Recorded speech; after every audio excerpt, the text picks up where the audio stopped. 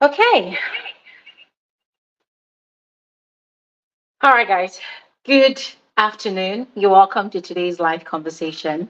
My name is Glory Elijah. Sure, you already know that by now. Well, this is frankly speaking with Glory Elijah, and I call myself the girl of the tea because, as usual, over here, there's always tea to be spilled, so long as it regards reality TV shows, yeah, and trending topics, of course.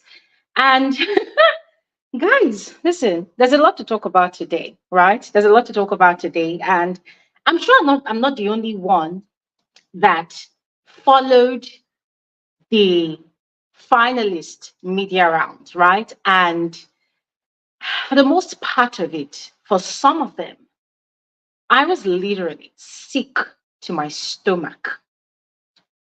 I mean, I wasn't really surprised because from season to season of Big Brother Naija, we know it is expected that after the show, the housemate will lie.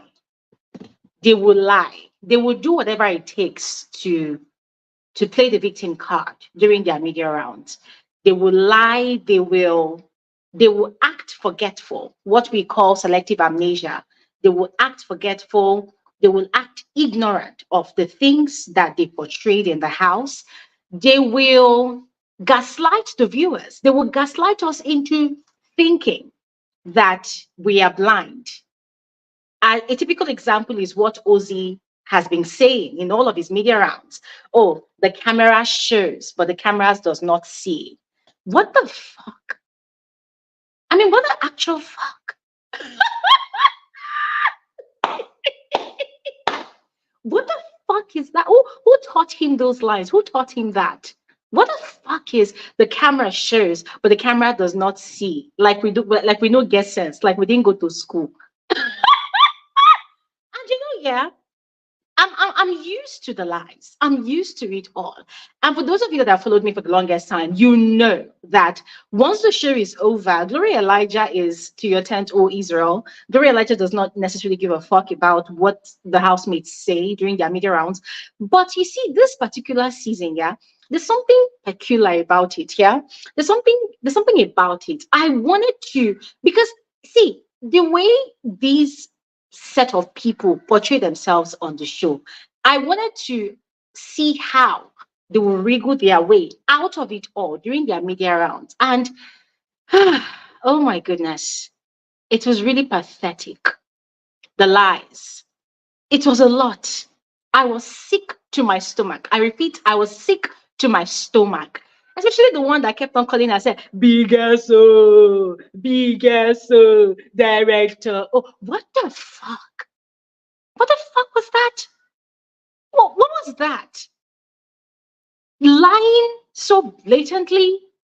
Anyways, not new because she was always lying on the show. Yeah, she was always lying. So I wasn't really surprised. But lying so much and then giving yourself a pat on the back and then hyping yourself and calling yourself biggest. Oh, I'm like, what the put those hands down, my friend. No, not my friend. Put those hands down. What do you mean?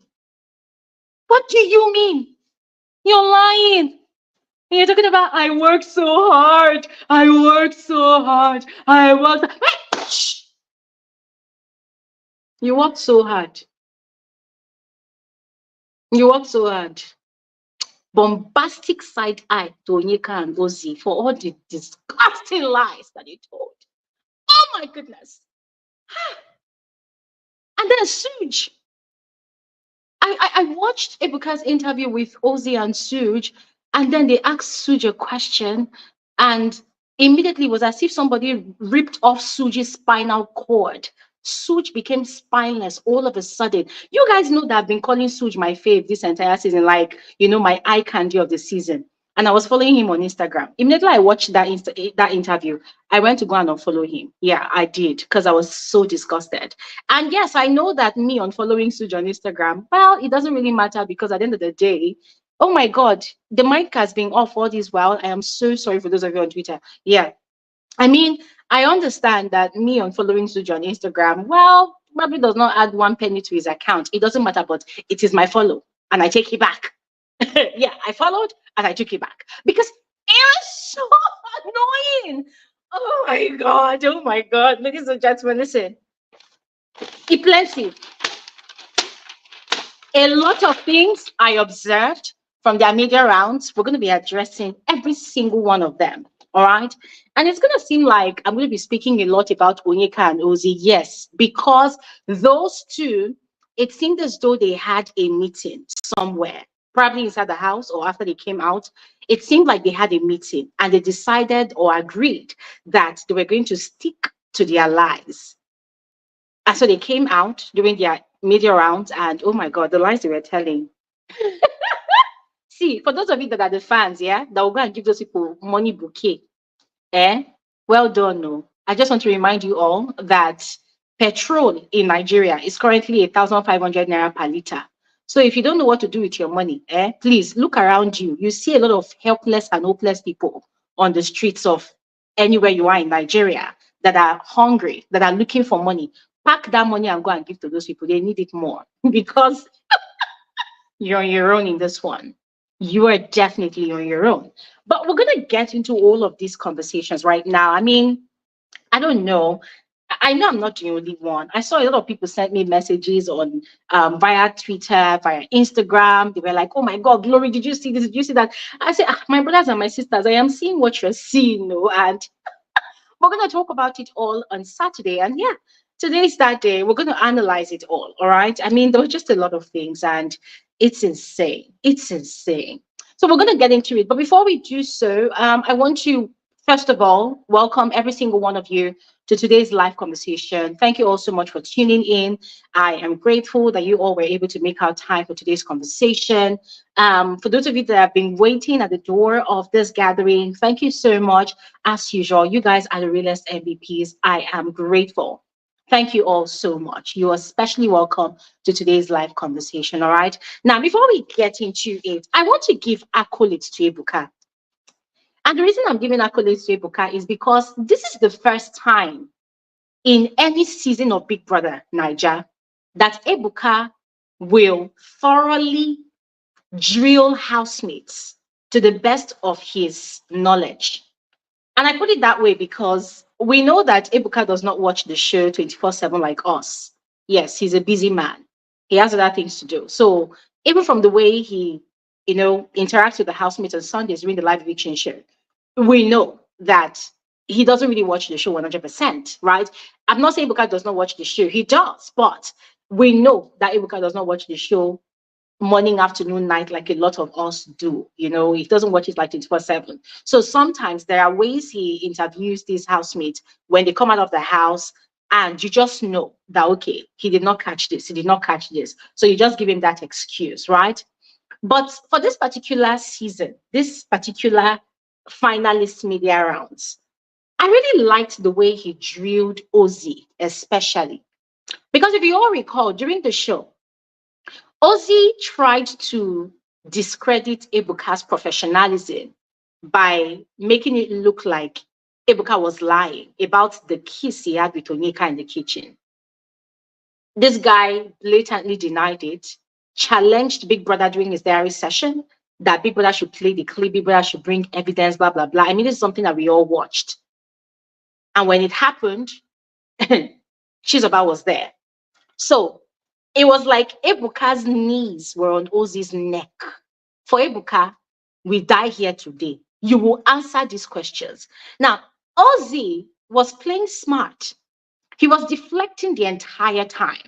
Ozee was not really responding to all the questions Ebuka was asking. There were very, very interesting, vital questions that Ebuka was asking. And Ozee, in his typical gaslighting nature, in his typical manipulative manner, that's his lying tactics.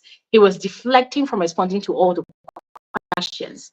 But Ebuka did not relent. So I want to give Ebuka massive, massive accolades. Ebuka did great this season. And I don't know if you all noticed that. I think this is like the first time in any Big Brother Naija season that they would have interviews like that and it would exceed 15 minutes. Yeah, I was seeing interviews that were rounding up to 34, 45 minutes, and I was quite impressed. So, accolades to Ibuka, he did great, even though during the show, during the live show, he kind of messed up, one or two areas, and we called him out for it. But during the interviews, Ibuka tried. Like, he really, really tried to get most of these housemates to spill.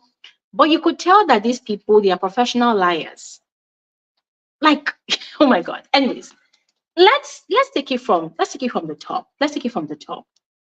So first off, I noticed that during Onyeka and Ozee's interviews, especially, they were fond of saying, I'm just being myself, I'm just being real, I'm just living my truth. Wanni said that a lot as well. I'm just living my truth. I'm just being real. People that understand realness, when they see me, they will understand. I'm just being myself. I'm just being myself. And then there was a question Ibuka asked Onyeka, and I second that question. I co-ask that question. He asked, okay, so where do you now draw the line? Because she was asked, if she used strategy or about her strategy. That was on another radio station's interview. And she was like, oh, yes, she announced her strategy on the stage, but then she realized that she couldn't really use her strategy. And so for the rest of this season, she was just being real. She was just being herself. And I looked at this girl and I thought, hold on a second. Does this girl actually think the show is called 24/7 for a joke? Like, do these people actually think that there are people that don't watch the show at all? Do they think that everybody that watches Big Brother Naija actually watches the show from social media? Like, do they actually think that there are people that don't like what are they thinking? What are they thinking? For me, it's the audacity to come on your interview and you try to gaslight an entire viewing audience into thinking that they are dumb, that they are blind, that they are deaf and dumb. Like, are you okay? What would give you that audacity? What would make you think that you can get away with it? Eh? I'm just being real. I'm just being myself. Realness is so new. How? Realness. I did not play strategy. I did not play strategy. Oh, my mommy knows that I cry a lot. Shh, shush your mouth. For those of us that watched the show, we know that every time Onyeka cried, it was strategic. It worked for her the first time when she was in bottom four, and she realized that okay, the emotional blackmail worked, and she continued. And hey, that does not take away the fact that she played a very smart game. I mean, we give it to her. We've said it here before that we give it to her. She played a very smart game. She was very calculated, that girl. And I give it to her. It's not easy to be able to pull off such level of manipulation on the Big Brother show. We give it to her. And you see, we welcome manipulation. We appreciate people that are very skillful in playing that game of manipulation. But what we do not appreciate is when you play that game and you now come out of the house and you're not coming to come and gaslight people into thinking it was you being real. So this is what I did. I said, okay, fine. Since they think we're stupid, okay, let's also play the dumb card with them, right? So if Onyeka and Ozee especially are saying that, oh, I was just being real, I was just being myself, let us define the level of realness that we experience from these two people. And I'm going to speak from my own point of view, all right? Because aside being an analyst of the show, I'm also a viewer, right? I do not just watch the show for analytical purposes. I also watch the show for entertainment purposes, right? So let us define and, outline the level of realness and the level of I was just being myself that Onyeka and Ozee displayed on the show. Since everybody wants to be mad, let us join the bandwagon of madness. Ladies and gentlemen, it is a fact that Ozee and Onyeka especially were very smart the entire season. They were very smart, especially when it came to wager task, right? They really gave their best. They did great. Hence the reason Onyeka bagged the title of Director O, right? Now, it wasn't like there wasn't any other housemate in the house that was not capable of giving their best, but most of them were just lazy. The only time we saw them really come alive is on the stage on the night of their wager task presentation. But for Onyeka fought to back that title. She really wanted to prove herself, and she was given the opportunity and several other opportunities. So it wasn't like Onyeka was the smartest person in the house. She wasn't. There were so many other housemates that were equally or even more smarter than her. And the person that won the season, Kelly Ray, was the smartest because he was the only housemate that did not lose his guard. Yes, I said it and I'll say it again. He was that one housemate that did not lose his guard from start to finish. If we talk about one housemate that stuck to the theme of the season and interpreted it to completion, it was Kelly Ray. But Onyeka and Ozee, they did play their games though. Let's not take that away from him or both of them. They played their game. They played their card. Onyeka was quite calculative. So was Ozee. They were very calculative. But as I mentioned before, let us define the level of I was just being real. I was just being myself that they both displayed on the show. We begin with Onyeka. Aside all of her smartness, aside her level of creativity, which was average in my opinion, because there were other housemates that were equally creative or even more. Onyeka was a blatant liar. Onyeka portrayed herself to be a chronic liar. Like lying came easy to Onyeka. You know those people that they lie so much that they believed their own lies. Please, if there's a name for it, provide it in the comment section. Onyeka portrayed herself on Big Brother Naija season 9, No Lose Guard season. She portrayed herself to be a blatant, chronic, pathological liar to the point that even her own sister, Chizoba, knew that she had a problem. And there were times when her own sister, her blood sister, called her out on her bullshit. And then they will quarrel and fight over these things. So if Onyeka is telling us, okay, maybe not us, if she's telling the interviewers that I was just being myself, I was just being real, I'm not being real, then the real Onyeka that she's selling to us is Onyeka the liar, the chronic, pathological liar. Another way Onyeka portrayed herself, her real self, her I was just being myself self on the show was a very malicious individual. Very malicious. Towards who? Cassia and Victoria. She was very malicious. If you watched the show, you followed that show from start to finish, you know that this is a fact. Onyeka was malicious. Onyeka was so malicious to the point that even her sister Chizoba called her out for it, where they will go for their duo diary sessions and she will leave what they're supposed to be talking about and be gossiping about what's her name now? She'll be gossiping, reporting Victoria to Big Brother. And the sister will ask her, what is your business? The first time she talked about that short skirt thing, she talked about it in the diary room. And Chizoba asked her, what is your business? How is it your business? And she was like, I know that Victoria likes Ozee, but she's just acting like that. And her sister asked her, what is your business? Very malicious. Onyeka portrayed herself to be very, very vicious. Vicious in the sense that once she carries you in mind, she wants to make sure she tarnishes your image. Onyeka was on a 24/7 smear campaign against Cassia and Victoria. At some point, Kelly Ray. Onyeka was on a 24/7, what's that word now? Character assassination against Victoria and Cassia. If you watched the show, if this one is not a matter of somebody told you, if you watched the show, you know. She was on a character assassination. The height of it, ladies and gentlemen, was the night that the DRC agents had that interesting, chaotic evening with Ozee and Ozee. And Onyeka, she was not part of it. It was not her business. She was sleeping when the drama was happening, and then she woke up and she ate.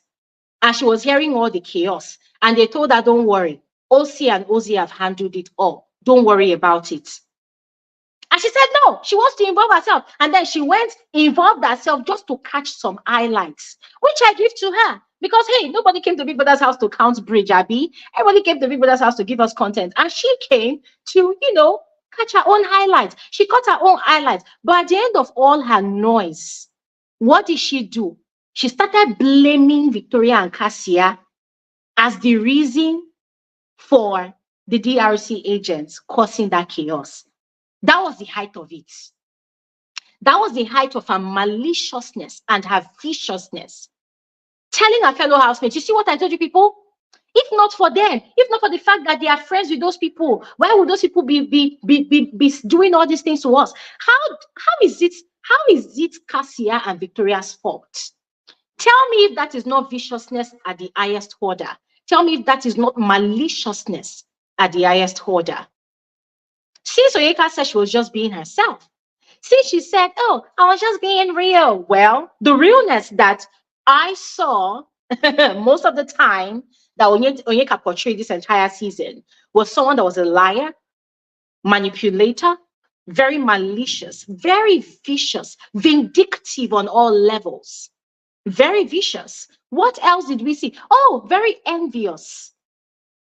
The relationship between Ozee and Victoria was a bone in Onyeka's neck. And that envy birthed the malice that she carried on against Victoria and Cassia till the end of the season. That envy birthed that vindictiveness in her towards those people. That envy birthed the vicious gossips that she peddled around the house against those people. And that brings me to my next point. Onyeka claimed during her media rounds that she was not a gossip, that gossip came to her. Onyeka was the biggest gossip of the season. Quote me anywhere. Onyeka was the biggest gossip. It's on record. It was all there the entire season. Onyeka was the biggest gossip. Onyeka talking about I was being real. I'm sorry. When we talk about one housemate that was fake on all levels, Onyeka was fake. Her tears were fake. The way she talked on the show, it was fake. I analyzed her speeches to all of you. I analyzed the way Onyeka spoke. And I told you all, Onyeka would talk like a child that was babbling. Just to give off the air of, oh my God, I am naive. I don't know what I'm doing. But she knew what she was doing. Onyeka was fake on all levels. So when she was going around media, I was talking about, I was being real. Well, she wasn't being real. She was fake on all levels. Most of the time, the sentiments that she expressed to her fellow housemates, they were not real. They were fake. Now, if Onyeka came out and said it was all for the game, she was being strategic at some point, then we will give her accolades and call her the best gamer of the season. But then she does not deserve that title. She can't even earn that title because she really took everything personal. She makes so many vileness at the highest order in everything that she did.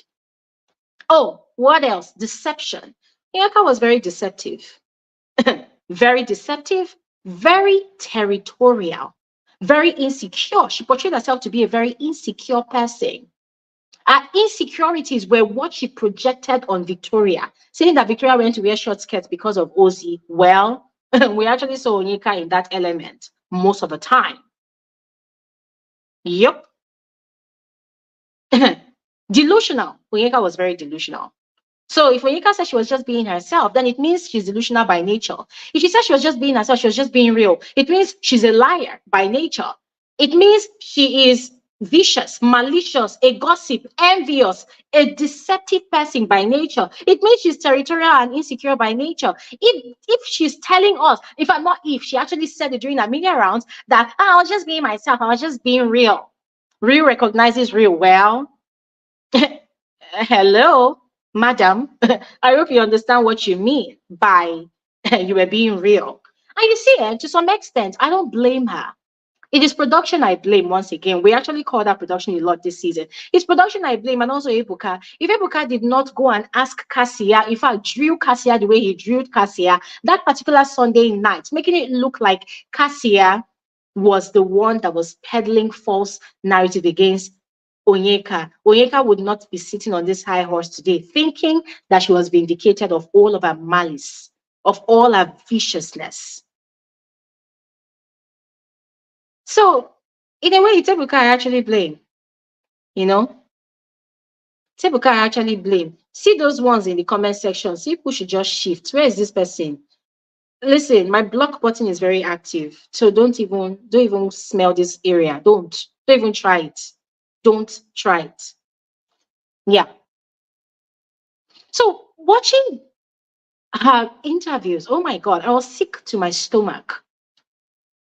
Deflecting, deflecting from the questions, and then the whole thing about the biggest O, the biggest O. I'm sorry if you don't have audacity, if you cannot own up to your bullshit. I'm sorry, you're not the biggest O, you're the tiniest O, the tiniest one. Where are your balls? Tell me, where are your balls? If you don't have the balls to own up to the game that you played this entire season, because girl, give yourself a pat on the back, Onyeka, you played this game. You played the game. So why are you lying? Why are you lying? Why are you going around your media rounds and you're lying and you're playing the victim card? Girl, be proud of the game you played. Or aren't you proud of yourself? Oh, probably it's shame. Probably it's shame. You call yourself the biggest one. I'm sorry, you're not. You're not. If you cannot own up to your bullshit, if you cannot beat your full chest and say, okay, yes, I played the game in this manner, I played the game in that manner, I'm sorry, you're not the biggest one, you're the tiniest one. Yep. Mhm. Let's call a spade a spade. Now, let's define how Ozee portrayed himself. Because Ozee too was one person that was talking about, and the camera, what was that thing Ozee always says? He said the camera shows, but the camera does not see. I'm sorry, that is bullshit. How does the camera show, but the camera does not see? Hello, ladies and gentlemen. Let's even analyze that Ozee's favorite statement during his media rounds. So you are live on TV. The camera is showing you in your element. Whether you are being real, whether you are showing yourself in your natural element, whatever you're doing, the camera is on you, the camera is showing you. And we all know for a fact that most of the time when these housemates do things, they are very performative. Why? Because they hear when the camera moves. They know when the camera is on them. We've caught a number of them a number of times when they look up and they see the camera, and that is when you see them, do things excessively. So, Ozee talking about the camera shows, but the camera does not see. I don't understand. Is the camera supposed to pierce through your skin and show your soul? Is the camera supposed to show your, what's it called now? Is the camera supposed to show your mind? Is the camera supposed to show your spirit? Because we're talking about it's all about perception. Excuse you. There are certain things that does not even need perceptive interpretation. There are certain things that you do that even a layman can see that this is what you are doing. There are certain things that they don't need a professor to come and analyze. You are doing it. We are seeing you. Ozee was in a triangle with Onyeka and Victoria. And Ebuka asked him a very vital question that, when I asked you that first time about this triangle, if indeed you did not like the narrative that is going around, why did you not stop it? Why did you encourage it? Why did you continue? Because even till the day the show ended, Ozee was still going from Onyeka to Victoria. Ebuka asked Ozee, why did you not stop it? And of course, Ozee beat around the bush for 1,000,000 years before saying, I did not think I was stirring any fires or I was doing anything wrong. Like, I'm sorry, what was that? I'm sorry. I'm sorry, what was that? What manner of response was that? What was that? What was that? So since Ozee too was saying that, I was just being real, I was just being myself. Let's define the level of realness that Ozee portrayed on the show. Now, just like Onyeka, Ozee was quite smart. Ozee was very, very proactive, very intelligent. And in my personal opinion, Ozee and his brother, they were one of the best gamers of the season. The fact that they were able to hold the house in one clutch by virtue of their name, Mbadiwe, whether they like it or not, their name played to a huge advantage for them this season. Because he was saying that, it's because they respected people respected them back. Well, that's part of it. But their name played a huge role in securing them in that house. And of course, Ebuka, that most of the time shied away from for calling them out, on their bullshit, yeah. But they played the game. But aside playing the game, which we give them accolades for, right? Aside playing the game, Ozee portrayed himself to be a player. a player. You know, you claim that you have a relationship outside, a madam. I think at some point, Wanni or is it Ndi asked him, is he going to marry the girl? He said yes. But then we saw someone in the house that was to timing. You were playing two girls. And by the way, the girls are not victims. No, they knew what they were doing. They were having fun in that ship or triangle or whatever it was. So they were doing whatever they were doing. So we saw a guy that claimed to have a solid madam on the outside, but he was having fun, playing this game with these two girls, right? Now, we also saw someone that was also a very, very, a very, very calculated liar. Ozee lied a lot, especially during the diary room, even going as far as challenging Big Brother, challenging Ebuka. I did not kiss this, I did not kiss that. Even on the day of the grand finale, when Ebuka was like, we saw you pull Onyeka up in the pool and you kissed her, and he was like, no, what I saw, that did not happen. What I saw was I was pulling somebody up for a conversation. I say, Ozee, fear God now. Fear God. There's a way you will lie. You will know that you have lied over your limits. It's like having an empty fuel tank. You will lie and know that you have lied beyond your limits. Ozee, don't do. The show has ended. You are still lying.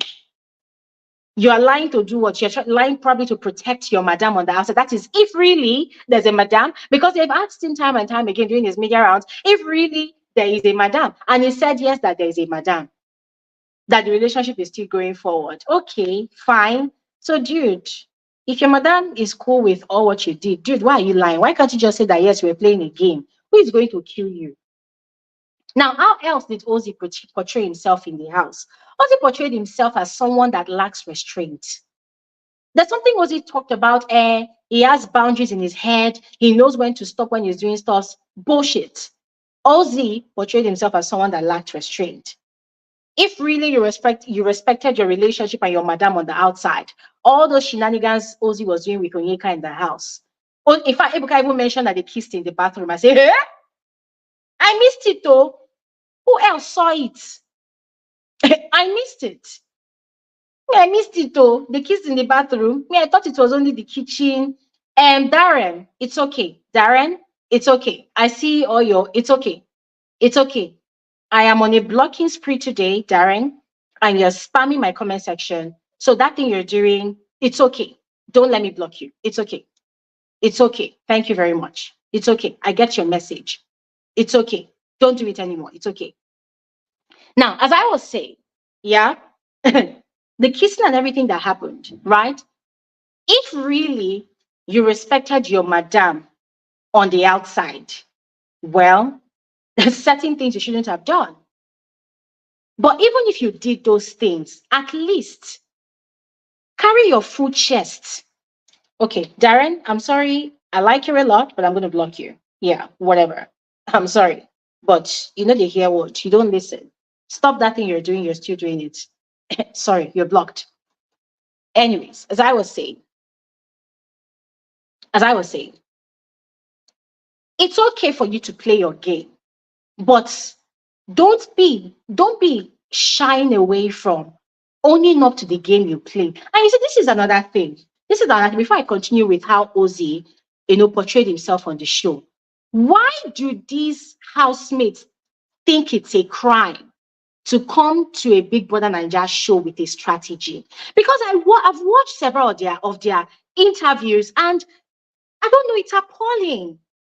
When they say, oh, you did this thing, you did that thing, is it a strategy? Is it strategic?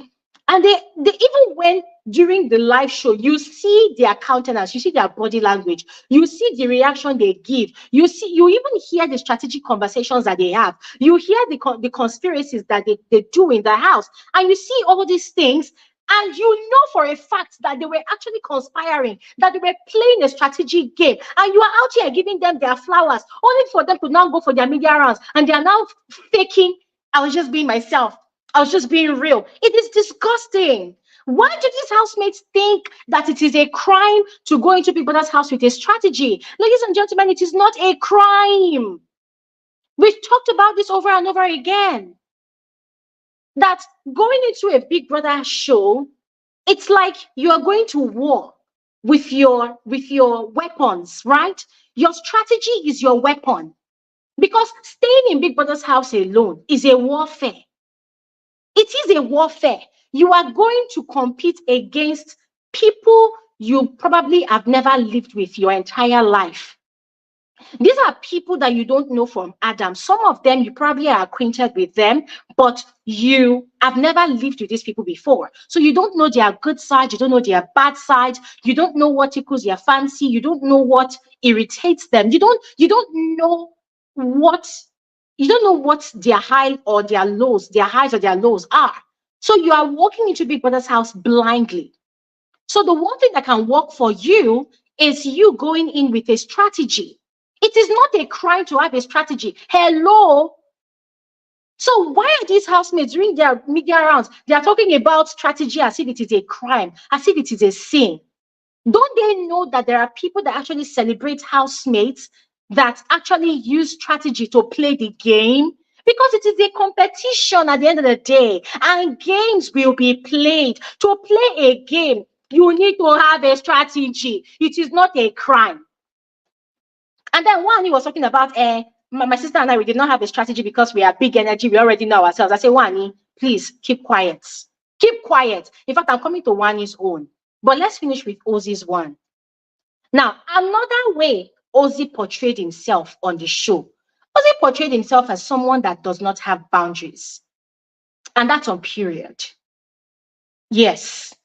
That was exactly how Ozee portrayed himself on the show. He portrayed himself as someone that does not have boundaries. Hello, brother in the Lord. You claim to have a madam on the outside, but then you came into the house in the guise of, I'm just being real, I'm being the big brother of the house.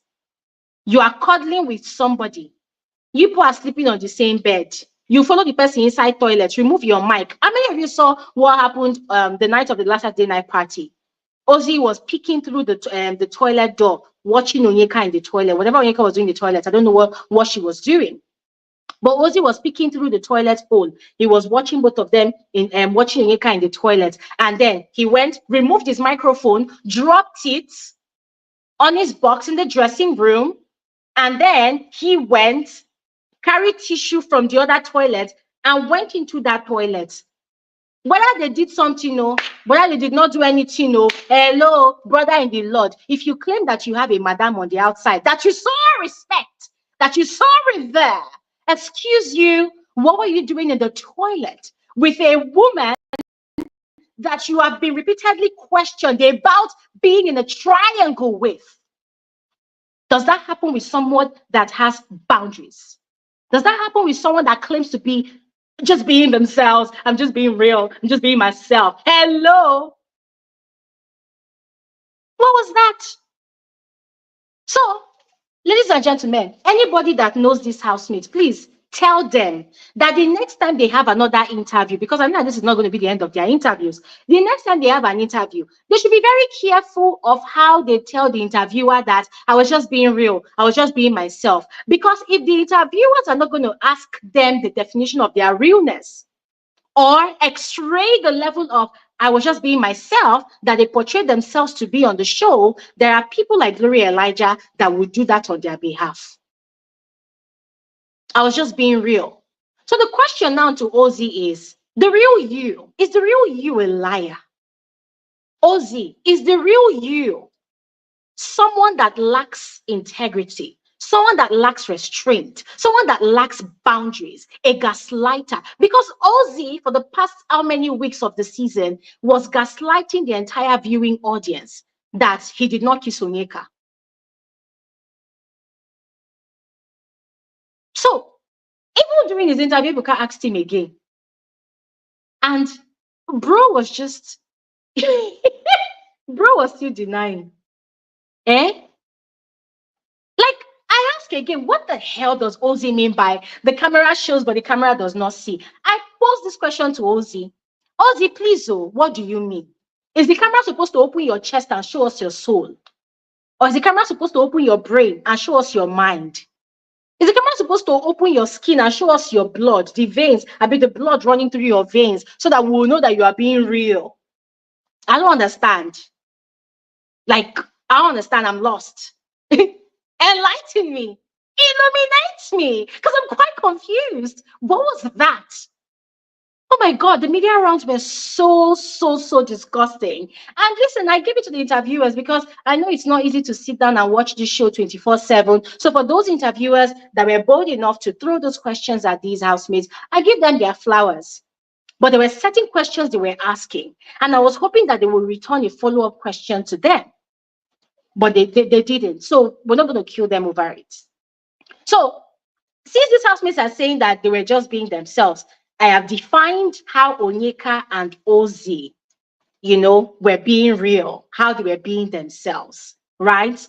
Now, Sooj, see, Sooj's own was so annoying. I told you all that after watching Sooj's interview with Ebuka and Ozee, I literally went to go and unfollow him on Instagram because I was so disgusted and I was hurt because I saw this guy as someone that had a spine. I don't know if you guys have watched that interview where Ebuka asked Ozee that, okay, you claim that you were not carrying on the triangle, but did you now, or do you now see how your actions, what you were doing in the house, contributed to driving that narrative about you encouraging or spearheading a triangle between yourself and Onyeka?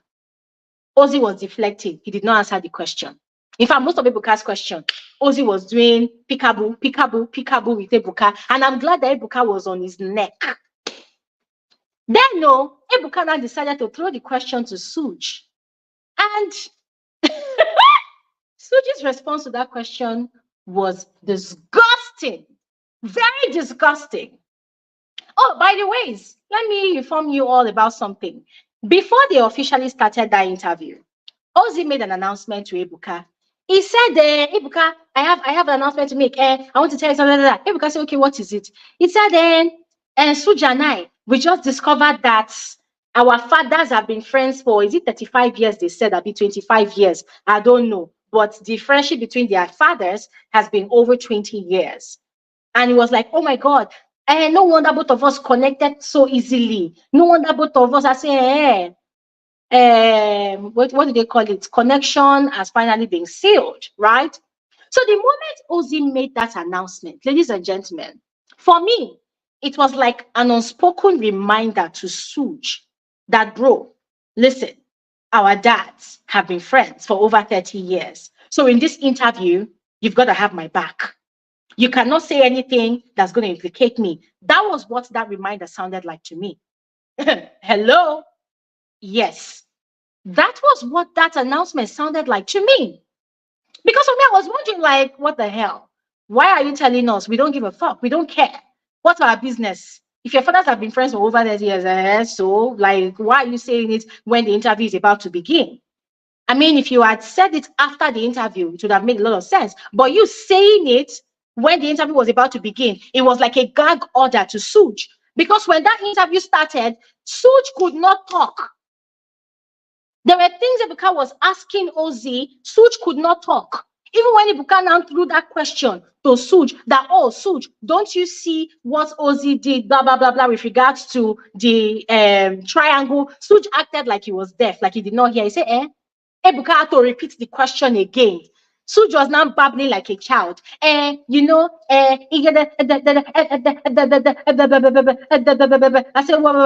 what? Did the cat cut your tongue? Did the cat cut your tongue? Open your mouth and speak, Sooj. Open your mouth and speak, Sooj. But Sooj could not really talk. In people's house, you need to have people. You need to have somebody. You need to. Rubbish. You could not even talk. The fuck? You could not even talk. What was that? At that point in time, see, I did not even waste time. Bam, I went to Instagram and I unfollowed Sooj. I'm like, what the fuck?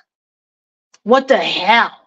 Look at me gushing over this fine boy, fine body, fine chest, fine backbone. I didn't even know that they've removed your spine. What the hell? Because it was very obvious. Anybody that watched, in fact, you don't even need to watch the show for the whole 71 days. Just watch the show for one whole day because the camera gave those people a lot of camera time. Production gave Onyeka, Ozee, and their shenanigans a lot of camera time. So if you are lucky on the day that they are giving them a lot of camera time, all you needed was to just watch the show for one whole day, and you would have seen clearly the game that Ozee was playing. It was a fantastic game, in my opinion. My bone of contention is, why are they lying? Why are they lying? Why are you lying? It's not a crime to go into Big Brother's house with a strategy. I repeat, it is an essential commodity to go into Big Brother's house with a strategy. It is not a crime in any way to go into Big Brother's house with a strategy. So why are these housemates acting as if it is a crime? The fuck? Why? I was sick to my stomach. Let me talk about all the nonsense that okay. Let me even be. I'm talking about Ozee. Yeah. I'm going to continue. I've talked about Sooj. The way Sooj portrayed himself on the show, aside his smartness, aside his ship with Nelly, he portrayed himself to be spineless. Yup. And excuse you, we're not even talking about someone being the bigger person. No, it's about him being spineless. All right. And then what else? Yeah. Let's talk about Wanni's own. You see, hey, Jesus Christ. I was tired watching Wanni's own. Because you see that question Ebuka asked Wanni during the show? That, oh, Wanni, Sean had said it was Nelly he was going to go for. But because he doesn't chase, he did not go for Nelly because you already chased him. I don't know if you all recall. I think what was Wanni's response that day? I think she was saying something about Ebuka, I like the boy, I'm a lover girl, I like the boy, that kind of thing. I love his personality. During Wanni's interview, Wanni became motivational speaker. She became women empowerment speaker. She was not giving encouragement speeches to herself. She was not saying that she didn't chase Sean. She said the feelings was mutual. I say, the feeling was mutual.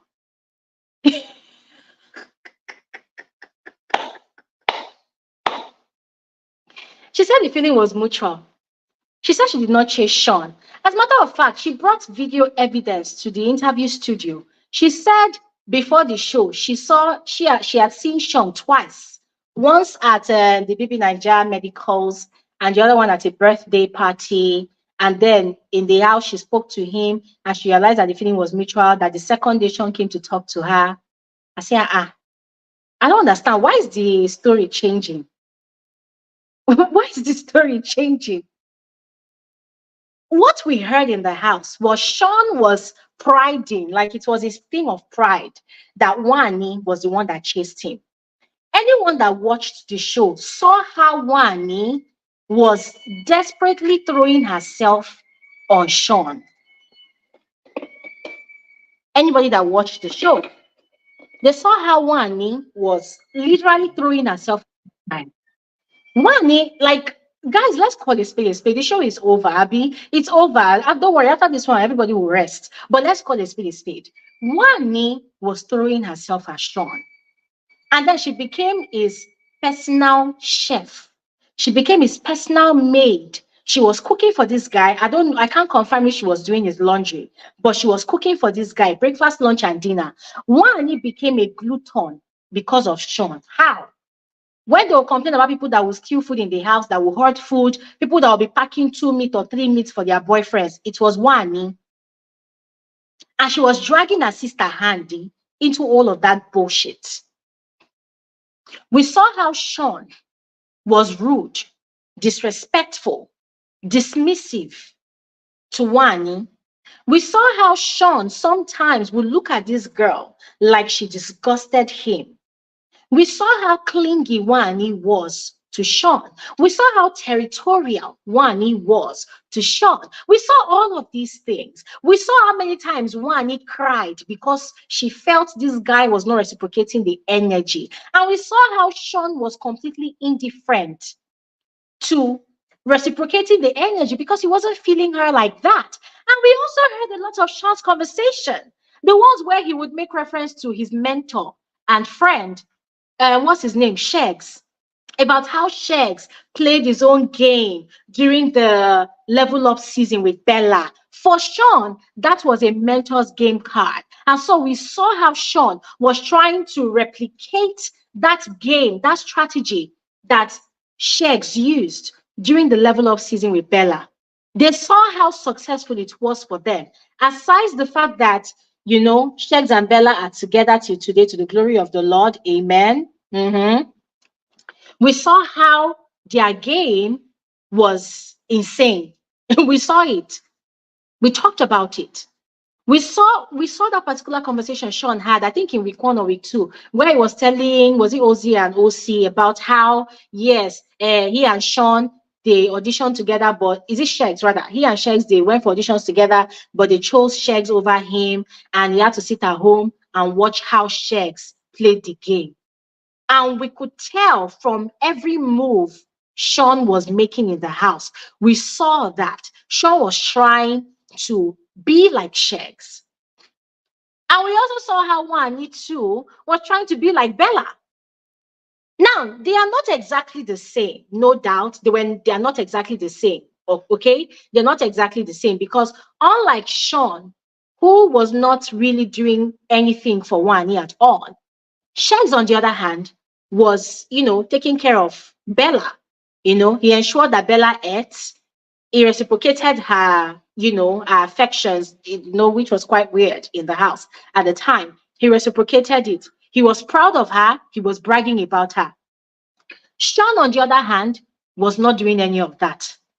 As a matter of fact, when he would have conversations with his friends, like Onyeka, some of the things he would say about Wanni were not nice. If you claim that you like this girl so much, why would you even open your mouth and tell another female that her hand was smelling like pee? If that is not another level of disrespect, tell me what it is. We saw all these things happen. And so the interviewers asked Wanni that, we saw how Sean treated you like this, like that. And then Sean said it was Nelly he would have gone for, but then because you chased him and you're already in the picture, he decided to settle for you. And instead of Wanni to address that thing they said about Sean, she was not dragging Nelly.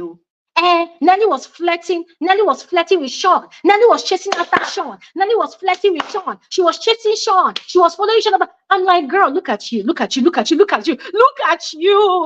you are making a disgraceful shit out of yourself in your media rounds. You are dragging Nelly over Sean. They've just told you what Sean said. You are not dragging Sean. No. You are saying, we've talked about it. People fight. We've talked about it. We've settled. You left that one. No. You are not dragging Nelly, saying that Nelly was chasing after Sean. Nelly was flirting with Sean. Sister, look at yourself in the mirror first of all before you drag Nelly. Were you not the one that was chasing after Sean in the house? Or didn't they tell you? Or maybe the people around Wanni, they are lying to her. Please, they should tell her the truth. Please, people around Wanni, they should tell her the truth. That she actually made a big fool out of herself on the show. The way she was chasing after Sean. Whenever Wanni was with her sister, they were giving us premium content. They were giving us entertainment. But the moment Wanni is with Sean, she looks ridiculous. Because it's like she wants to swallow the guy. And it's like the guy just wants to, kick her off his body. She's clingy. It's like the guy is trying to say, get the fuck off me, get away from me, get away from me. Oh my gosh. I think the people around Wanni should tell her the truth. Because for me, it did not make sense that she was dragging Nelly during her media rounds. And you know what was even more funny? It's the fact that the things that Ruti and Chinwe said to the finalists in that final week was actually funny. It was actually the truth. Because that night when they were having that massive altercation, what did they tell Nelly and Wanni? They said, Nelly, you, Wanni and Sean, they've insulted you, they've body shamed you, and you are acting like you are best friends. Don't worry. When people come out, you'll come and see. So I've been following their interview. Nelly has been saying her own trashy talk about Wanni. Wanni too has been dragging Nelly. I said, look at them. People are just shamefully disgracing yourselves in your media rounds. Indian people were singing Kumbaya. Indian people were forming best friends, best friends, best friends, and best friend. Even the things one even said about Onyeka, it was so ridiculously weird. I'm like, well, there you have it. And the DRC agent did not lie. Darren, I've seen your apology. It's okay. Stop doing glory. I am sorry. Stop it. I'll block you again. You're spamming my comment section. I don't like it. It's okay. I've seen it. Stop it. Anyways, so we saw all of those things. So watching Wanni's media rounds and then her saying, I was just being myself. I did not go into the house with a strategy. I'm sorry. At some point, the way she was going back to go and apologize to Sean, going back to go and beg Sean every time they had issues, it looked like a strategy. It looked like she so badly wanted to play the victim card. They don't tell you, leave the relationship. She says it's a lie, not just she won't die put. So you know that that relationship was not really a safe space for you. The safest space for you in that house was your sister, Ndi. But you said it is with that guy, you want to kill yourself, even though the guy was not treating you right. Even though you go to their room and go and cry. You said it's with this guy you want to stay. Eh? The guy will disgrace you. He will say trash about you. He will disrespect you. He'll be rude to you, talk to you anyhow in front of other housemates. You will cook breakfast, lunch, and dinner. He'll come and meet you and say, I want to eat semo. And you go and make semo for him. Semo maker. Eh? And you say you're a lover girl. And that's a lover girl. I love the boy. And the boy you are loving is over there telling Onyeka, Onyeka, you are not taking care of me. Onyeka, he and Onyeka, they were making plans in the house of how they will meet outside the house. Onyeka is making plans of how she's going to take Sean to go and eat. I say, Sean, I don't understand. Don't you eat in your own house? Like, are you hungry? Are you starving? Don't they give you food in your own house? The same guy you are chasing. Now, the funny part in Wanni's media rounds was how she was trying to remove the shame from herself and make herself look good. You know, when she started talking about, even though Sean and I, we don't get to date, even though we don't marry, he's somebody that I want him to be a part of my life forever. It's for a forever type of thing. He's going to be my friend for life. I say, you look at you. You're trying to console yourself. You're trying to give up the impression that you don't care. Girl, we know that you care. Girl, we know that you care. We know for a fact that you care. But you're trying to make it look like you don't really care. We know that you care. But my point is, listen, these housemates need to understand something. Going into Big Brother's house, it's a battlefield. That house, that confined space, it's a battlefield. So there's no point using strategies and then people applaud you for using your strategy. And then you now come out, you come and fall our hand, you come and disappoint us by coming out to come and say you were just being yourself. And the yourself that we saw a lot of horrendousness from you. The one saying I was just being myself. Seriously. Yourself that you portrayed in the house was actually irritating to watch. Wanni, yes, you, Wanni, acting like a pick-me, acting like a desperate girl that has never seen man in her life. You were acting irritating when you were with Sean. But when you were on your own and when you were with your sister, you were fantastic. You were giving us a show. So come and say that you were being yourself. No, pick a struggle. Where you use a strategy, tell people you use a strategy, and people will even respect you more for it. But when you come to your media rounds and you're lying, it makes you look small. This one goes out to that one that is shouting biggest O. No, you look like the smallest O in the room when you are lying that you're just being yourself. Especially if yourself was not even really looking good at all. Anyways, moving on to Ozee again. In the house, Ozee would constantly tell Onyeka, don't worry, when we go outside the house, I will tell you something. I'll tell you something. Ebuka asked him that question. That what was that thing you said you wanted to tell Onyeka off camera? And why was it so important to you that you would tell her that thing off camera? Ladies and gentlemen, Ozee's answer to that question was absolutely nothing. Ozee said a lot of things, but he said nothing. You know, when somebody is very verbose, you have a lot of words coming out of your mouth, but none of them make sense, and none of them addresses the situation at hand. Ozee did not answer that question. He was beating around the bush, going around and around and around and around in circles. At the end of the day, he did not answer the question. And this makes me ask once again, does Ozee really have a madam outside? If really Ozee has a madam outside, is this madam seeing what is happening? Is this madam ready to put up with whatever is going on between Ozee and Onyeka? Because as far as I'm concerned, these people, that thing they were doing inside the house, it's not going to end. Take it to the bank. It's not going to end. But anyways, another thing.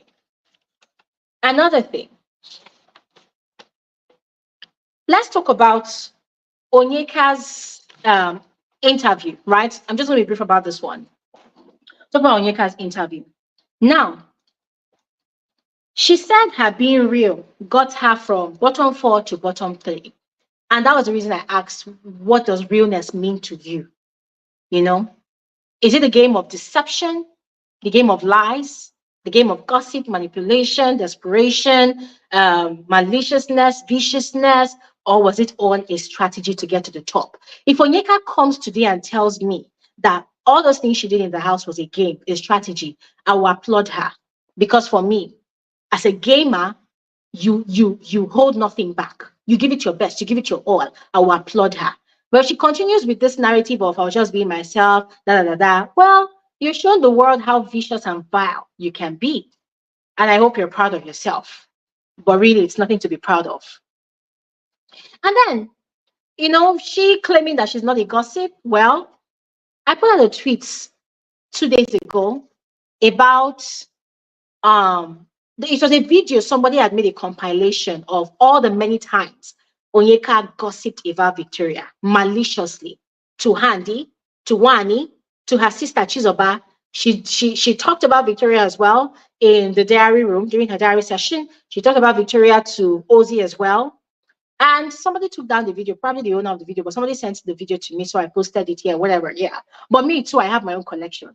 And if I decide to do my collection, I swear, Onyeka will not want to grant an interview anymore because it's a lot. It's a lot.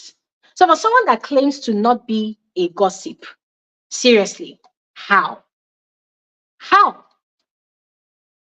And then Onyeka saying that she did not want a sheep in the house because she saw how dramatic it was for other people. You know, today they are crying, tomorrow they are complaining. And then she wanted to see how far she would go, you know, playing an individual game. Ladies and gentlemen, I put it to you that Onyeka was in a sheep the entire season.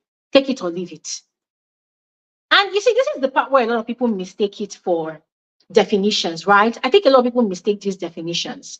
People think that in the Big Brother Naija house, a sheep is only defined when it is romantic. You know, when people kiss, when they shower together. I'm sorry, that is not the only definition of a sheep. If you are in a friendship situationship with somebody and there's loyalty and you have that person's back for life, that qualifies to be a sheep. Because you both hold what you have sacred. If your housemate is in a triangle or in an entanglement with someone, it doesn't matter if they tell each other, I'm your boyfriend, I'm your girlfriend. In fact, it doesn't matter. What matters are the actions that carries that ship. And between Ozee and Onyeka, that was legit a ship. Whether Onyeka wants to lie to herself or not, we will help her to tell herself the truth that she was in a ship. She was in a ship. Whether Ozee claimed, because she said at some point in one of her interviews that she knew that Ozee had a ship outside, so she was playing with Ozee because she knew that nothing would happen. It's a lie. It's a lie. She was trying her luck to see whether the guy would consider her. It was obvious. It was very obvious. Very, very obvious. Very, very obvious. Onyeka was in a ship with Ozee. It was an entanglement. It was a triangle, a certified triangle. Ozee knew. Onyeka wanted that triangle. She made it happen. Ozee decided to be the chairman, the chief of the triangle. Victoria, that was inside the triangle, she knew what she was doing. She was entertaining it. Because, of course, it made for good TV. It made for good conversations. It made people talk. And they knew what they were doing. So, Onyeka talking about, I did not want to be in the ship. I did not be in the ship. I went to the finals by myself. It's a lie. You see that triangle narrative? It contributed greatly to propelling Onyeka from bottom 4 to top 3. If there was no triangle, if there was no Ozee in the picture, if there was no Victoria in the picture, Onyeka's storyline would not have been complete. And in one of our interviews, she was claiming that she gave everybody a storyline. Excuse you, Onyeka, I'm sorry, you were not all that. Stop giving yourself too much accolade. You were not that, I'm sorry, you were not that great. You were great, but you were not that great. You were not that great to the point of giving everybody a storyline. No, people had their own storyline. Are you going to say that you gave Kelly Ray and Cassia their storyline? Are you going to say that you gave Sooj'S and Nelly their storyline? Are you going to say you gave Tofa and Anita their storyline? Those two, they had a very, very chaotic relationship. Are you going to say you gave those two their storyline? Are you going to say you gave Ruthie and Wanni their storyline? Like, seriously, girl, come out of your bubbles. Your delusion is too much. Come out of your bubbles. It's too much. You're getting all swallowed up by your own self-aggrandizement. You know, just come out of it. It's too much. You know? What else? She said she was drawn to the Mbadiwe twins because of her sister's friendship with Ozee.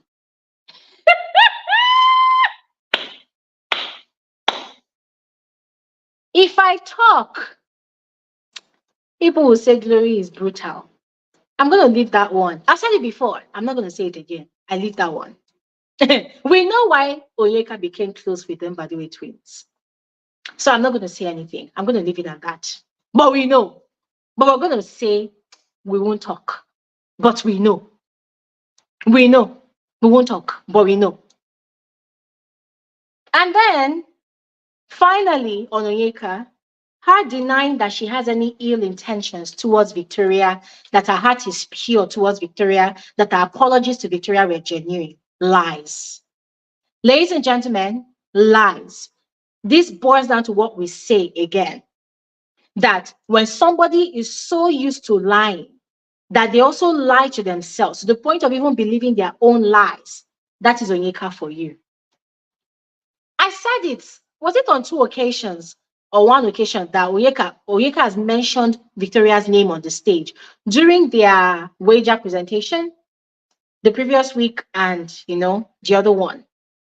And when she was talking about if I have done anything to you, number 1, that was a conditional apology, meaning she did not think she did anything wrong to Victoria. Number 2, you've never had a conversation. Okay, not she's never, they've tried, Victoria has tried, but you refuse to have a conversation with this person to settle your differences. You go about peddling false narratives about this person, assassinating this girl's character, peddling lies about this person, defaming this person's personality in that house, trying to incite the malice of your fellow housemates against this person and her best friend. And you claim you do not have any ill intentions towards this person. Onyeka, are you being real with yourself? Onyeka, are you being honest with yourself? Or you want to tender an apology to someone on the stage. What happened to having a prior conversation with the person first, so as not to take the person unawares? Or maybe there was no opportunity to do that, but then that's a lie because, hey, it's Big Brother's house, there's always time, right? Or after you mention the person's name on stage, the moment people go into the house, you pull the person aside. You tell them, oh, I'm so sorry. I meant what I said on that stage. I'm so sorry. I would like for us to have a conversation and trash out our differences. But no, Onyeka did not do that. Instead, she was still carrying face up and down for Victoria. She was still even mentioning Victoria's name. If really Onyeka had nothing against, these people think I'm joking. These people really think I'm joking. If really Onyeka had nothing in mind against Victoria. I don't know if you all recall that after they did that that their wager that the DRC agents participated in, right? Was it that night? That one that they shot a film about their trauma, and she mentioned Victoria's name on stage or something, something, and then they had that whole DRC situation that night, and then she still blamed Victoria and Cassia for what the DRC agents did. Is that how somebody that has a pure heart behaves? I mean, sometimes this girl behaves like people don't watch the show. She thinks it's only she and the cameras in the whole wide world. Like people don't watch the show. But anyways, ladies and gentlemen, I said it and I'm going to say it again. Onyeka's apology to Victoria was fake. It was not genuine. It is not genuine. Onyeka has a lot in mind against Victoria. Even though the show is over, it is still there. So her going about her media rounds and talking about, I've apologized and this and that, it's a lie. Her going about her media rounds and talking about, I tried to be the bigger person, I took 10 steps forward to apologize, it's a lie. The apology was fake. It was not genuine. It was for the optics. She was trying to show the world that, oh, I have a soft heart. Even though somebody offended me, I can actually apologize. It's a lie. It was all for show. It was all for the optics. It was not real. It was not genuine. It was all a lie. It was fake. Fake, fake, fake. That was what the apology was. There was nothing to it. It was dust. Nothing. Absolutely nothing.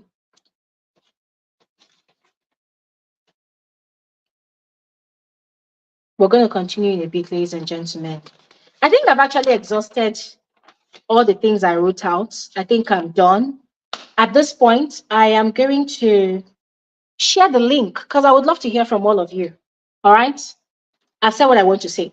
So, if you have anything to say about the finalist interview, please, I would love to hear your thoughts about it. So, if you're on Twitter, send in a request and I'll bring you on the stage to speak. If you're on YouTube, go ahead and click on the link and I'll bring you on to speak. Okay, so who wants to go first? All right. We have Gloria. Hello, Gloria. Hello, Gloria. Gloria has dropped off. Okay, we're going to speak with Mr. A. Hi, Mr. A, you're welcome. Hey, hello, Glory. How are you? I am doing great. You're welcome to the conversation. How are you? I'm good. I'm good. Oh my gosh, you just seem like you're you're getting Hey, so many things off your chest today. Like I I was actually am getting so because, much things off my chest last week. You seems oh my like God. you know. Now, the, what's- the interviews were cringe. Not the interviewers, oh. The people answering questions, the housemates, their responses, most of them, it was just too cringe. It was cringe. Yes, I mean I can actually imagine. I can actually imagine the sort of I mean, the thing is, as you've mentioned, you can't really blame the interviewers. They don't watch the show 24/7. So, I mean, they haven't got any sort of like, you know, once they ask a question, they give their lies. You could always, with another question, you can always those interviewers, they haven't actually got that knowledge of actually asking those kind of questions. So, unfortunately, these housemates are gonna lie through their teeth, and Mm-hmm, it seems like this season it's actually worse because mm-hmm, they've taken it to the next level now. It seems like mm-hmm, people that loved Onyeka. I used to be one of those people that actually liked Onyeka. Onyeka was one of those people that, oh my gosh, she created something. She created an highlights, and I'll be like giving her, my, a round of applause. But I mm-hmm. mean, when you don't own up to your BS and you come out and you still don't own up to your BS, nah, you are one vile person. When you put the way you portray yourself on the show is now what you're telling me how you are in real life, and that's how I'm Mm-hmm. actually seeing it. Because if you're like that on the show and you came out and you said, oh, it was my strategy, it was a game, Mm-hmm. I can just say, you know what, that's not the real Onyeka. And some people would actually, start saying, okay, you know what, she played that game. She's been, from day one when she came on, she said she's going to be in everybody's business. And that's what I actually latched on to, the fact that she said she was going to be in everyone's business. And then when she Mm-hmm. started being violent and stuff like that, we started saying, okay, girl, come to Biggie's room, or somehow tell us, this is not you. And she did it. And it's like, nah, this can't be, this must be her. This must be the real Onyeka, the way she's portraying herself in the house. And then when she came out for Mm-hmm. her interviews, she was just lying, continuously. And it's like, oh my gosh, Exactly. this is just you. I mean, the sort of person Onyeka is just you. So now, are you now actually hyping yourself up because you've got that toxic fan base that you said? Because I remember her in one of her conversations in the house, she said she knows that the kind of game she's playing, she would actually attract very toxic fans, you know.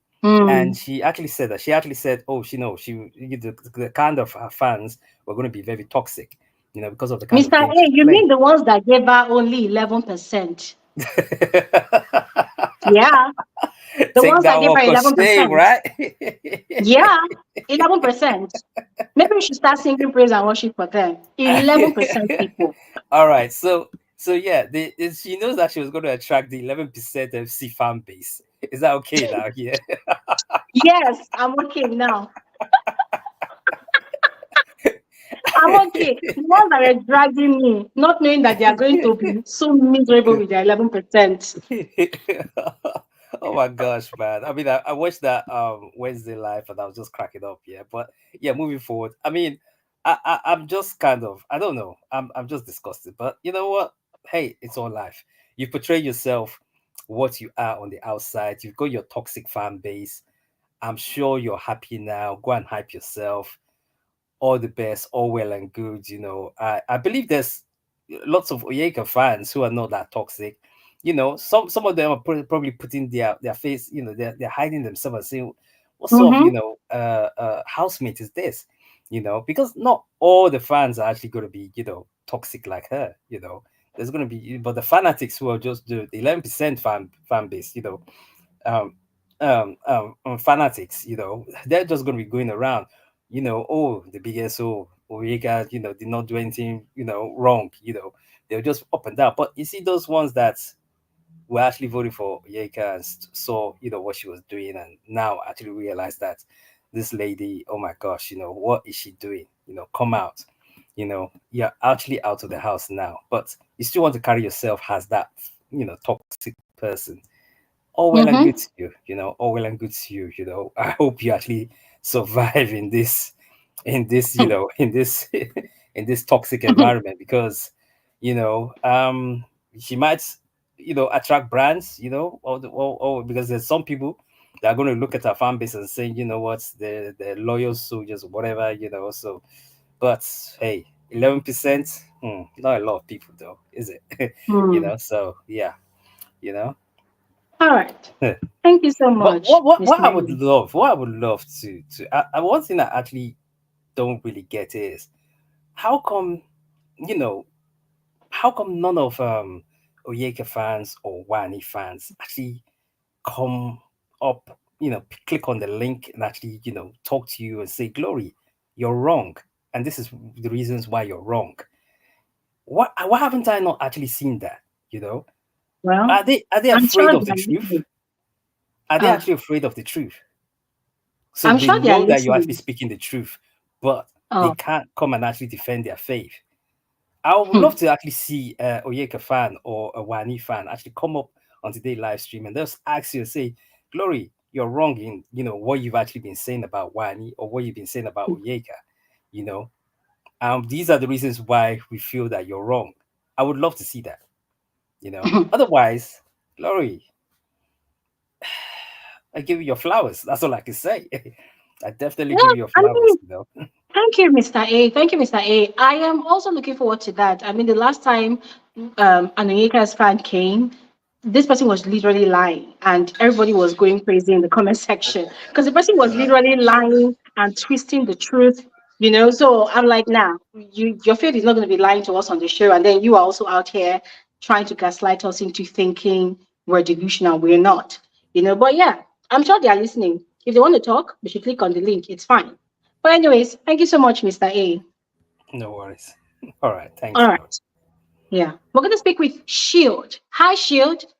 You're Hi. welcome to the conversation. Yeah, thank you, Glory. So I'm gonna start with this thing about this real, being real, because a lot of BBN fans, right? They always have this perception about if you go to a reality TV show, you have to bring your real self. And I want to tell you Mm, this: in this world, the most scripted shows are reality TV shows. Reality TV shows doesn't mean you have to come to be real. They are the most scripted than even fictional movies. mm-hmm. And if you guys haven't actually been exposed with reality TV shows, just try watching the Kardashians, keeping up with the Kardashians. It's scripted. Like every like you just imagine, and you're talking about like BBN, a show where you're competing for money and you're saying people should come and be their real self. There are some people who are in their real life, they are very introverted. If they come and they are just being introverts, you really like them. They have to come and, show a lot more, like be exposed for you to like them. Mm-hmm. So first of all, these fans, I feel like they are the ones to blame because every time my fave is real, my fave is real. Come on, you don't know your fave. These 3 months that they showed you, you don't know them. Exactly. If they come, because there are some people who sometimes, I mean, look at their interviews. The housemates says that the show has really showed another side of themselves that they didn't know. So Mm-hmm. their real self before coming to the show wasn't even like that. So they came to play something for you to like them. So BBN fans stop, I think that's the reason why these housemates comes and they start lying. They're like, I'm being real because their fans wants to boast, like they want to boast like, oh, my faith is real. Please, it's okay. Your faith is not real. And I like the fact that, I really was hoping that these housemates will come and be like, it was being strategic. I was being strategic. I wasn't, that's not my real self. Because imagine, coming and saying you're being real and you were very malicious in that game. I mean, I would be scared of you. Like, if I see you, I'll just have to pass away because I'm like, wow, like, how can you just come in and say that I was just being real when you just played some malicious, you were just condescending? Like, how? Mm-hmm. People will just start thinking, if you are this like this, then I mean, well, anyways, and I feel like it's only Pere who is the only person who came out and was like, I was being the villain, like I just wanted to play the Mm-hmm. villain game. I feel like he was Mm-hmm. the only person that I have seen. Even when Maria, shockingly, Maria was one of my faves in Shine Your Eye. When she came and she was like, I was just being myself. I was like, oh my God, I just stopped standing here because I was like, no way. You just came out to say that, and it's Seriously. so sad to. That's why I have to put the blame on the fans because if you are not, promoting, oh my favorite is real, my favorite is real. I feel like the housemates will come and be like, I wasn't real because I feel like they are like, oh, my fans are supporting me because they think I was being real. So just let me stick to the story and say I'm being real. Now, going through the interviews, right? I just kind of like thought, especially Ebuka's interview. I mean, I know he was asking the questions, but when it came to Onyeka, I felt like they watered down a lot of things because there were she did a lot of things. Like I'm like, okay, Ebuka, you didn't even talk about Cassia's own. You just ended the interview just like that. And funny enough, if you go to YouTube, Showmax Cassia's interview, they've written what was it? Cassia talked about what she the beef she has with Onyeka as the title of the video. And then if you go to Onyeka's video, it's about like they are glorifying her. I'm like, At least Chill, just pretend that you chill, don't like this chill. girl. Why are you guys? Why is Shield, production shield, doing hold this? on, shield, hold on. See, I am glad you noticed that. Because when I was saying it on this channel, that there seems to be some sort of personal vendetta or something somewhere. Like, why is Cassia being villainized and Yeah. Onyeka is being glorified and elevated as the better person? Whereas we watched this show. If production did not want us to see all the vileness that Onyeka was transferring towards Victoria and Cassia, why did they show us? It would have been better if they did not show us, but they showed us. And now they are giving this girl a pass. All through the show, they gave her a pass. During the interviews, they're giving her a pass. Why? Yes. I don't know. Like it's so, and even when I watched Toke and Ebuka's interview that came recently, um it was just, I'm like, yo, it was just so sad seeing how even though interrupt Kelure when he's speaking, but when Onyeka is speaking, it's like, okay, let's give her this space to talk and talk whatever she wants to talk. And the way Ebuka was like, when Ebuka was naming his top three, I was like, Ebuka, we know your favorite Onyeka. I just mentioned his name. He was like, he just pretended thinking. Then he mentioned Wanni. I'm like, see, Mm, Onyeka. It was just funny. mm, And the interviewers, I feel like they gave them the same questions. All the interview that I watched, I really watched all the interviews. They were asking the same question. So it's kind of felt like the housemates they had to memorize the answers. So if they go, yeah. they'll go, the same answers. I'm like, yo, it became boring because it felt like they were just one trick ponytail, and they were just Mhm. saying the same thing, like they are robotic. Nothing is like, it didn't Yeah. feel honest throughout the interview. You And were able to see the paper. no, Did you see the interviewer's papers? You will tell that, okay, these questions are already outlined somehow. And then they'll come and ask the same monotonous thing. And those ones will not, oh, just being real. Real my ass. yeah, I think it was only Cracks TV, but I'm waiting to watch that interview. They threw Onyeka off when the interviewer asked Onyeka, Ozee said you inserted yourself in this, the triangle, you made this whole, they threw her off. She was just mute. I think that was the only question I saw online trending that I felt like kind of like, because Onyeka was always guarded with all those questions. It was like, oh, me, I don't think about all these things. But that question, I am waiting for that interview when it comes. Mm-hmm. I'll watch it because I was like, wow, Onyeka, like feeling like she was completely thrown off at that moment. But anyways, that is what I want to say. Um, I don't know. Thank you. Yeah. Thank you Thank you. so much. Thank you so much, Shield. And thank you so much for your very apt observation. It shows that you are really seeing things. Thank you for opening your eyes.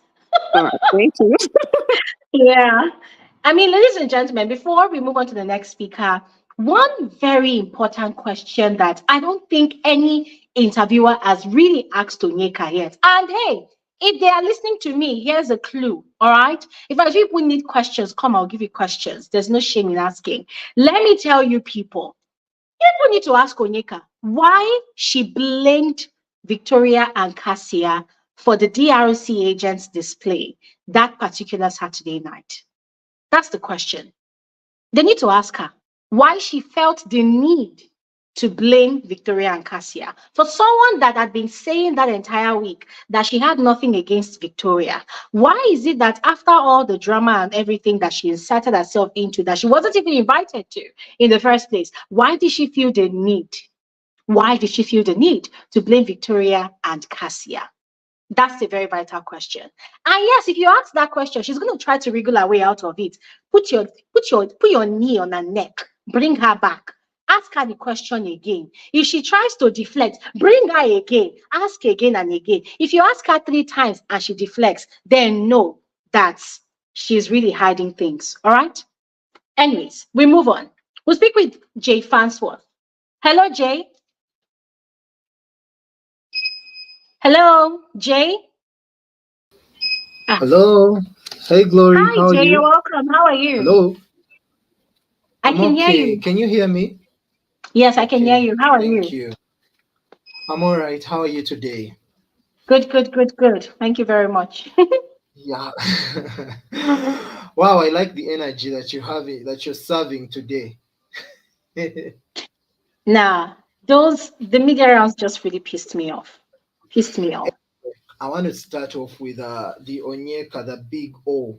Do people know that Uh, O can stand for very many things? I said she's yeah, obnoxious, she's odious, you know? yes, That's what yes. she portrayed as one of the people that actually started off liking this girl. I think a few times I voted for her. But if she thinks that being at the bottom four, that's what helped her get to the top three, if Biggie hadn't unpaired those duos after the Mm. radicals had been what?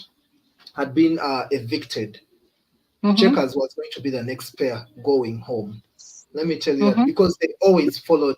I always so they were always like the second. Biggie always, except for the time when they evicted the what Ruti and the Mayor Frosh duos. Those two. Yeah. Mm-hmm, The other times they were always evicting one duo, and you always notice that the Checkers pair was always close at the bottom. yes, Was what? Yeah. yes. So she shouldn't be showing off because of that. And then I wanted to say, I don't know if you realize there was that time when they were preparing for a wager, and Mm-hmm, TJ came out and told Onyeka, if you keep on coming with these ideas that are more of Nollywood centered, they become more mm-hmm. of a cliche. It becomes more of a Yes, cliche. I And watched one that. the one thing that she forgets is that most times she always came up with an idea that all the other housemates built on to have a perfect, presentation. Mm. And Exactly. it's just like good enough that I think Nigeria is the largest, whatever is the largest. You're the guys who mine, who have the biggest, you know, should I say crude Mm-hmm, oil? Yeah. So I feel like her ideas were more of like crude oil, and the housemates helped to refine it. And it's usually the mm-hmm, refined oil that we use. We don't need that mm-hmm, crude oil. So I don't mm-hmm. see her, taking the accolades of feeling like she gave every housemate uh, a what? Let me say a strategy or some sort of game. Yeah. Yeah. Then this whole issue of the Ozee and the Ozee, those twins, I want to tell you there is a group of people in this world, educated people, but I want to say they are sort of foolish. Educated but foolish. Why do I say this? Those are people who use big words to sort of, Mm-hmm, manipulate and sort of intimidate people. And if you mm-hmm, notice, very many times, these housemates, they, should I say, they haven't really gone so far. And you see, these twins are people who have gone, like, who have studied from abroad, mm-hmm. something like that, or some big schools, I should say, in Nigeria. And now, when they become so wordy with all that verbose and that verbal diarrhea, they sort of twist everything, and you get confused if you're not able to Mm-hmm. clock what they're doing. And Of I think course. that's one time.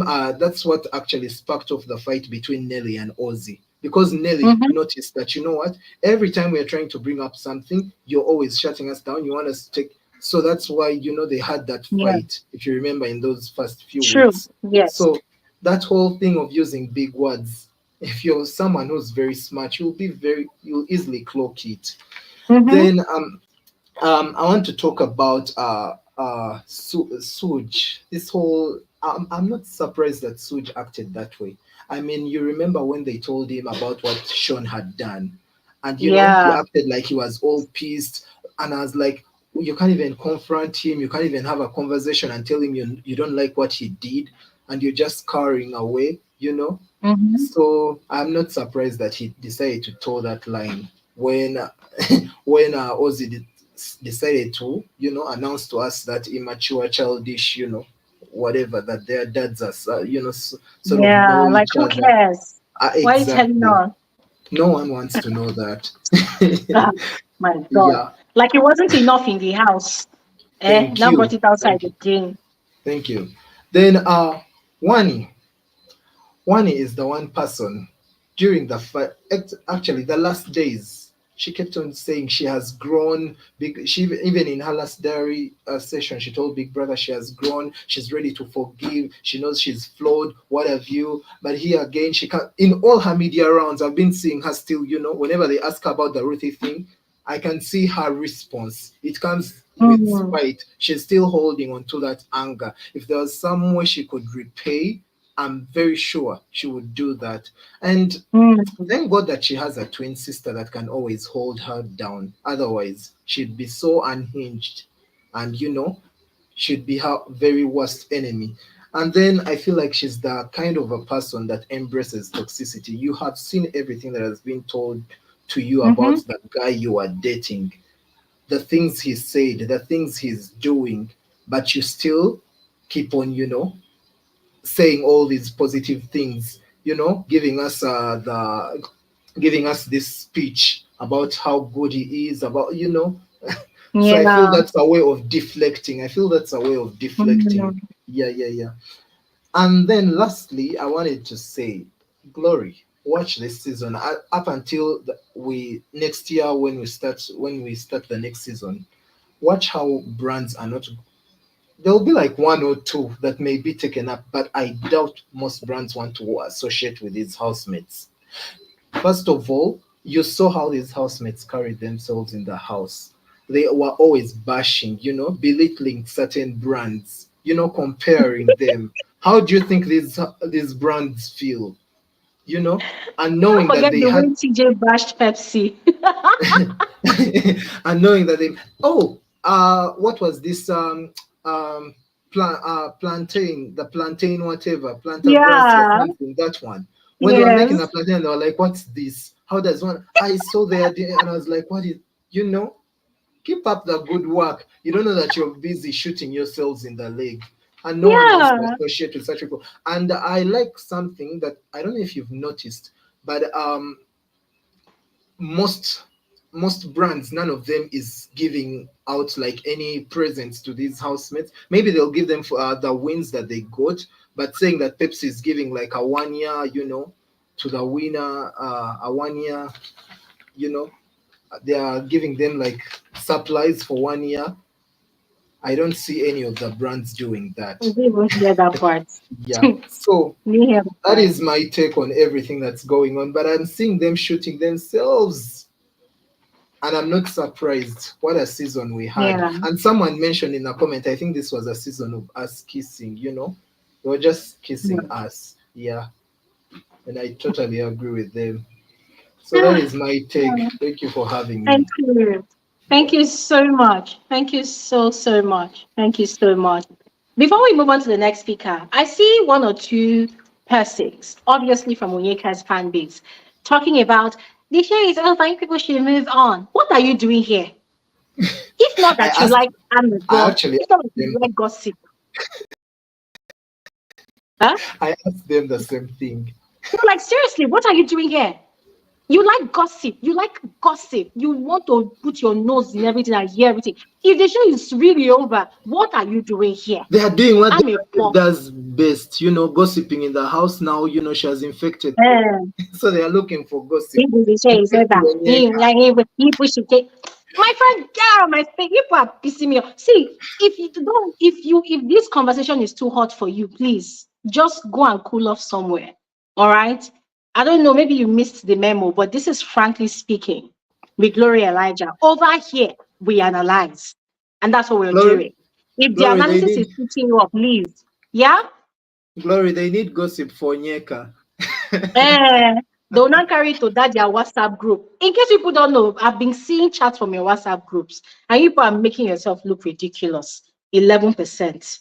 Anyways, we move. Yeah, Adobe.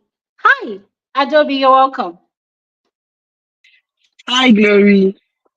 Hi, You good know I like to afternoon. do video. I'm so grateful that Weka annoyed you so much that you want to talk about it because I missed your last two lines. What did allow me? I'm grateful that at least he allows me to see you again. Oh my Okay, God. I have so much to say, Please go so ahead much to and say. say But it. let me start with the fact that I feel like we, the fans, analyzers, interviewers, housemates, there's something we confuse: being real and being authentic. Because I feel like you can't keep up a script if it is not genuinely in your personality. So maybe one of that is being authentic and the other part is being real. Because what you do, this even Kelly Ray himself that was strategic, he still displayed this. He's a selfless guy, but he amplified it. So maybe the strategy is to amplify a particular quality that you have. But it is inherent in you. You can't play a script that you are not. Yeah. So maybe that's why they're confused with, I was being real, I was being real. I think I said she's being real. Yes, maybe she's really that vile. Why can't we take it? Actually, You understand? Why can't we take it? Let's take it. They don't know. They don't understand that the strategy was that they overplay, they amplify things. But we all have our demons. We all have the good sides to us. But I had to clock out of the interviews by Wednesday, man. I used to enjoy watching post eviction interviews and all that. But by Wednesdays, I was just hearing BS. All of them. The only person that was even still making sense was Victoria and Kelly Ray. And it just gave me that consolidation of this is why you really like these guys in the first place. And something that Onyeka doesn't realize, or most people, the voting public doesn't realize, is the fact that a lot of people liked both Kelly Ray and Victoria. So I think Victoria has more fans than Onyeka. It's just that they decided to give the win to Kelly Ray. So if you even put Victoria and Kelly Ray together and divide it, it's still more than Onyeka. It's how these things happen. Do you get?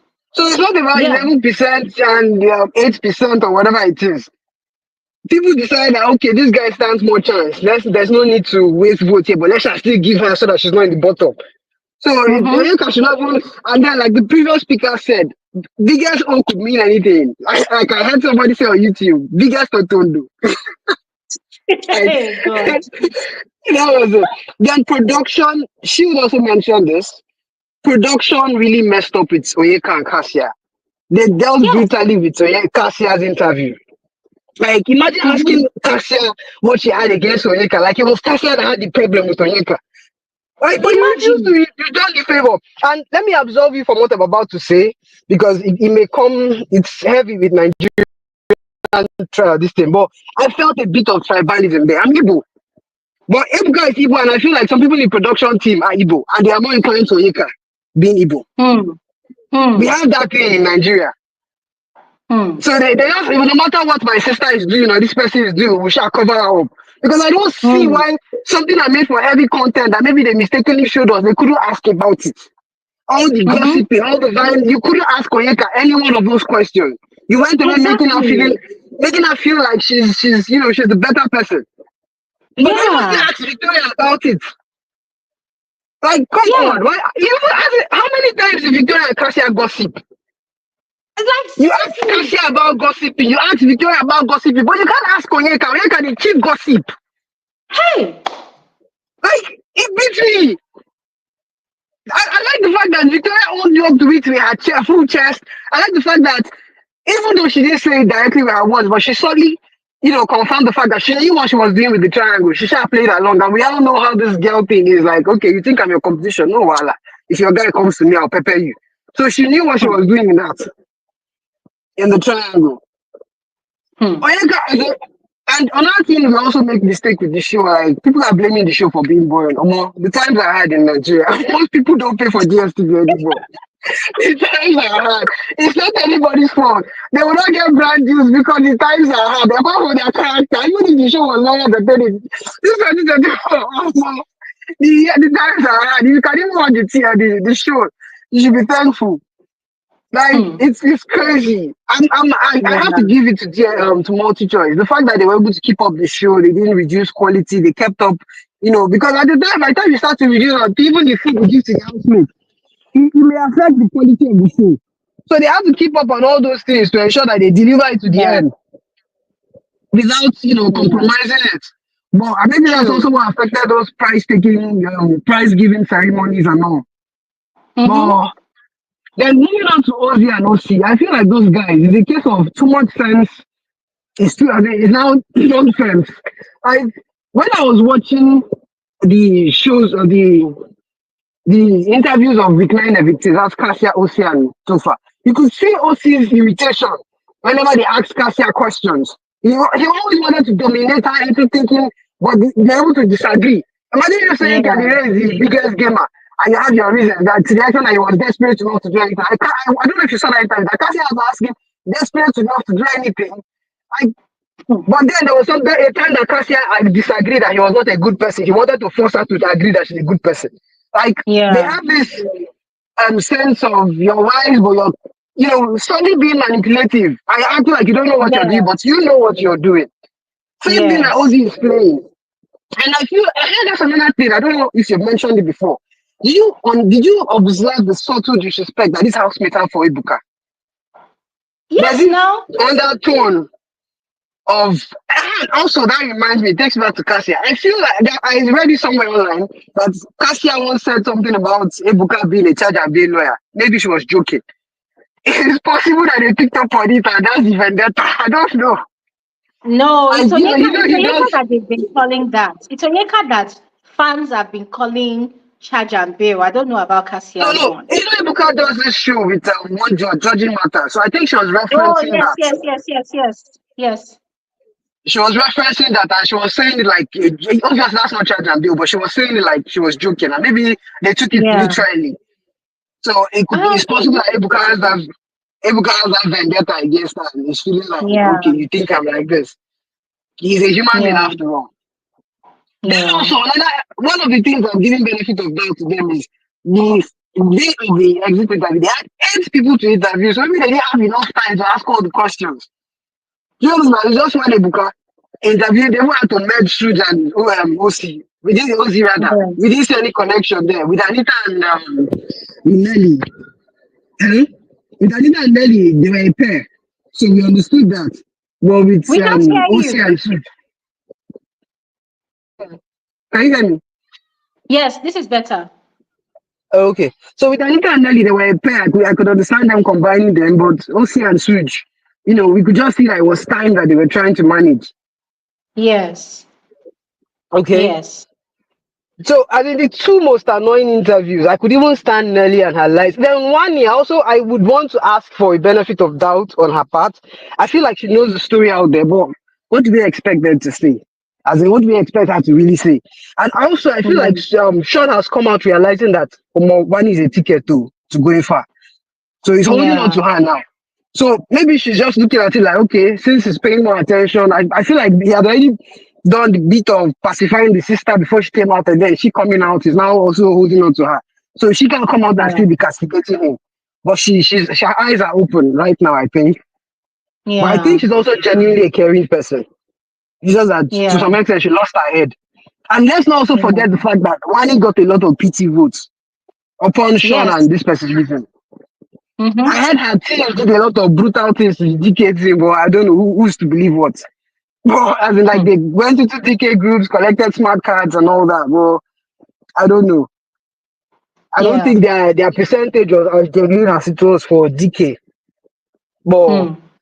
I give it to Kelly Ray, Cassia, Victoria. They have been true to their game from the beginning up until the interviews. They're the most enjoyed interviews because you know that they are speaking their truth. And I like the fact Yeah. that as much as people hate Kelly Ray for whatever he did and his win, the guy is owning up. He's not making any, he's not playing to anybody's ego. Like, okay, sorry, sir, Yes. this one, that one. I did what I did. I had to. They didn't even know to get them this far. They did it to protect themselves.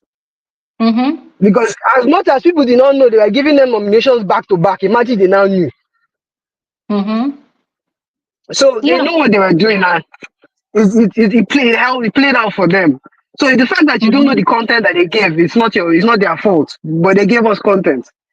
So Mm-hmm. I'm glad that this brought you back here.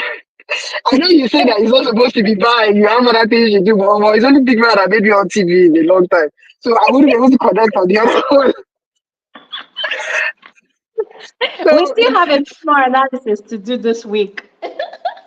okay, that's great. That's great. Yes. Well, this week's interviews, I clocked out. It was very annoying. I don't think I want to Now see I'm or hear done. anything that Onyeka has to say again. Like I Now I'm just zoned out. done. I'm not watching Onyeka's interviews again. She has to be Yeah. one Me of the too, I'm most done. hated.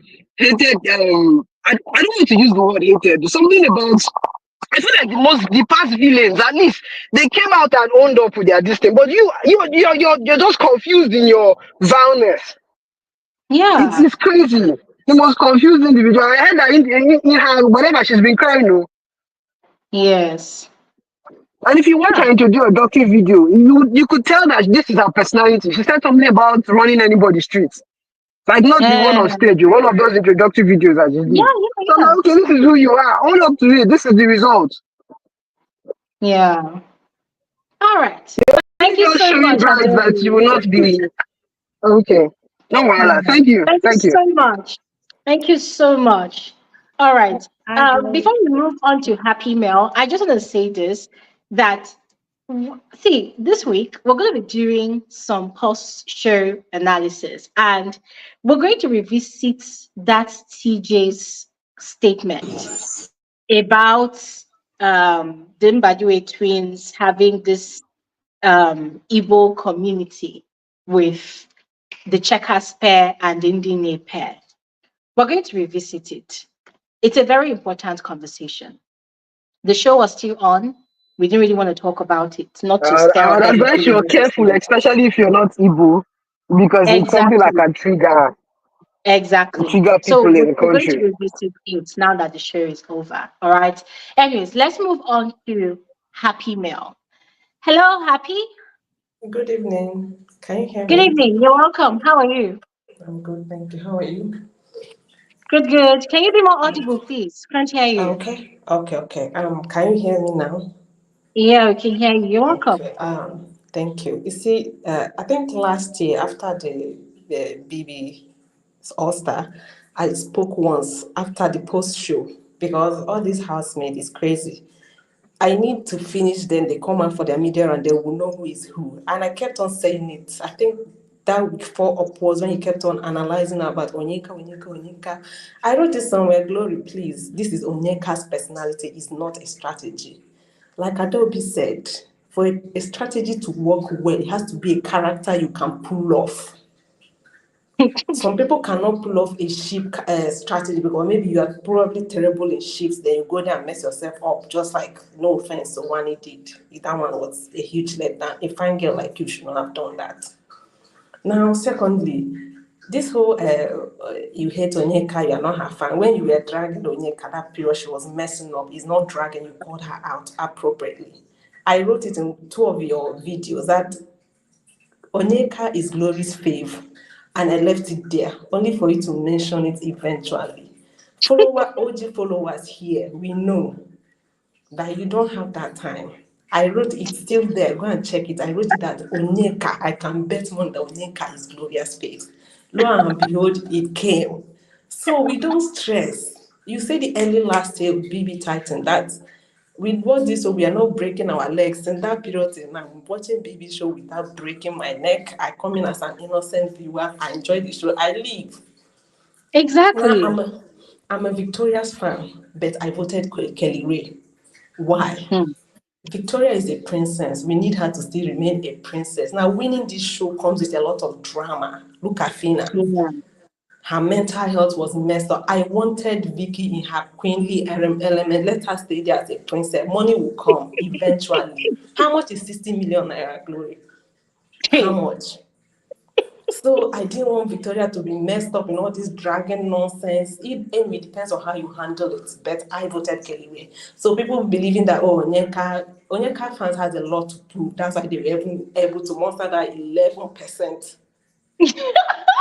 I was shocked, even though they tried, Charlene, not lie. I thought Victoria would make it to top 3.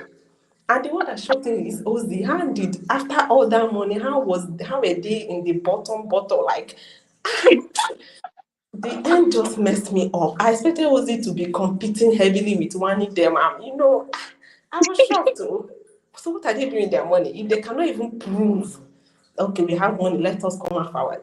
I was disappointed with Ozee. Those guys messed up the show. I blame everything on them because they were the one that spoiled the show for the rest of the housemates.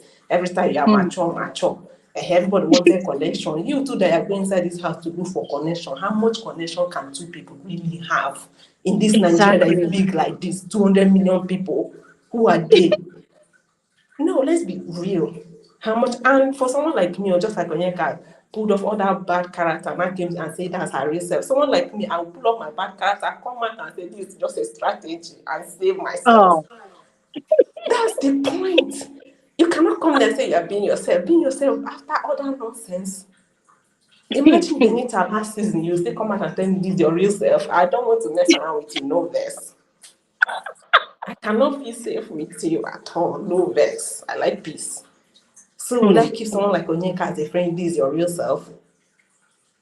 And don't even get me started on Wanni with that whole strong relationship. That whole thing, the management should have focused heavily until that this relationship. I say it's over. So I will rest. Why are you dragging? You're dragging innocent Handy that I like so much because all this mess was someone rub off on her. Anyway, Handy has someone saved her head because everybody now knew how to separate the two. That's Handy Hmm. and Wanni because that Yeah. relationship with Sean was a whole mess. I Mm-hmm. don't know why Handy still Wanni is still carrying it on her head. It's like our whole interview is about Sean. Who is Sean? Hmm. What did Sean really bring? Only bad mouth with bad character. Maybe he's fine, but I don't think he's fine. And I think Sheiks claimed he was rich. Sean is not giving the vibe of a rich guy. So what is all the hype about? Mhm.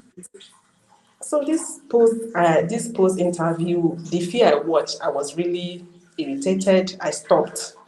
My mental health needs to be, stable. These guys are cashing out me. I'm here stressing my life. Nope. Did I watch the back of my TV or what? Like, seriously. So they why was Wanni dragging Nelly really? Big girls really? Feminists really, after all that hard work that feminists has done to bring us to work hard for ourselves and make a name for ourselves, you are still dragging because of man, really, Seriously. Oh. publicly. So the whole Hmm. post, whatever, this is not giving the vibe. It's only Kelly and Victoria that is just making me proud. Thank God I don't stand nonsense. Thank God. No offense to other all this Onyeka and the one. It don't come from me. I'm sorry, but your fake is not giving. People should do in your WhatsApp group, be advising them, please. This is ridiculous. Be making notes, advise them, look, don't say this nonsense again. You are bringing shame to the community. What is it? Advise your mother Hmm. as the 6 months lawyer, the charge of a lawyer. Please advise her. She has played her game. She did well. She was in top three. Rest from there.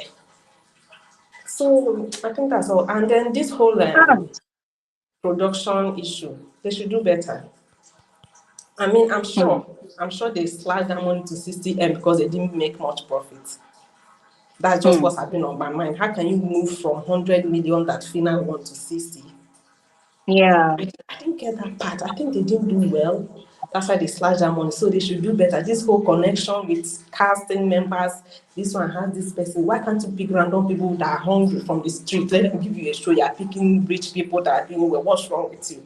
My What were sister. Padre twins doing in that house? That's the only My question I have sister. till today.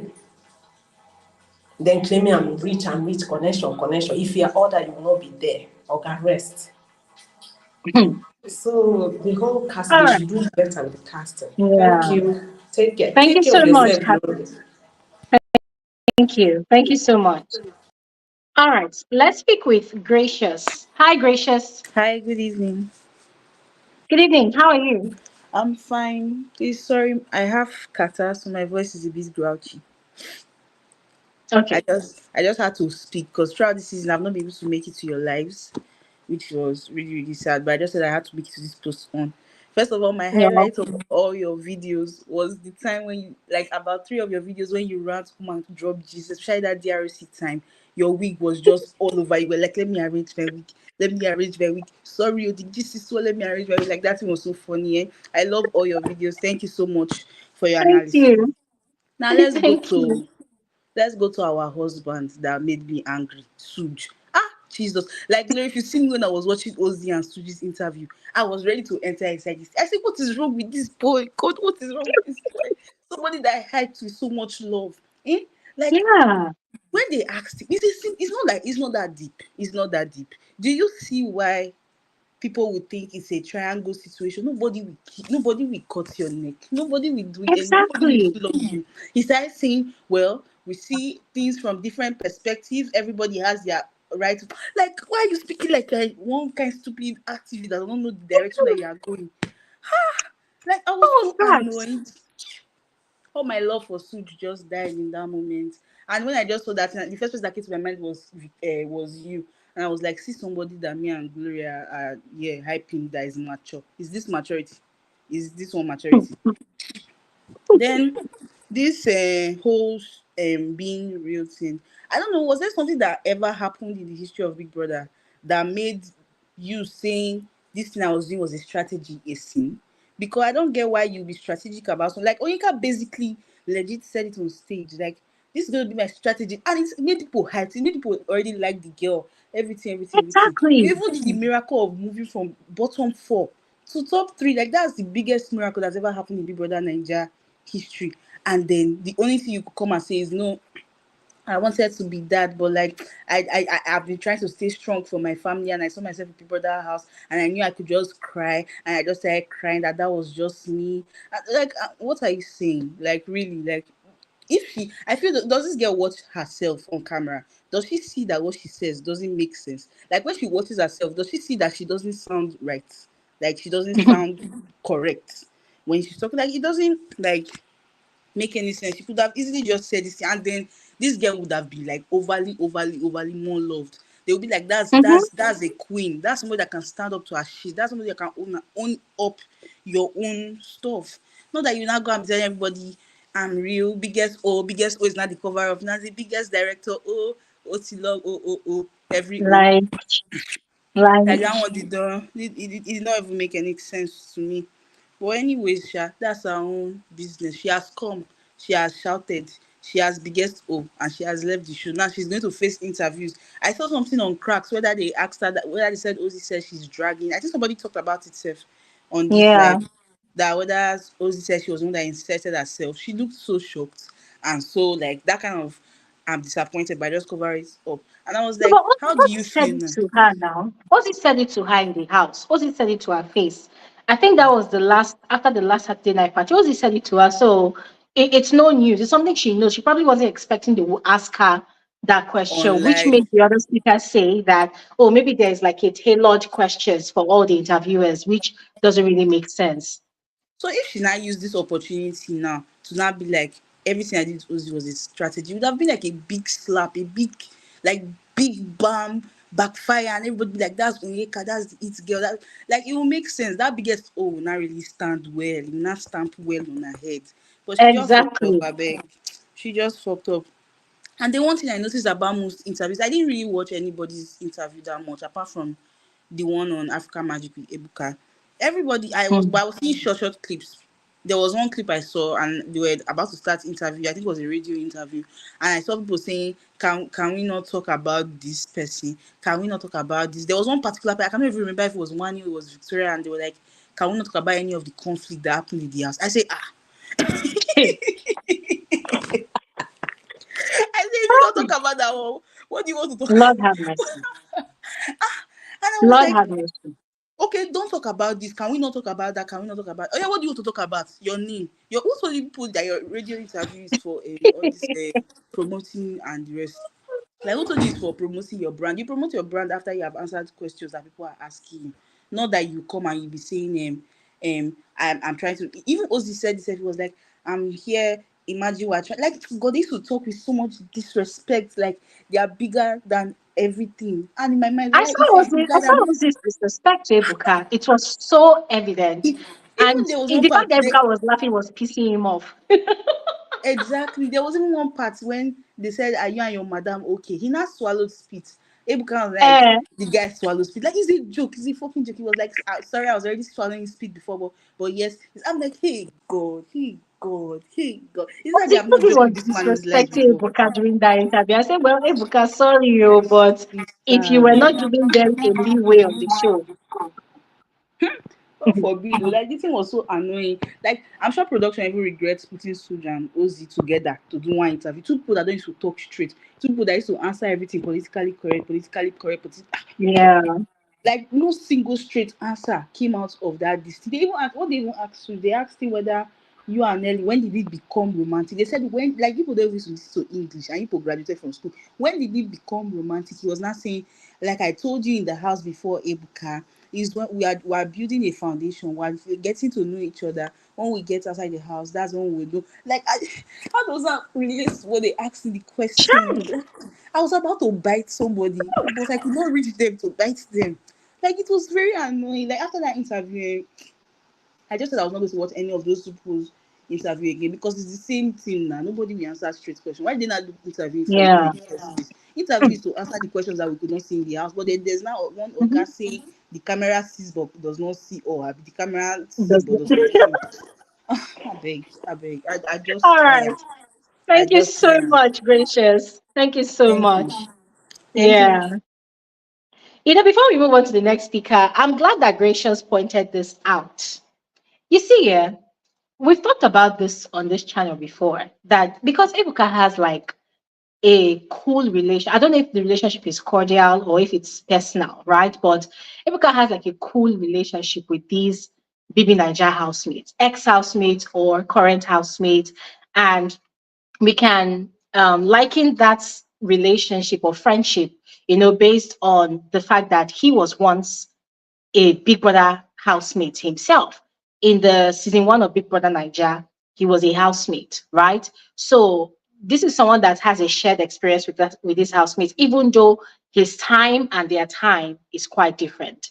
But then again, there's also that friendship that is evident there. And it is very glaring in the way he interviews these housemates outside the show, and even with the way he interacts with them inside the house. The Mbadiwe twins one was very evident during the season. I'll begin with OC's one. OC was also one of those housemates that said, oh, he has a pregnant girlfriend outside, a fiance or whatever. They are expecting a child. But it was also very shocking that for someone that's made such an announcement to his friend Chizoba, there was no boundaries between them. Chizoba was always touching, kissing him on the head, kissing him on the cheek, rubbing his face, rubbing his leg, giving pedicure, massage, this and that. There were no boundaries. What was that name they called each other? Breasty or breasty? There was no boundaries. They had this click thingy going on, right? And then Onyeka had her own thing going on with Ozee as well. So it was like the two sisters, they are shared the twins, one for this, one for that. And the way their relationship panned out till Chizoba left, it was quite controversial because there was also Ben in the picture. And it was very obvious that Chizoba was just leading Ben along, probably kind of using him for content, whilst longing for Ozee's, rather OC's affections. So there were many opportunities for Ebuka to question OC about that thing going on there. But Ebuka did not. The day Ebuka even managed to ask the question, Ebuka immediately cut it short. It started with, oh, I know you mentioned that you have somebody outside and you're expecting a baby, and then there's Chizoba, this relationship with Chizoba, and then Chizoba is with Ben. What do you think about? Ebuka just completely redirected the question. It was as if he wanted to ask OC the Coco question, like, OC, what is going on between you and Chizoba? You claim you have somebody outside, you are an expecting father, but then this girl, both of you, she's all over you, you're entertaining it, you don't have any boundaries. What is going on? Don't you care about your relationship with the outside? Ebuka would have asked that question. He wanted to ask the question, but he redirected it and made it look like he was asking OC a question about what OC thought about Chizoba's relationship with her sister, Onyeka. And I'm like, what? If it is Cassiana, you people come and label like you're a gossip, you're a gossip, you're a gossip. But see premium questions to ask, you know? And then fast forward to Ebuka's interview with Ozee. Almost, you could sense the anger Ozee was using to answer questions. It was like Ozee was disappointed in Ebuka. It was like if the cameras were not on, Ozee wanted to lash out at Ebuka. You could tell that he was angry. You could tell that he was irritated. At some point, Ozee asked Ebuka asked him, I think it was one of those final questions, like, oh, what is next for Ozee? And he was like, Thank you very much for asking that question. I've actually been waiting for you to ask that question because I wondered why we were talking about other irrelevant things. I said, Ozee, how are those things irrelevant? This entire season, you carry triangle on your head. This entire season, you are following two women, you're pursuing two women inside the house, up and down, up and down, up and down, up and down. You kiss this one, you lie, did not kiss. You cuddle this one, you lie that nothing happened. You enter toilets, remove microphone and keep in the dressing area. You enter toilets, what did you go and do? Carry tissue paper. Enter toilets, you and Onyeka, what did you go and do? You say it's irrelevant conversation. If it was irrelevant, why did you do it? Or better still, why don't you just come and say, oh, it was all a strategy to create content? But you are angry, they're asking you questions for something that you did. It wasn't like it was somebody else. You did it. You, nobody else. You. But you're mad at the questions? Really? See, next time, this is an advice to potential housemates. If you know that you have already booked yourself, because I don't know how people did it, or how you people normally, if you know you have booked yourself ahead for another season of Big Brother Naija, hear me and hear me now. These viewers are now very much aware of the show. These modern day viewers, they are woke, they are learned. Although we still have the ones that are headless chickens, but we still have those ones that are very, very reasonable. So you cannot go into the show, play your game, do whatever you want to do, and then you come out and then you want to start gaslighting the viewers like they are blind. You're only painting yourself as a counterfeit.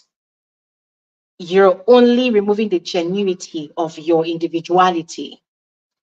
It only goes to show that you are spineless. You don't have a backbone, that you're a coward. You want to go onto a reality TV show, but you cannot brace yourself for the aftermath of the show, then sit at home. You don't deserve to grace our TVs with your presence.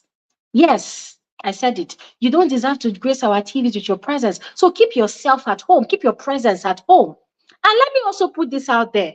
A lot of these housemates, I've seen some interviews that they are saying, and we gave you guys a show. We gave you guys entertainment. Excuse me, did I come to your house and beg you to go for Big Brother? Because they're making it look like they did us a favor by going for the show. Listen, people should just throw away this your disgusting gutter mentality, because it is quite disgusting when I watch an interview and I'm hearing, we gave you people a show, we gave you entertainment, we gave you content. A lot of people are not just used to the kind of content we give. Please shut the fuck up. Nobody begged anybody to go for a Big Brother show. We did not beg you. You people that go for the Big Brother show, you know why you are going. You want to build your brand. You want to become a celebrity. You want to become a public figure. You looked at yourself and you realized that, oh, I have a talent I want to show to the world. You've seen how ex-housemates are making money, how their fans are giving them money, how their fans are buying them gifts, buying them cars, buying them houses. The thing hungry you. You entered your eyes. You decided that you too want to enjoy out of it. You decided that you want to become a popular figure. You want to be going for red carpet events. And then you decided to go and participate on a Big Brother show. So whatever you did in the house, it is all on you. So don't come out here and then you come and start telling us, you guys should appreciate us. We gave you a show. I don't understand. Did you do it on my behalf? Your presence in Big Brother's house, is it going to change the situation of Nigeria? Is it going to take back the price of petrol now is currently, I think, 1,500 naira per liter? Is your participation on a reality TV show like Big Brother, is it going to change the economic hardship in this country? Why are people sounding so freaking entitled? It is so disgusting. Why are you sounding like you went to Big Brother show? You are doing us, the viewers, a favor. I'm sorry. If you do not participate on the show, do you know that there are so many other things that people can actually use to entertain themselves? What makes you think you are that relevant? Like, what makes you think that without you, the show will not carry on? What makes you think so? People should stop that rough play, because I've heard enough of that nonsense. I've heard all this, you people should appreciate it. Like, seriously? Who sent you? Did we beg you to go and participate on the show? People should stop that nonsense. So stop that rough play. It is very disgusting to hear. You are not doing anybody any favors by going to participate on the show. You are not doing anybody any favor. Your presence on the show is not changing anybody's economic standing or social standing. So stop putting yourself on that ridiculous high pedestal, making it look like, oh, if not for you, the show would not have. Excuse you. If the big life and the glitz and the glam did not enter your eye, you will sit at home, you will not go. So stop acting as if the viewers forced you. Nobody forced you. Let's continue. Lem Vivian. Hi. You're Hi, welcome to the conversation. hi, Glory. Hi, everyone. How are you, Jerry? I'm doing good. How you doing?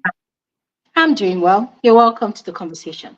Thank you so much, and I want to thank you for everything you do. I love your channel, and every day I always look forward to your videos.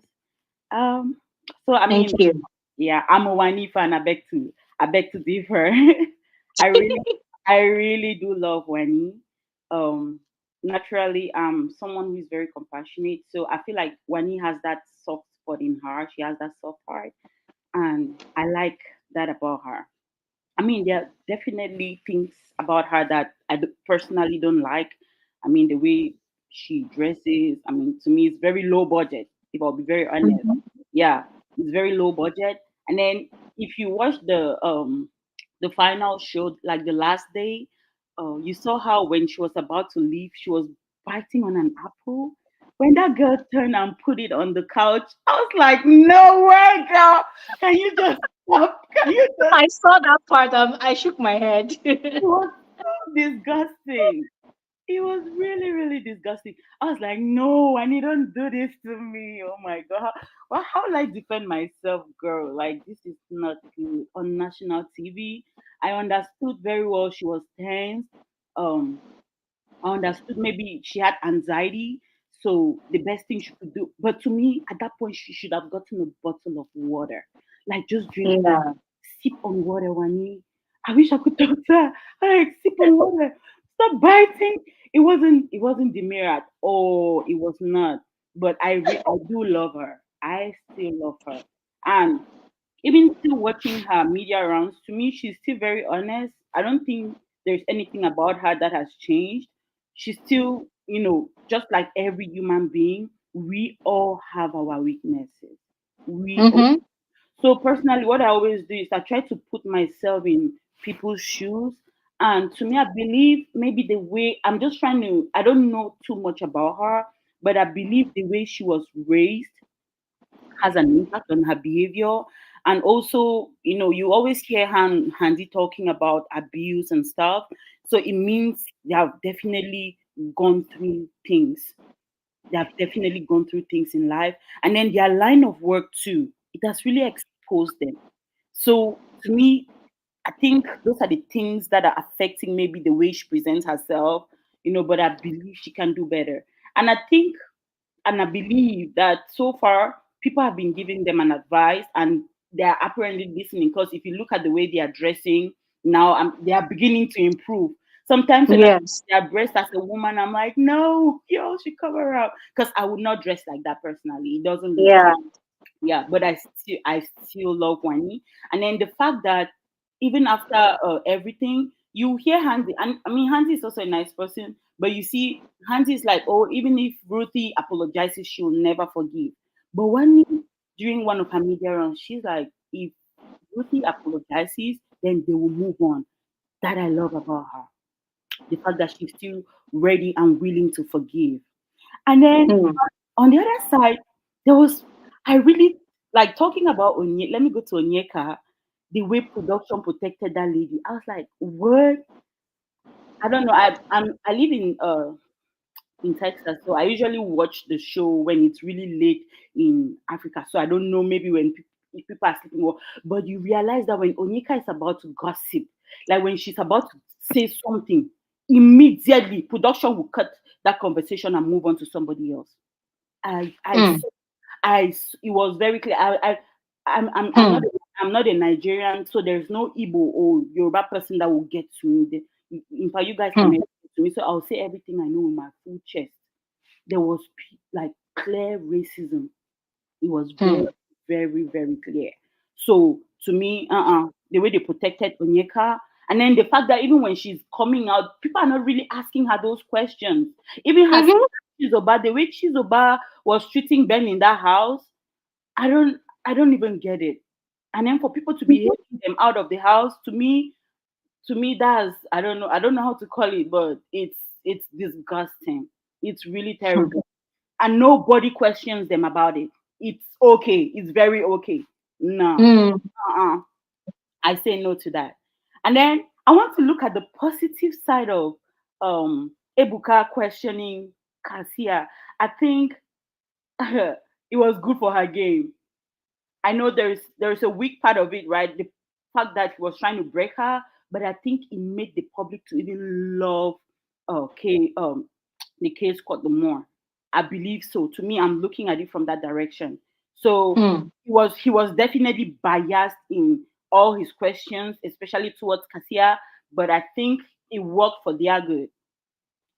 Ozee claiming to be Big Brother was so annoying as Mm.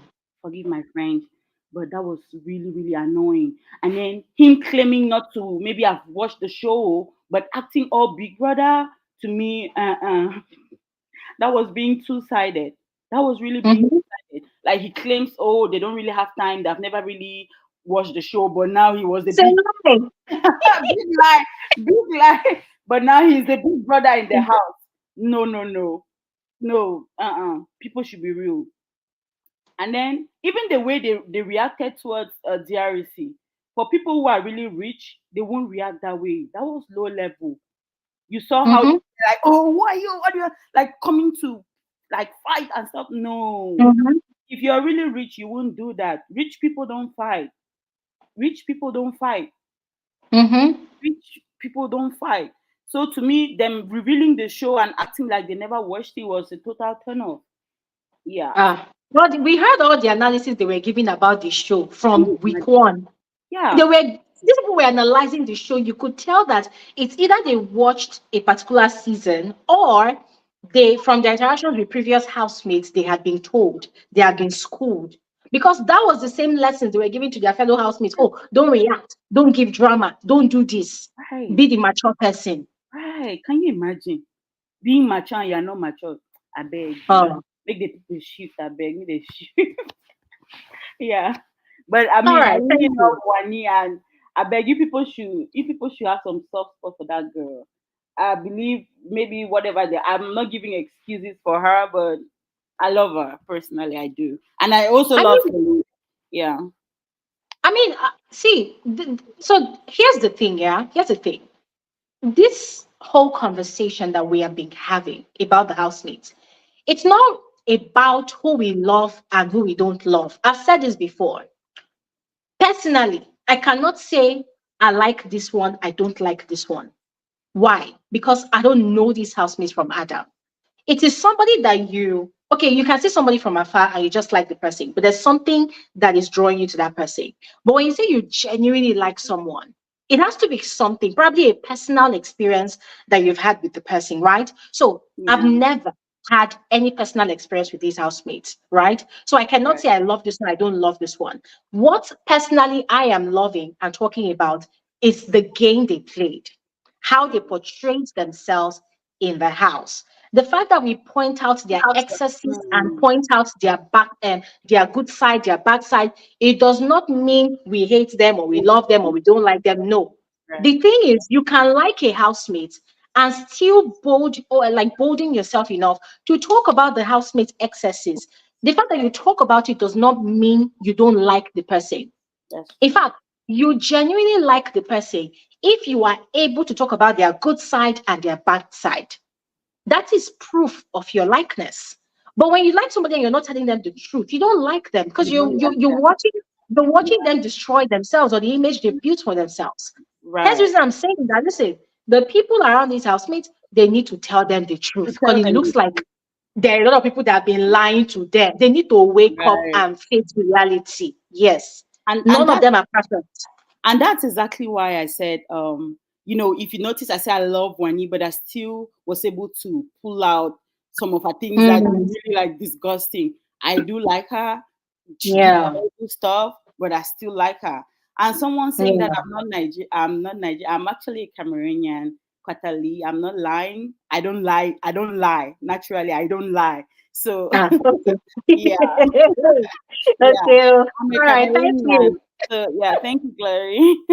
Thank you so much, Lem. Thank you so much. No, All right. Let's speak with Speshi. Na no no Speshi. This is a very interesting name. Hello, are you there? Hi, Glory. Hi, good evening. You're welcome. How are you? I'm okay. How are you? This is my first time on your live, by the way, and I Oh, wanted so much to come on this live.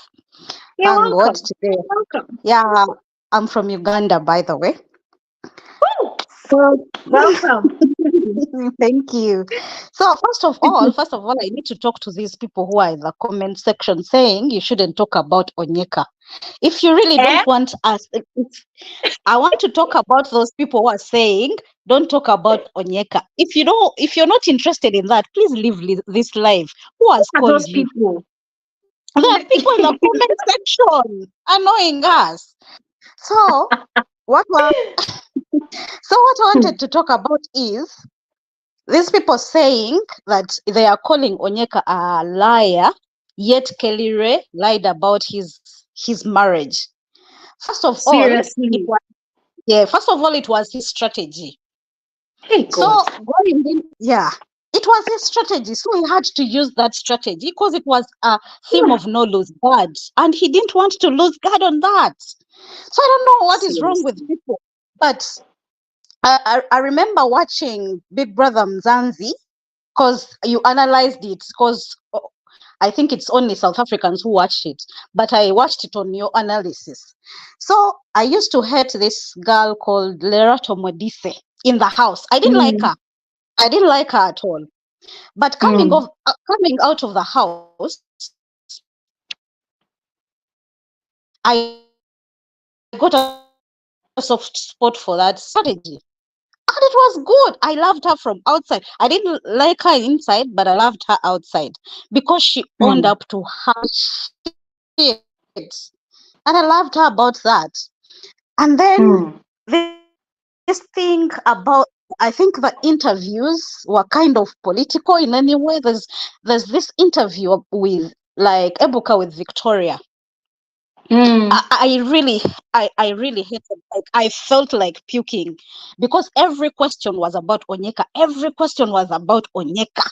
And I was like, what the hell is this? And there any other questions that he can ask that girl? Hmm. Because I have Victoria reached an extent of saying, please, let's move on to something else because they were really, really, really too much. You understand? So I Mm. don't know. People and those ones saying they gave us a show, for instance, Anita and who, what show did they give us in the first place? Like, They didn't give us any show. They really didn't give us any show. So they should stop claiming that they gave us a show. They didn't. They did not. Then the hmm. other thing I wanted to talk about was what is it? Was about those big brothers in the house, those Zimbabwe twins. Yeah. I didn't Big like them. brothers. The big brothers of Big Brother. Like they're the ones that killed the show. I have a feeling they're the ones Yeah. that killed the show, those boys. So other than that, thank you so much for the chance. Thank you I'm so really, really, much. really glad. You're Thank welcome. you. Thank you so much. All You're right, welcome. let us address this particular topic because, oh my God, why should I even waste my energy on this? Like, what kind of talk is this one? You people saying that Onyeka lied. What about Kelly and Cassia that lied to the housemates? Are you people listening to yourself? And I'm referring to those fanatics that are saying, why people saying that Onyeka lied? Like, seriously? Maybe you should check your dictionary for the difference between a strategy and a consistent, repeated, blatant lie. Because I don't understand how you think this is the same. On the day of the launch show, housemates talked about how they were going to play the game, even though a lot of them got into the house and they did nothing. Onyeka went on the stage and said, "Oh, this is what I'm going to do." One of which she said she's going to be crying a lot. If you cry, she'll cry 10 times harder. She will be in everybody's business. Kelly Ray and Cassia on the stage, they said they will tell the housemates that they are friends of 5 years, whereas they are being married and they are married. They're dated for 10. Like, so I don't understand. What's the problem with having a strategy? What's the problem? How do you compare that they said to us, the viewers, that, oh, this is what we are going to do when we get into the house? So, and then compare that to Onyeka that will gossip about people, will peddle false narratives about people, and then lie and claim the victim and act innocent and act like she didn't do any of those things. Now, all of our lies and all of our bullshit, personally, it wouldn't have been a problem if after the show, during our interviews, she actually explains that, okay, sometimes I had to do XYZ as part of the game, and sometimes I was being real. But instead, we are hearing something else about, I was never a gossip, or I never gossiped. Oh, I never did this. Onyeka does not lie. How do you compare that with that? How do you compare both?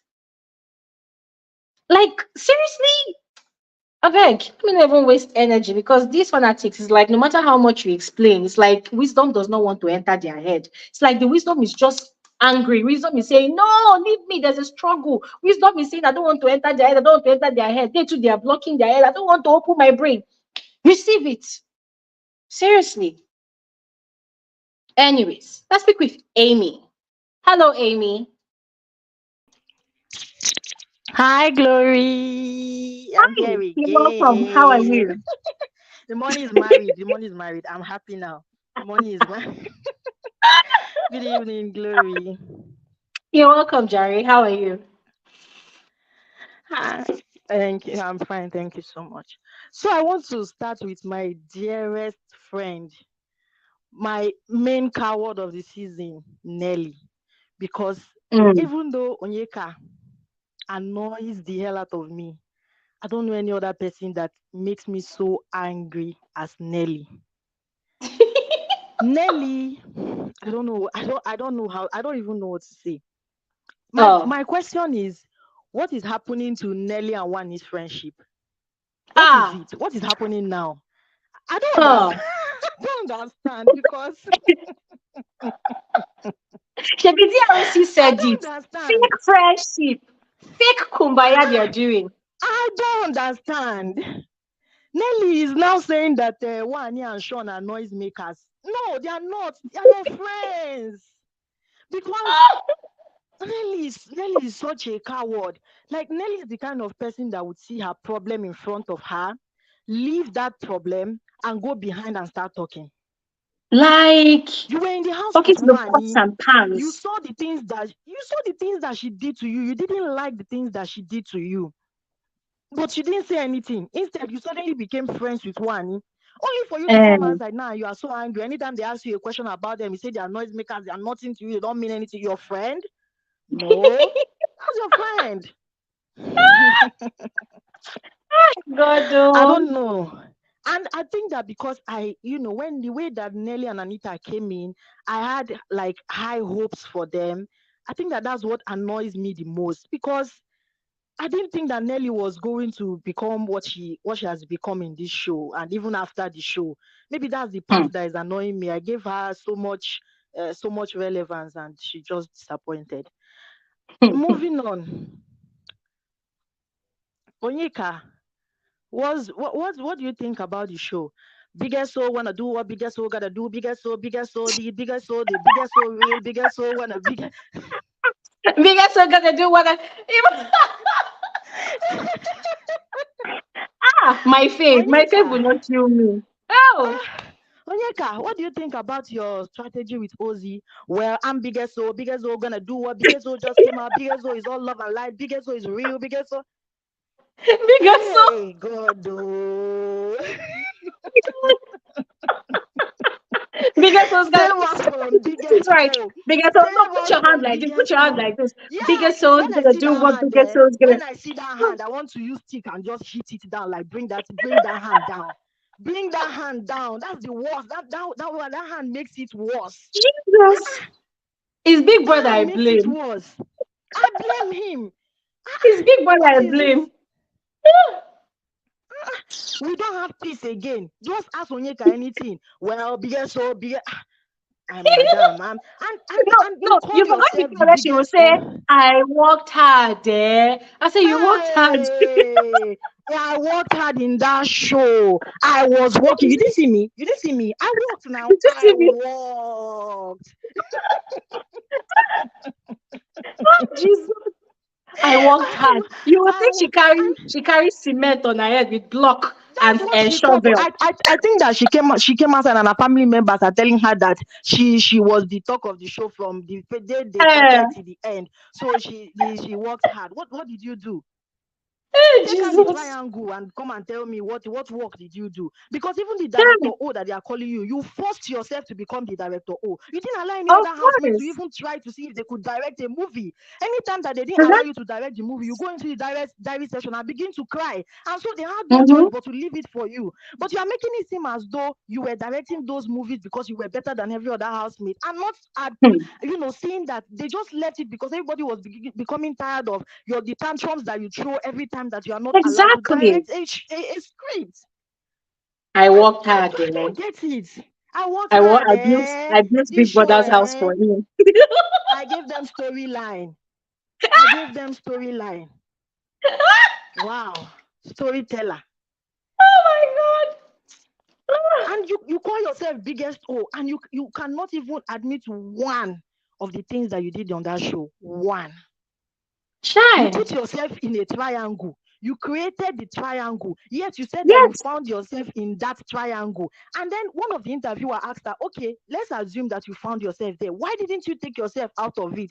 She said it was because when she wanted to, the housemates now told her that there was no need. So she also now said, okay, if there's nothing there, let us stay. Are you okay? Which housemates told that there was no need? I I beg. Which don't housemates? know. I don't know. I don't understand this girl that says she's biggest toe but cannot be big in any way. Hey And God. if there's anybody that should come and claim biggest or whatever on this show, please give it to Victoria. Ha. Everything that she said and did while she was in the house, in all of her interviews. Victoria Hello. came out. Can you hear me, Glory? Yes, I can. Please be more audible. Okay. So Better. I'm saying Victoria is the only person who should come out now and come and be claiming I was real or I am biggest V. But please don't even go biggest V. V money is okay for us. Don't want biggest V, I beg. But because that's the only person. She was on the show. She flirted with Ozee. She's been asked in her interviews. She said, yes, I did. I did flirt with the guy. For me, it was nothing. But yes, I did flirt with him. We move. She was on the show. She didn't like it. She was on the show. She didn't feel that Onyeka's apology to her were genuine. She has been out and she has been saying it. That's why I didn't think anything of those apologies, because they were not genuine. She has never come anywhere to come and deny. And but this your biggest soul will say, yeah, I don't understand. You say you gave an apology to somebody because you were sincere, you are real, you are who you are. In another interview, you will say you gave the apology not even because of her, but because of you. You need to do. Oh, I'm tired. He said They he gave could the stand this. apology because of the viewers. Oh, in another interview, she said she did Hey, that apology because of the viewers. I said, well, how is it my business? how is it my business? Am I the one that offended you? I Am I don't the know. one that you have a beef with? That's what Victoria was, because Jesus. Onyeka is, and those people that are supporting her and are saying she has given her, you know,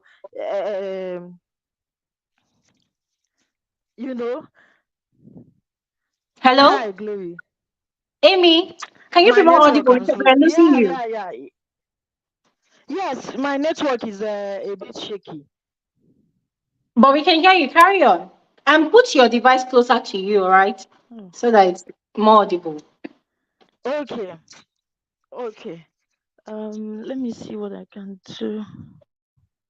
But it's better. We can hear you. We Glory, can can hear you you. hear me Your now? network is okay. Yes, your network is good. Yeah. Okay. Okay. So, I'm just saying that she should stop saying she's biggest. So she's not biggest. So she wasn't big on the show. She's not big outside. She's, reducing her self-worth every time she opens her mouth to give an interview. I'm disappointed. And I just feel bad for her fans because they have a lot of work to do. The defending that they would defend For real. is a lot. Is a lot For because real. she's not even helping matters. And then For can I real. just say that DSTV and the organizers of this Big Brother should do better. If not, this season that we are saying is boring is going to become the beginning of the boringness of the show. Hmm. Because I don't understand how out of over the millions of people we have in Nigeria, 36 states, 200 and what different languages, yet we're seeing family and friends. As in, yeah. I don't know.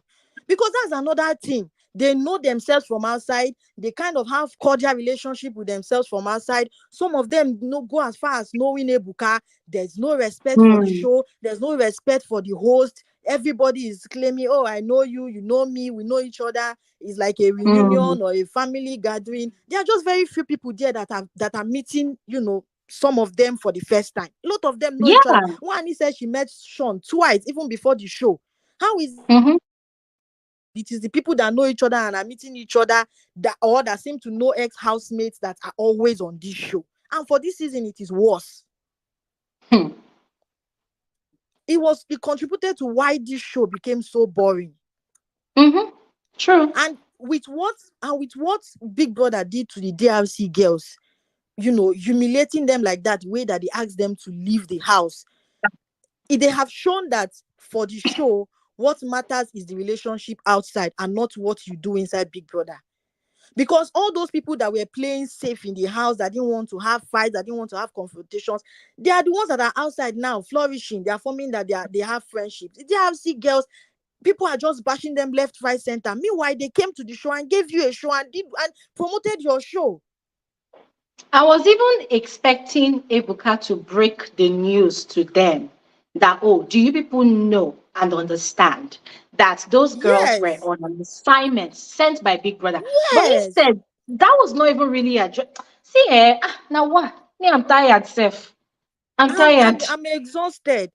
I'm Ah, exhausted. Like, why do you brought them to the house? They revived that show. And do you know that the very day that DRC left the show went down again. mm-hmm. The show went Hmm. down again. And then they are outside now. The organizers are not helping matters. Ebuka in his interview is giving Onyeka more grace. Hmm. He's giving her more grace and not making her understand that those people were brought into the house for a mission and they did. Amy, we've lost you again. We've lost you again. I don't understand. So Oh, okay. I think they just really, really, really need to do better. And the fact that in Victoria's interview, Ebuka was asking her, why did you do Onyeka like this? What do you think about Onyeka? And then when it was Onyeka's interview, there was barely anything that was even asked to why she's so vile in her words and in her actions towards Cassia and Exactly. Victoria, especially with things that didn't even Exactly. concern them. You found a way to put them into every situation. You had something bad to say about them. Nobody is asking Onyeka that question. Then when they now see Victoria, they'll not be Exactly. asking her, well, why do you think that your relationship with Onyeka did not flourish? Is she the reason why it didn't flourish? Is she the reason? All Anyways, I'm right. just so Thank happy you. that the money is married. We got our win. I'm Yeah. excited, and I just pity those people that have to defend bigger soul because you have a lot of work to do. Oh, for Thank you, real. Thank thank you, you very Glory, much, thank you, Amy. Glory. Thank you. Okay. Before we move on to the next speaker, two things. One, quarterly. I noticed that when people are talking, you are saying that they are reaching. I don't understand. Did you just learn the word reaching today? Because anytime anybody is talking, you say you are reaching, speaker, you are reaching. Which one are they reaching? I don't understand. Ask me out. The person said production humiliated the DRC agents. Did you not watch the show for yourself? Did you not see how they were removed, how they were evicted from the house for the second time?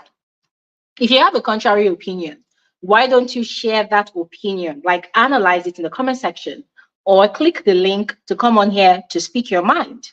Why is it that when everybody is speaking, the only thing you keep saying is they are reaching, they are reaching? Did you just learn the word? You're trying to announce to us and let us know that you just learned the word. Please, decorum is okay. Every time somebody is speaking, they are reaching. You don't do. They are not reaching anything. They are not reaching for your eyes. It's okay. It's okay. Thank you. Secondly, yes, when Amy was speaking, Amy spoke about how Onyeka was giving several graces for most of our interviews. If Victoria can hear this conversation right now, Victoria, hear me and hear me out. Anybody that knows Victoria, tell her. If in the future she has any further conversations or interviews about the show, if they ask her any question anymore about Onyeka and Ozee, she should say, I cannot answer, I'm not answering that question. Use your own words. Let her use her own words and say she's not answering those questions anymore. Because I totally agree with this person, Amy. When Onyeka is getting interviewed, it's like interviewers are scared of asking her of how vile she was towards Victoria and Cassia. The vile things that she said, the character assassination she went on against those two people. Nobody is asking her questions about those people. And she has this thing that she does during her interviews. She'll be saying, I don't know, and biggest will be biggest, oh, my ass. She'll be saying those things, and nobody will call her out for it. Nobody will repeat the questions. So Victoria and the rest, and Cassie and whoever cannot be the scapegoat. If those people are not willing and ready to take accountability for their actions and the things they did in the house, then Victoria should not stress herself. She should stop answering those questions. Since the interviewers don't want to do their work by asking the necessary questions, they should stop answering the questions. Anyways, that is if they like. Me, I'm just advising. Let's speak with OVA Man. OVA Man, are you there? Hello. Hi, you're welcome to the conversation. How are you? I'm fine. Thank you, Glory. How are you? Good, good. You're welcome. Yeah. So I agree so much with what you said, Glory, about these people always talking about they are real, and they are not. Whenever they're asking them in interview, they're saying they've been real. I don't know. Is that nobody is trying to penalize them for not being real, because at the end of the day, like you said, it's a game show. They have to go in with strategies, so they Mm-hmm. don't need to be telling everybody they are real every time. So Mm-hmm. yeah, that's just something that I just can't understand why they always say they are real. And Mm-hmm. because the more they are not real, I mean, the more they are supposed to go in with a strategy in the first place. So Mm-hmm. and even if they say they are real, that means they're actually making themselves look bad, because does it mean Mm-hmm. that all the some of the bad things they've done or they've said in the house, does it mean that that's how they are in real life? So I think Mm-hmm. I don't even understand the psychology behind saying they are real every time. Then Mm-hmm. um, yeah, I think for the production and Onyeka, I feel like the someone said something. I don't know. One of the speaker, I guess, said something about Onyeka being the fave. But I think of Ebuka or something like that. Well, Ebuka have said it several times. I watched one of his interview where he said that his faves are always the people that gives him content, as long as they are Mm-hmm. not as long as they are not bad content, like maybe abusive content, or there's sometimes someone can do something on the show. I think it was during the time of is it what's the name? Um, what the young lady that won, Ilebai. Like the Mm-hmm. time they felt like she was bullied, and or there are some things. I feel like if you give some people, if you give them negative or bad content, they will kind Mm-hmm. of look for a way to get you out of the show. If it's something Mm-hmm. that's going to paint the show in a negative, like maybe there's an abuse or something like that. I think that's Yeah. what they do in the South African version. But as long Yes. as the show is not, as long as the content is not going that direction, I feel like they were going to favor people that are giving them content. They'll kind of feel like they don't want to make them They don't want to make them feel too down so that they can continue Mm-hmm. bringing that content. They want to boost their confidence, kind of. I feel that's just my theory, my opinion. So I might be wrong, Yeah. but that's just what I've observed. That if you're bringing content for them, as long as it's not some scandal or criminal or something like a crime, or then they will kind of protect you and boost your confidence so much. So you keep on giving them content, and I think they saw Mm. that also somehow in Onyeka. That's just my own view. I think Yeah. they saw that somehow in her, and that's Mm-hmm. why they tried. It looked as if at some point they wanted to shield her from some things. Then, Mm. but I think Cassia and her husband, they also brought content. And somebody mentioned that, and I think I heard that somewhere. I saw it somewhere on Twitter. Then I didn't take it serious. I thought it was not even true. That there was maybe Ibuka had something because of one of the jokes Cassia made and mentioned, like, is it charge and bill lawyer or something like that. I don't So, know. so it's possible, at the end of the day, these are human beings. Ebuka is also a human being. Yeah. So it's possible that that could have also rubbed him off the wrong way. But I think Probably. he has been in the business for many years, and he knows Mm-hmm. that if he attacks Cassie and makes it obvious, it's going to only help her, like it did, like whatever the confrontation was actually helped her. People now felt Mm-hmm. like they must make sure that the money is married. So and the money ended up being married. Mm-hmm. So and I will just finish by saying, I was listening. I usually do not. I always wish that we don't go bring in tribe to some of these conversations. Me myself, Mm. I'm uh, I'm from the Niger. I'm also from the Niger Delta. So if anything, I should be saying Kelire is my brother. Cassia Mm. is my sister because they are from the same side as me. So, but at the same time, we should not go too far in that, because if you look at or we should do that with kind of some sensitivity, because if you look at the show, there's a lot of people, everybody watches the show. And to be honest, when I see people typing money is married, money, I usually look at the names sometimes. I see every tribe. Mm-hmm. I see a lot of Igbo names. I see a lot of Igbo names, to be honest. I see Yoruba, I see everybody's names there. So I would just wish that we handle that. And the lady, I'm not attacking. I know you have a rule of not attacking anybody that says something. I'm not attacking her, but I'm just saying I don't really agree so much with what she said. And when she was saying that, and I said, and this lady is an Igbo, and she's trying to set up this kind of conversation that, yes, it will bring all this attention, uh, it's negative, it's triggering. We shouldn't be going there. I just said to myself, honestly, these people sometimes I think they do themselves. You understand? Because Yeah. how can you come out in such a public place and you want to stir up that kind of a conversation against your own people? So, So so can I to my tell you something? Can I tell you yeah, something, Obi man? So, um, if you had listened to the way that lady spoke about it, she did not speak about it maliciously.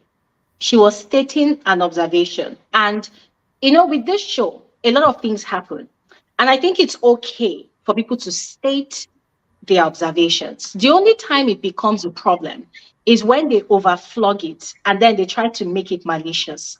So when I think it was even more than one person that has, brought that up, and a lot of people have actually brought it up. But you just need to understand that it is the observation, right? But yes, it's a good thing. It's a good thing that they are not being malicious about it. They're not saying, oh, the show is tribalistic. Nah, nobody is saying that. But they are observing that. And it was the same thing that TJ observed. But then the fact that they were on live TV and he mentioned it, that was why they had to caution him. Because you agree with me that at the time he mentioned that, there was some sort of tension in the country about you mm, understand what I mean? yeah. Yes. So let's not drag it too much. Just take it as people's observation, and they have a right to mention their observation. All right. You're absolutely correct there, Glory. And I'm not trying to actually like I said, if I didn't know better, I would be jumping and saying yes, yes. But I think we have come a long way and we shouldn't go down that route, kind of. Because if I'm being honest with you, I think, yeah, TJ mentioned it, but I think he was mostly referring to inside the house, the dynamics of how people are organizing themselves in the house. And he didn't talk about production or Ebuka. Because sometimes if you want to do a proper, just look at some of the program, maybe the eviction show or whatever. You look at, when it ends, when they start bringing the names of the cast and everybody and the production, you will see the names. To be honest with you, one day I did that and I saw mostly other people. Okay, it's just a combination of everybody. Actually, more Yorubas, if you ask me. So I don't think I would go down that route, and we should just try, because we are trying to move past that in our different societies. It's something that is not just unique to Nigeria, it's an African thing as a whole, because every African country have like so many tribes and everything. So yeah, we should just not go down that route. And yes, Glory, you've been doing an amazing work. You're a genius, Thank because I you. see the way you move.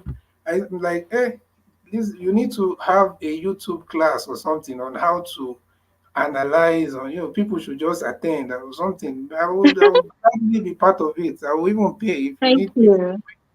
because you're a very brilliant lady, and just Thank continue. you. Yeah. Thank you very much. Thank you very much. And thanks for your contribution. Thank you so Thank much. you. Yeah. All right. Before we move on, I just want to thank AB for, her token. AB is always, always, always, gifting this channel with something, for tea and for comfort and also as compensation. And AB, I appreciate you every time, every time, every time. I do not take it for granted. God bless you so much. And, give back to you 100-fold where your resources are coming from. Thank you so much. All right, let's speak with Sisi. Is Sisi there? Hi, Chloe. How are you? Good, good. You're welcome. Good evening. How are you? Good evening. I'm good, thank you. It's my first time, and I'm so excited. You're especially welcome. Especially welcome, Your Royal Majesty. Thank you. Chloe, I have a couple of Yeah. grievances, and the first one is with a multi-choice, because I do believe that they make the decisions and they saw what was happening in the show. And Yeah. it's so irritating, because I felt that this season was going to be better than the Big Brother Mzansi, but it was actually Yeah. worse. Hmm. Do they use the same production team? Yeah.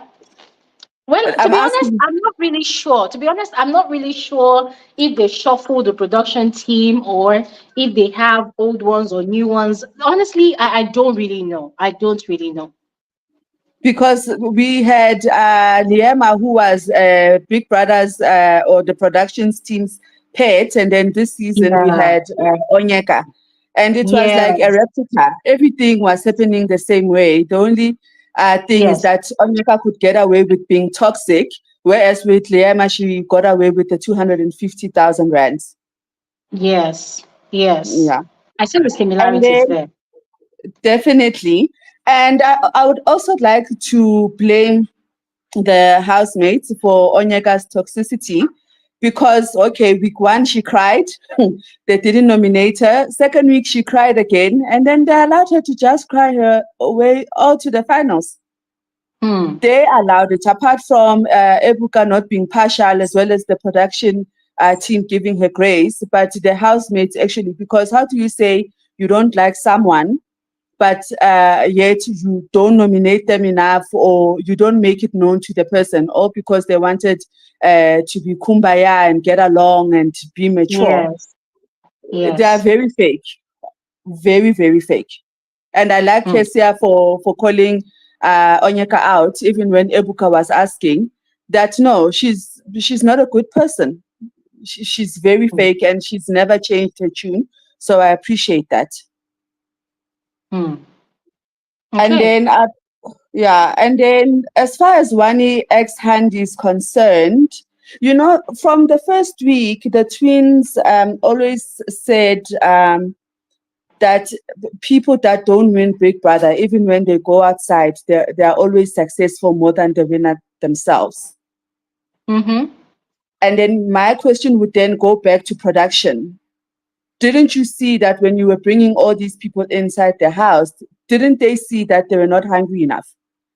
Because if someone is saying that from first week that they are more successful than people that actually won the show, already tells me that, okay, they were just there for vacation. And that is why the show was the way that it was, because they were just there on holiday. Hmm. Hmm.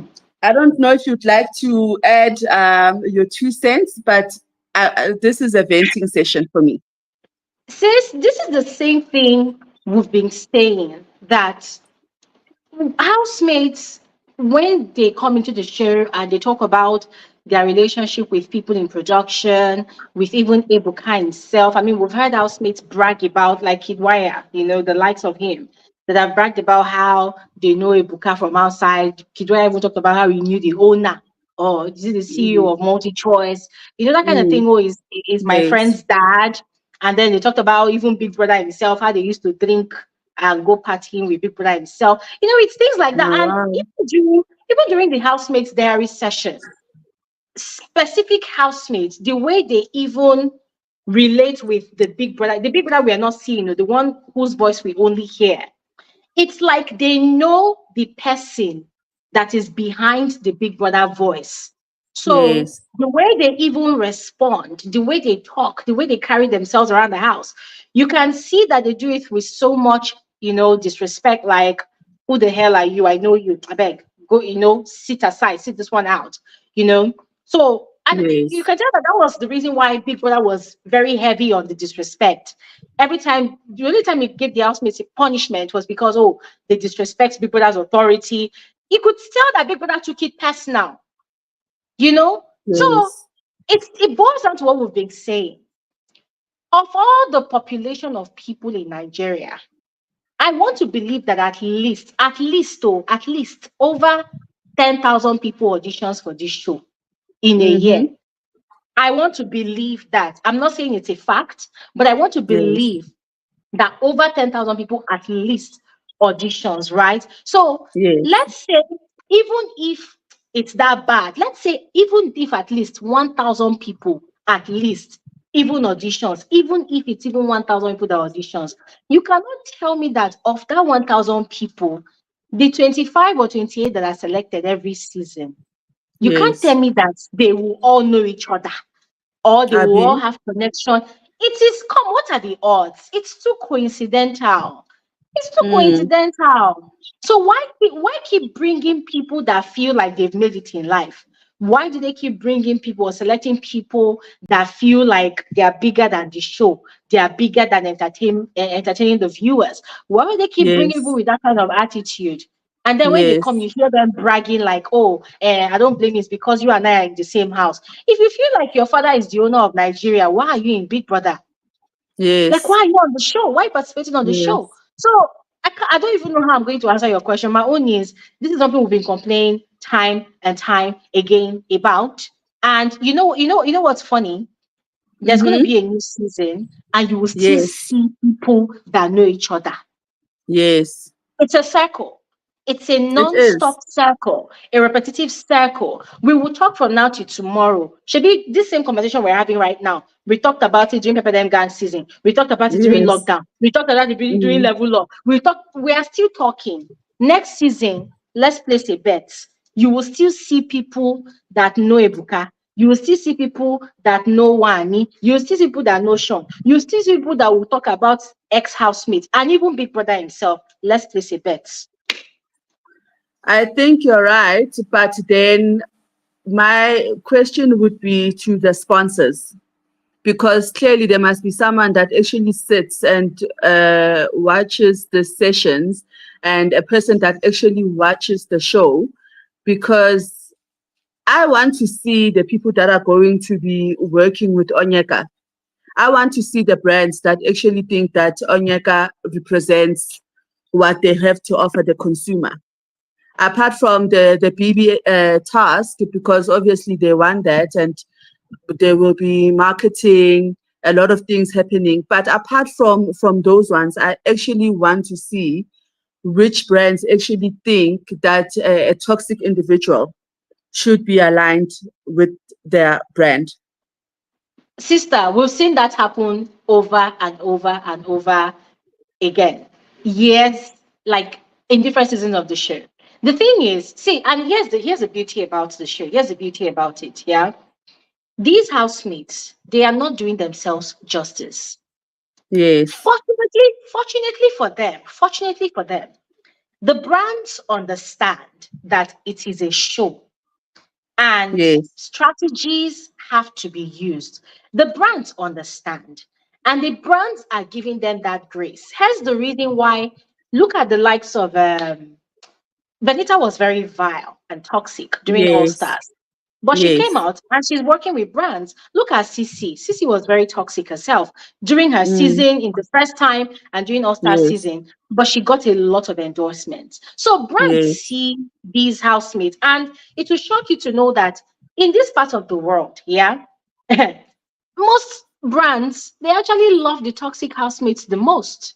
Mm, Yes, they love them the most because the way they interpret it to mean that, oh, those ones that are toxic, they have a loyal fan base that are just as toxic as them. So those ones, 11% fan base. exactly. So the brands are only concerned about revenue. How much can you make for us? Look at Erica. When she came out, I had the opportunity of doing my professional course with two people that worked in a particular alcoholic brand company. I don't want to mention the name here, right? And one of them was one of the persons that was responsible for negotiating with Erica's team the money they were going to Mm-hmm. pay her for that Wow. endorsement. And the guy was bragging about the sales they made the very first Imagine. pop-up, the very first pop-up they did. And we had it was an advertising course. And I asked Yes, him, I'm like, come, so what's the secret behind this? And they were like, what did they know? And their own is how much can you bring? What sales can you make for them? How much turnover yes, can you make for them? How much revenue can you bring? How many loyal customers or repeat customers can you get? Because that time during Erica's time, what happened was there was a particular brand and they did a pop-up and her fans were trying to prove a point. And so they went ahead and bought most of that drink from different shops and supermarkets around them. The fans were yes, heavy on proving. So they wanted that bragging rights that yes, their their fave was going to help brands to sell. So I had the conversation with this guy, and the guy was like, for them, they don't care. For them, they are looking out for the ones that actually have loyal fan base that will, help them make turnovers. And that's exactly what it is. And we are seeing that happen today. So if you see brands chasing any of these housemates, to be honest, their own is the money they will make off these housemates. And that is why most of the time, these endorsements only last for as long as it can last. Because the yes, moment there is a new season of the show, these brands have sent out their recruiters to start scouting again for potential money bringers, potential money makers, housemates that potentially will bring in the money. So the brands don't really care. For them, they understand that it's a show, games will be played. Their own is at the end of the day, they don't care whether you killed somebody. What they're looking for is the person that has the loyal fan base that will help them make sales. So to be honest, you as a viewer can be thinking that, oh, this housemate is too toxic. They might not make it's a lie. The brands are waiting for that one that has the crazy fan base that will help them to make sales. Yeah. So it happens like that. But sometimes the case is different. Sometimes there are certain brands, because now brands are becoming more aware, right? So there are certain yes, brands too that are trying to place themselves on this elevated pedestal that, oh, we cannot, our values does not align with XYZ, right? So yes. what they now do is, if this housemate looks the part, if this housemate, has the aesthetics, whether they have a crazy fan base or not, they will work with that housemate. Do you Mm, understand? I'll give you an yes, example. Look at Fina. I'm not saying Fina is bad or terrible or horrible, no. But look at yes, Fina. Fina is the winner of her season. But there are certain brands that you would have expected that should gladly work with her. but they are not Yes. working with her. Why? Because her aesthetics does not align with their values. Yes. I don't know if you get me. Yeah. So I yeah. understand. I understand. It Mhm. makes perfect sense. And then, I never watched the final interview that Ebuka had. I watched the interview that he had with all the housemates, with all the ex-housemates, but I couldn't bring myself to watching his interview with Onyeka, because I was like, Mm. okay, because they are going to give her grace, just like they've been giving her grace for the whole season. But I actually watched an interview yesterday, a radio interview, where the presenter asked Victoria what she thought of Onyeka's apology. And Mm. even when Onyeka responded, she said it shows the kind of person that Victoria is. And I was Yeah. like, girl, you are gaslighting this girl. Like, Exactly. are people not seeing it? Are the 11% crew not seeing it? Because Mm-hmm. your fave is toxic. Mm-hmm. You I saw that cannot, interview. yes. And that was the only interview actually that I could watch, because I just didn't want to hear anything from Onyeka, Miss Biggest O, and I was like, you are gaslighting this girl. And Mm-hmm. Victoria was there looking very demure, very cutesy. And I was like, Mm. yes, girl. And I also like the fact that it looks like Victoria has media training. She's very eloquent, and she's actually Mm. speaking up for herself, and she's not allowing these people to ask these questions that are Mm-hmm. going to somber her mood. And I like that. The fact that they are out of Yeah. the house now, and she's not in a box Mm-hmm. like when she was in the house, where she knows that, So okay, I don't even have to tolerate this person past this interview. So I really, yeah. really like that for her. And I also feel that Ebuka did not respect Victoria, even in her last interview, because the whole interview was basically about the 11% crew. I'm not just going to say her name before her people start coming for me. The 11% biggest loser. And I was like, I think I've I've enjoyed Ebuka in the past. Let me say that.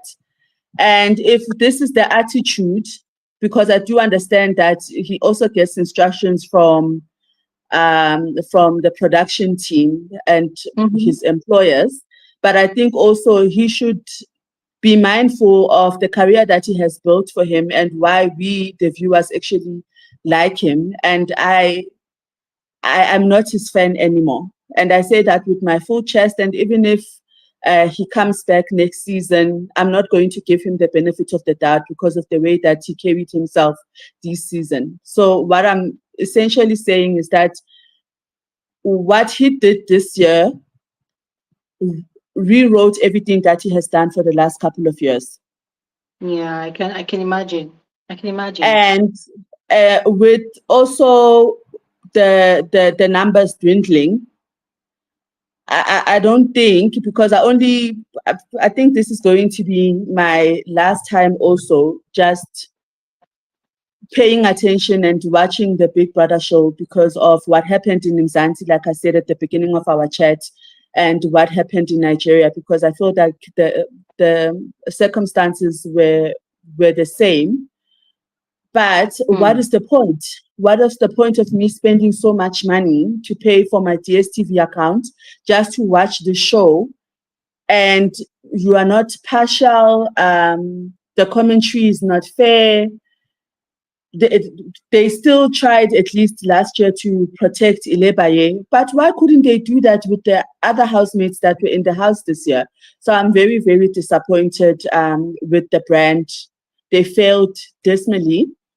And just to wrap up my comments, Chloe, even though you did mention that you don't like us to go into this topic, but I do feel that TJ was right in most of his analysis, even the ones that we will not, because our previous speaker did address it as well, and the gentleman before Mm. me. But TJ was writing most of his analysis, and maybe because of the career path that he chose, I would say that unfortunately he did not have a backbone, and he chose to give the Mbadiwe is the way the title of his children's godfathers. So more like compensation. All right. yes, Thank you. Thank you very thank you much. so Thank you much, very much, Lori. Sippy. Okay, Thank you very bye. much. Bye. All right. Let's speak with Anike. Hello. Hi, Glory. Good evening. How are you? I'm good. How are you too? Doing great. You're welcome. Finally. So I followed your program. I followed your channel for quite a while now, and I must say I Wow. love your analysis. Can you hear me? I can hear you. Thank you so much for loving my Yes. show. I don't want to talk too much, but is that this year the money should have gone to Big Brother himself, because the man tried. He tried. He brought back DRC. He tried to bring in face-to-face nominations. He to make Oh the my show God. lively this year. Oh my God. Anike, we've lost you. Your connection has gone off. I don't know. Do you want to try? She can't even hear me.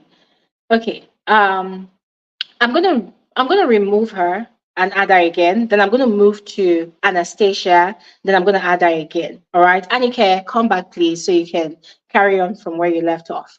Hello, Anastasia. I know you taught me how to pronounce your name. Hi, Glory. Good evening. How are you? Good evening. Fine, thank you. Yourself? Yes, I'm good. I'm good. Thank you very much. Anike, after Anastasia, you're going to speak, all right? I mean, because your connection is quite off, okay? Okay, Anastasia, please carry on. Okay. First of all, I want to say, I want to tell Onyeka's fanatic. I want to give them a message to go tell her.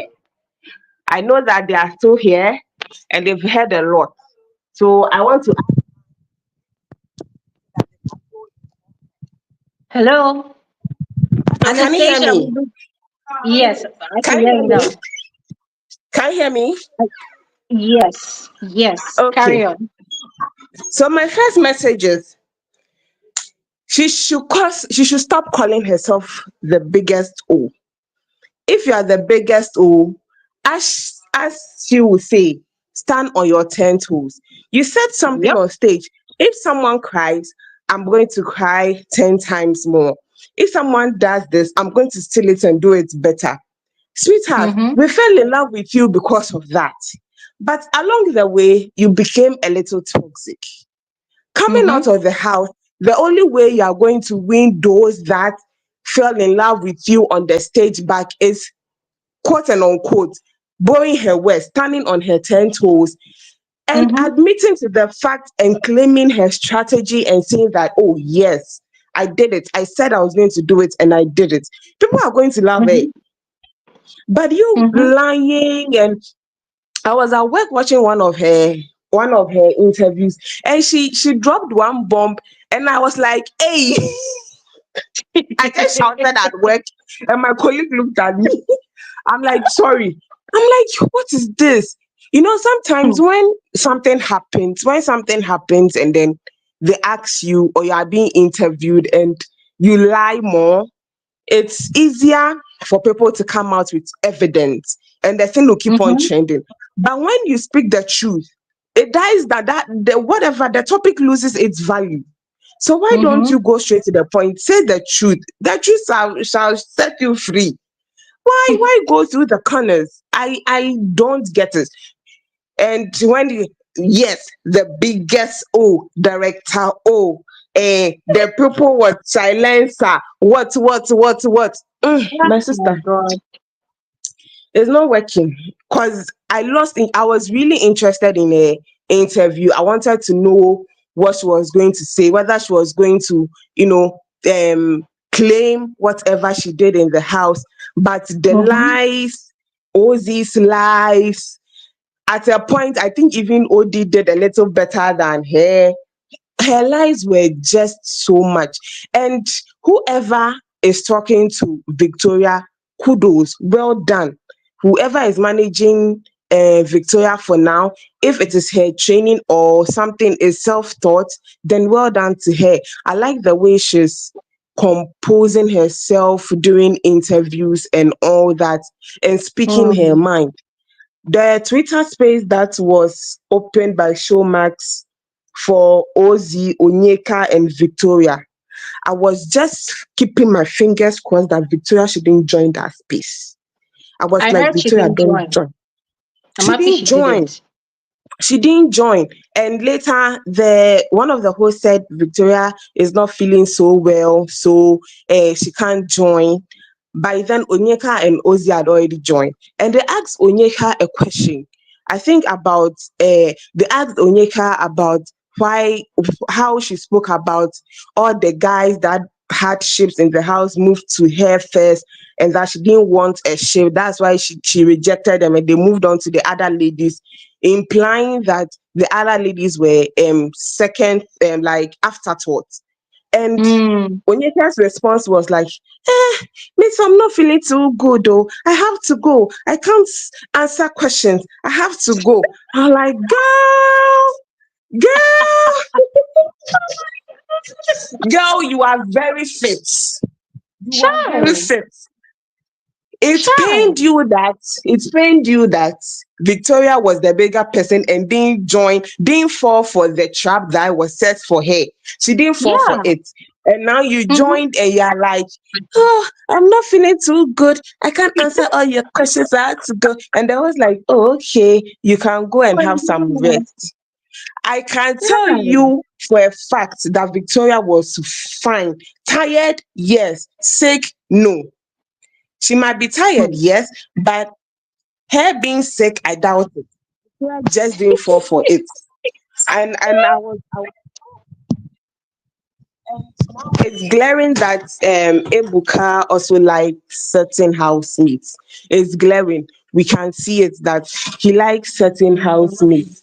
Because I think the last interview with Tuke, I don't know whether it was that one, I can't quite remember, when they were talking about who found out about double case marital status. And then he was like, it was Onyeka that found out first. I'm like, Ebuka, no. Onyeka didn't. It was Chinwe first week. When they came out of the arena, Chinwe called Zion and said, I don't think we are the only couples in this house. I think Kasa and Kelly are also couples, maybe Mm-hmm. married. Let's wait and see. Onyeka later, everyone was circulating it like it was just rumors in the house and all that. It was it the 8th or the 9th week when she was fighting her own demons and had problem with Casa and Victoria for no reason. And when Kelly was the HOH and she was ranting to Anita in the dressing room, and she was like, she won't do the dishes. If she thinks it's a punishment, it's her boyfriend that will do it. They are just around. They are just around and they are lying. They are just around and they are lying. Their boyfriend will do it. Girl, you never suspected it. Though You she's trying never to take glory suspected for it. everything. Exactly. You never suspected it. Even when Kelly Ray did that announcement, you could see that she was shocked, but she didn't want to show any No. form of excitement. I saw Mm-hmm. it. She didn't want to show any form of excitement. So I think Mm-hmm.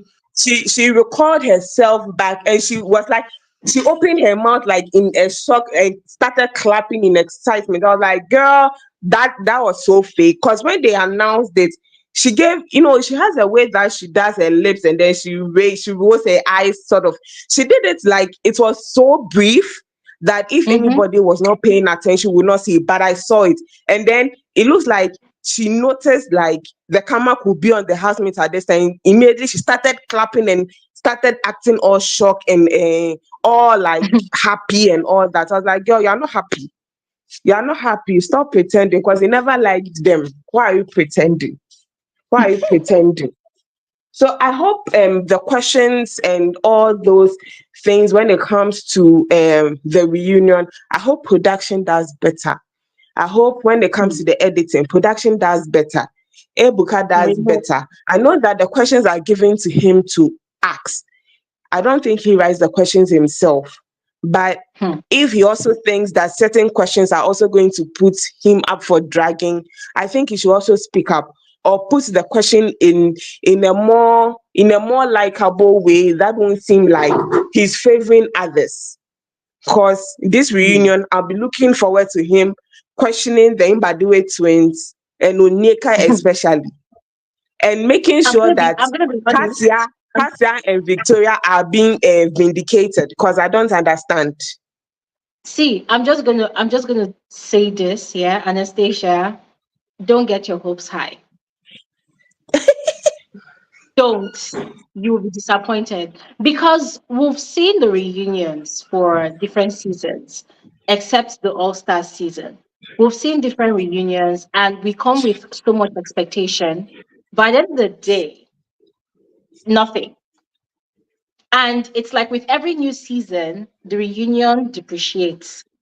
When Mm-hmm, reunion still started, the thing will run for like 1 month. Pepper and Gang season, I mm-hmm. think it ran for like 1 month, like for 5 days a week, up to 1 month. And then later on, dropped to 3 weeks. Later on, it dropped to 2 weeks. Who knows? And later, Maybe this one is 1 week. only going to be episode 1 and episode 2. Ah, So, yep. we'll demonstrate on that. That won't happen. Uh, I want to answer this. Is it Ibi Okoli says that, but Onyeka told the double K that they were married in week 1. If she said it, it was a rumor that was started by Chinwe in the yeah. house, and by Mhm. extension telling Flourish, that is DJ Flo, and then Ruthie, and then Onyeka being in everybody's business heard it. So that was it. But later down the line, everybody dropped it. Most people dropped Yeah. it. Some people were still keeping up, like someone, DJ Flo, for example, was monitoring them every party, was monitoring them. But other people dropped it. Yeah. They were like, okay, cool, fine. Victoria even said that she also came into the house with Sean, who is her friend, and people also thought that they were dating and they were not dating. Mhm. So if Kelly Ray and Cassia said they are friends, she let it be because she also wanted that same grace for herself. So Mhm. if Onyeka told them in the first week, she didn't suspect anything. The first person that suspected them was Chinwe. She Yes. shouldn't take that credit. That credit is not for Onyeka. She can't take the credit for anything. And a lot of things in that house. All right. And a lot of Thank things you. in Thank that you house. very much. So thank you very Thank you much. very much, Have a good Anastasia. night. You Welcome. too. Thank you Bye. so much. Thank you. All right. Annika was supposed to go next, but she's no longer here. I hope she comes back. But let's speak with Nuva. Nuva, are you there? Hello, Hello. Good evening. good evening. How are you today? I'm doing great. Can you be more audible, please? You have a lot of echoes around you. Just give me a moment. Let me let me move because I think it's where I'm at that's giving the echo.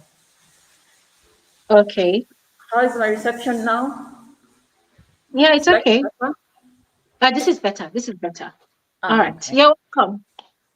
Now, matters media rounds. Well, it wasn't a surprise, anyways. The show in itself was very mediocre, so I don't know why we were expecting for the media rounds to be something else.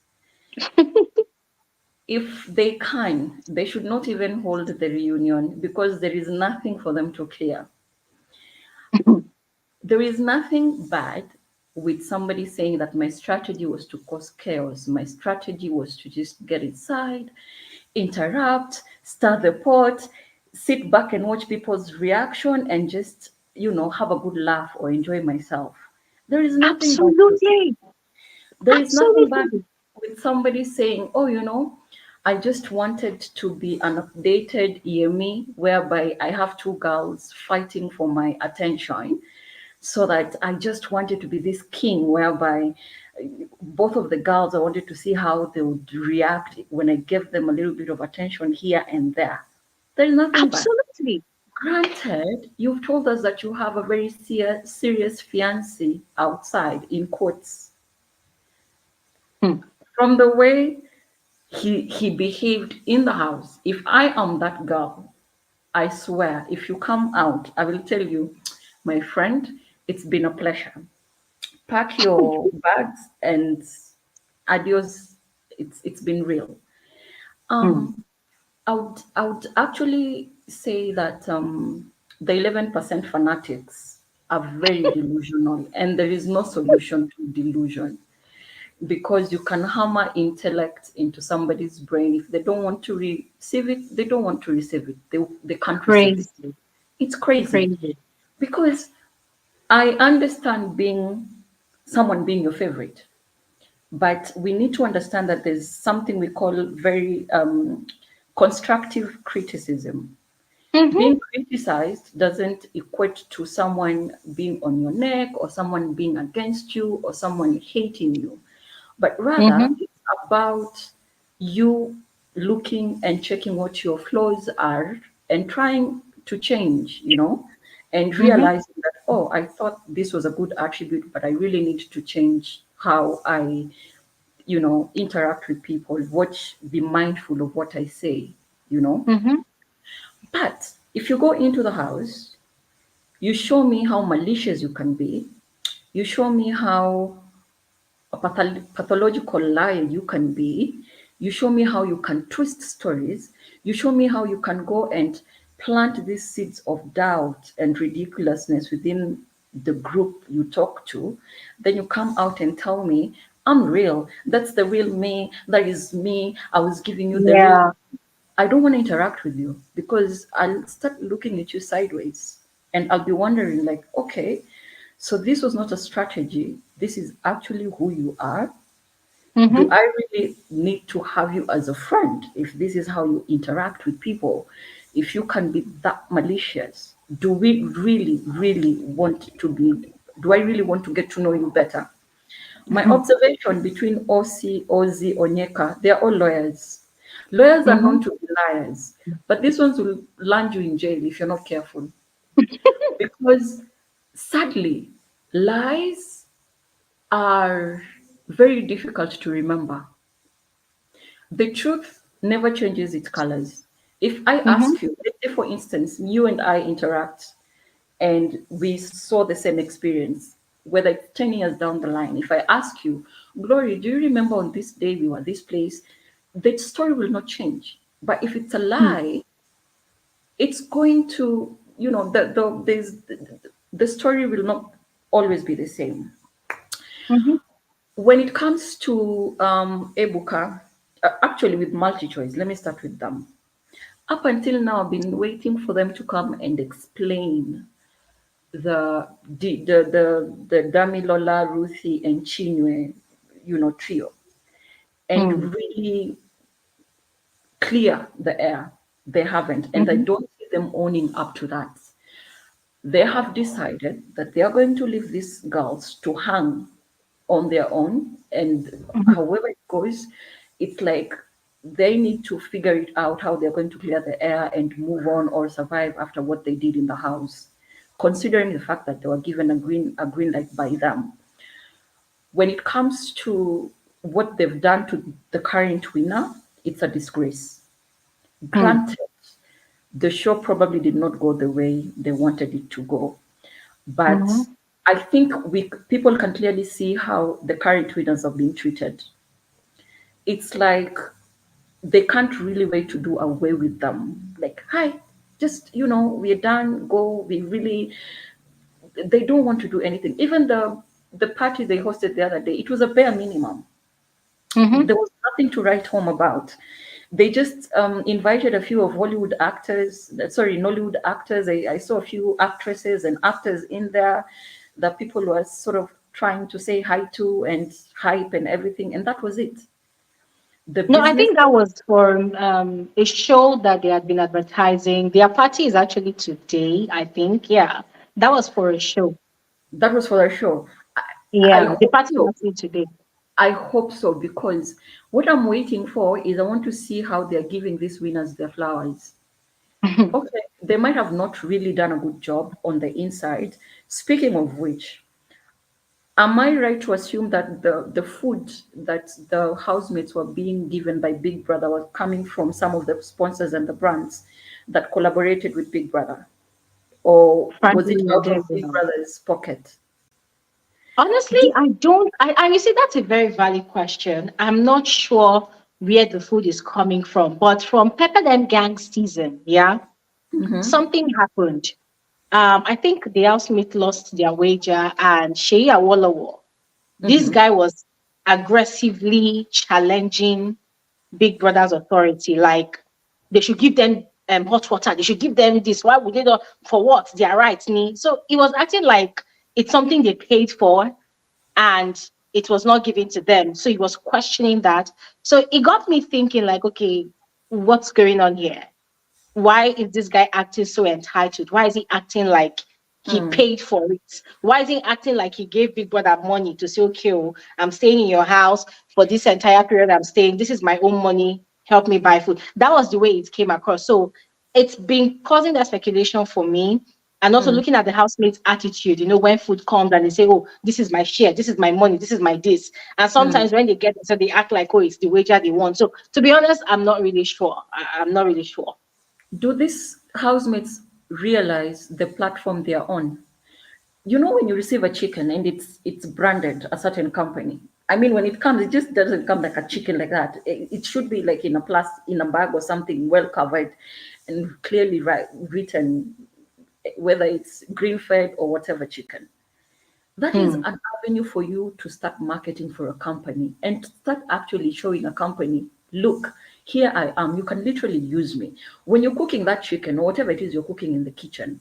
Yeah, you you Mm-hmm. you you cook it very well and you start praising, like, this food and this chicken, there's something different about this chicken. You start to stand out.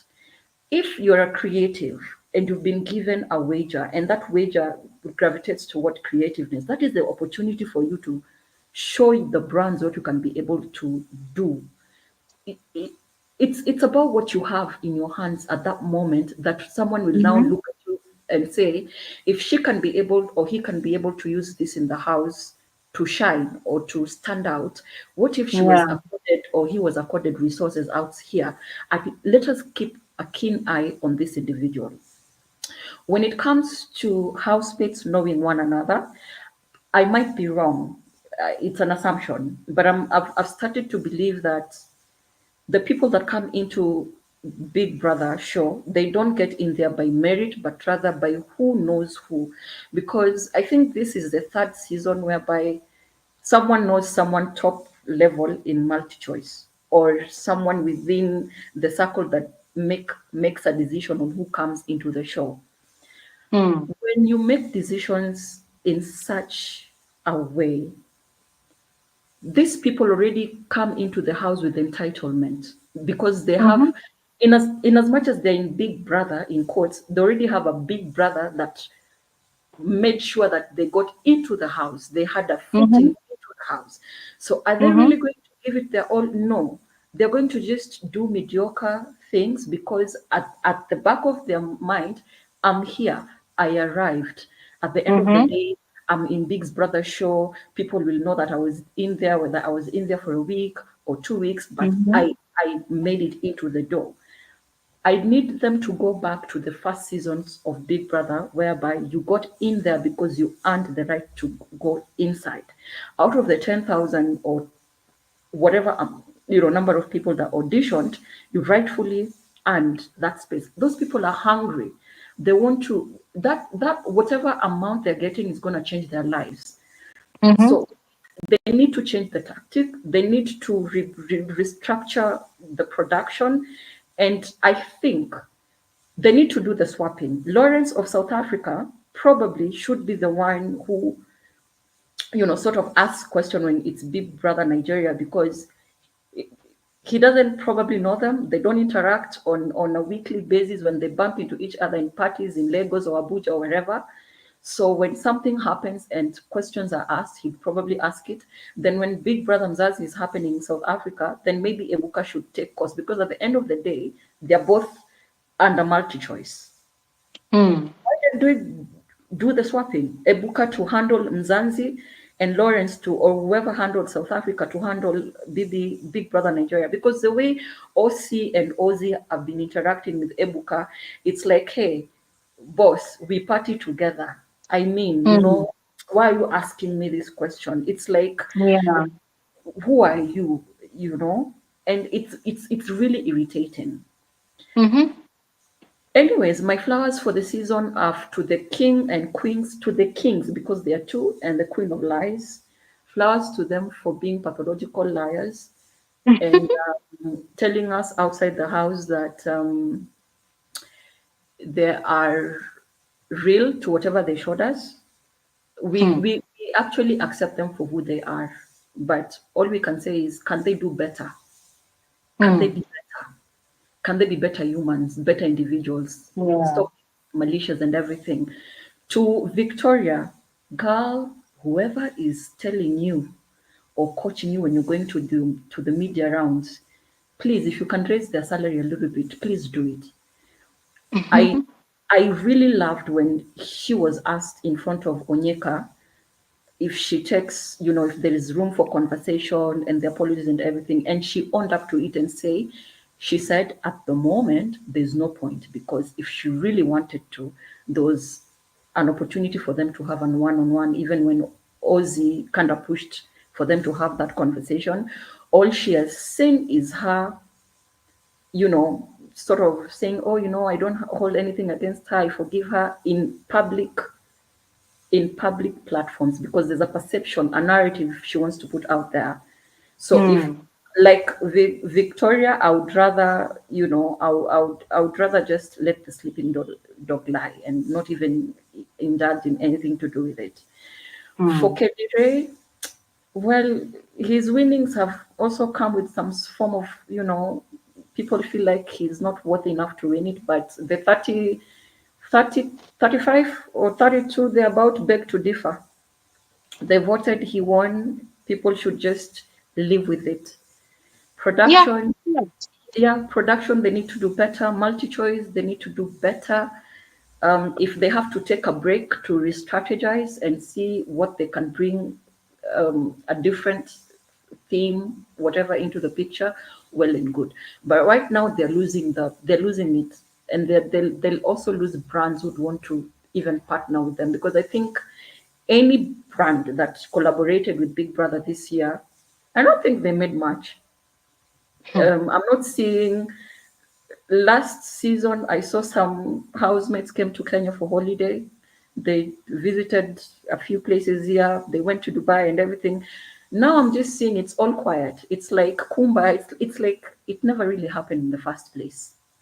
So they just need to go back to the drawing board and try and figure out where did they drop the ball. But for free, I will tell them. It's the issue of them, first, bringing people who kind of know one another, and two, also I have a feeling they're normally told, this is the role you're going to play when you get into the house. We want you to show us this and that, because I think whatever Ozee was trying to do with Onyeka and Victoria, we've seen it with Yemi and Blue Ivy and what was the name of the other, Kosi. Yeah. It has happened. It's a narrative that has repeated itself.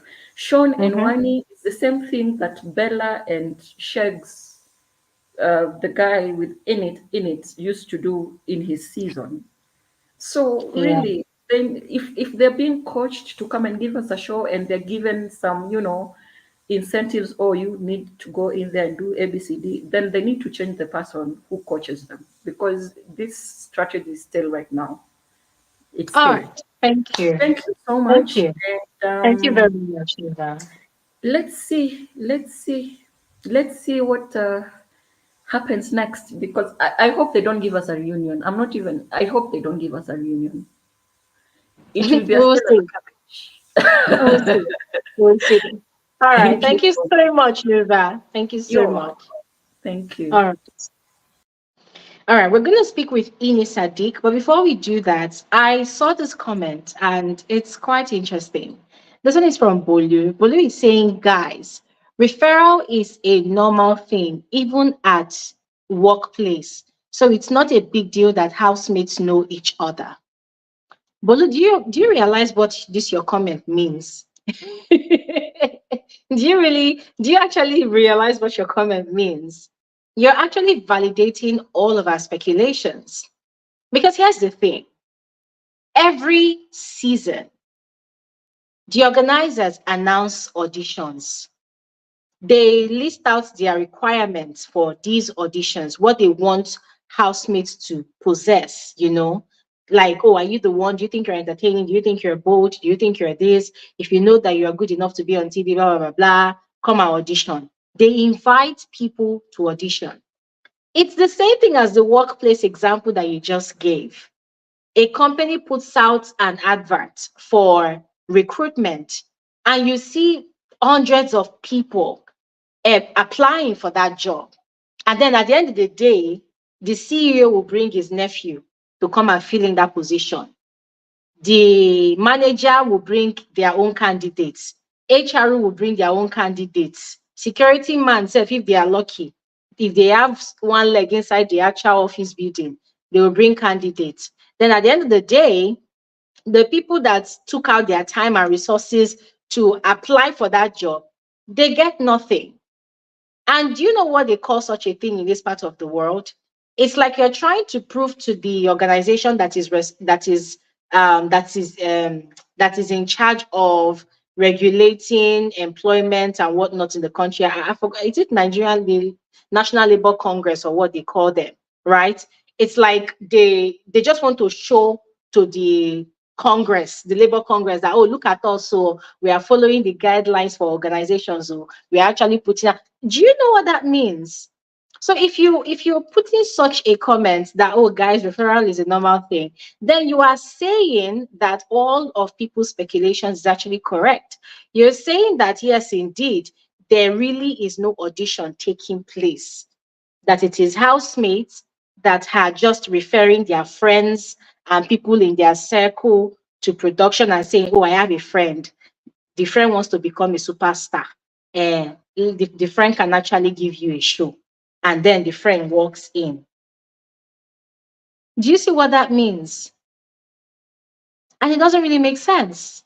Because then what your comment means is that audition does not happen. So all the announcement about audition, it's fake. That's what your comment means. So I don't know if you're being serious, but I don't know. I don't know what to make of that. Anyways, let's speak with Ini Sadiq. Hi, Ini. You're welcome. Hello, Glory. Hi. Hey, Good Ini. evening. Yeah, you sound like I was I give fighting, up. I was fighting in the comment section, and I'll say, "Chai, no, let me come up." Ini, uh, what's up? How do you what? see these people's interviews? Uh, uh, Let me chip in a little with what you just told Bulu. Now, Yeah. it's like a federal character. You have to employ everybody in Nigeria when you're doing recruitment for federal government. Yeah. You can't put on the adverts, and you have to mix everything up. So in a way, it's just like let's put this thing in public, or make it not be like, say, we know it recruits and you Exactly. already have the paid candidates. And in that case, God will punish them because those people actually gather their transportation. Some of them Mm-hmm. don't even have way to stay. They go to those states just to go and audition. Mm-hmm. You remember when this season started? I mentioned something. I said, these people are not hungry for money. Mm-hmm. They are hungry for fame. That's two Mm-hmm. different things. And True. over again, Big Brother had cautioned a lot of them during the diary session. When he sees them talking about making connection instead of talking about competition. Yes. Maybe only 4 or 5 housemates inside that place wanted that money. The rest did Mm-hmm. not come for that money. So what do you people expect? I saw somebody blaming Badiwe twins. Please, at this point, you cannot blame them anymore Mm-hmm. because none of them showed any zeal that I wanted that money. Let's go Mm-hmm. back to Fina and their case. Did you see how many people that were shouting, I want that money from week one? Mm-hmm. Do you see how many people were talking about what they want to use that money for? Did you see anything in this set? Did you see anybody talk about, I want to use money for anything? Everybody was Mm. after 1 week, I'll make the money. As if 60 million naira is there to pick. How come I've not picked in my 14 years career? I've not picked the 60 million. They are making it look like you will just see the money you pick. Maybe they've all had it in life. And it looks like they bought a form that brought them to the Big Brother show this year. See, if I had hearing problem, it would have been me and Big Brother. No rules. These people whisper and whisper and whisper and whisper. I think we had to even talk about it before they now started putting up fake, I'll still call it fake infringement warnings. Mm. A lot of things did not gel this season. A lot of things did not, 1+1 did not add this season. At all. At Is all. it when in the middle of an important conversation, somebody is cutting somebody off? So, will we all blame all that one on them Badiwe twins? I will come to Glory. Glory will give analysis. I'll now pick up and start abusing Glory. That is how they think. See, I'm so sorry. Badiwe twins are not 17 years old. They are not going to have that impulsive decision making or act the way 19 and 20 or somebody that is hungry for money. I saw somebody saying it's their father that doesn't have the money. That one is none of our business. Whoever has the money, whether you like it or not, they were given a good life as children. So if they grow up as adults and they don't have the money, that's their business. They came on this show.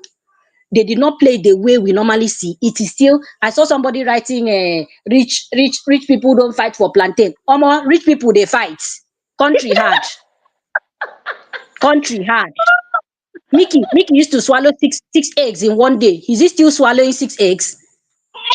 Country hard. What are they talking about? What did they even do the other day? Kai, these your people are just getting my blood hot. Oh God.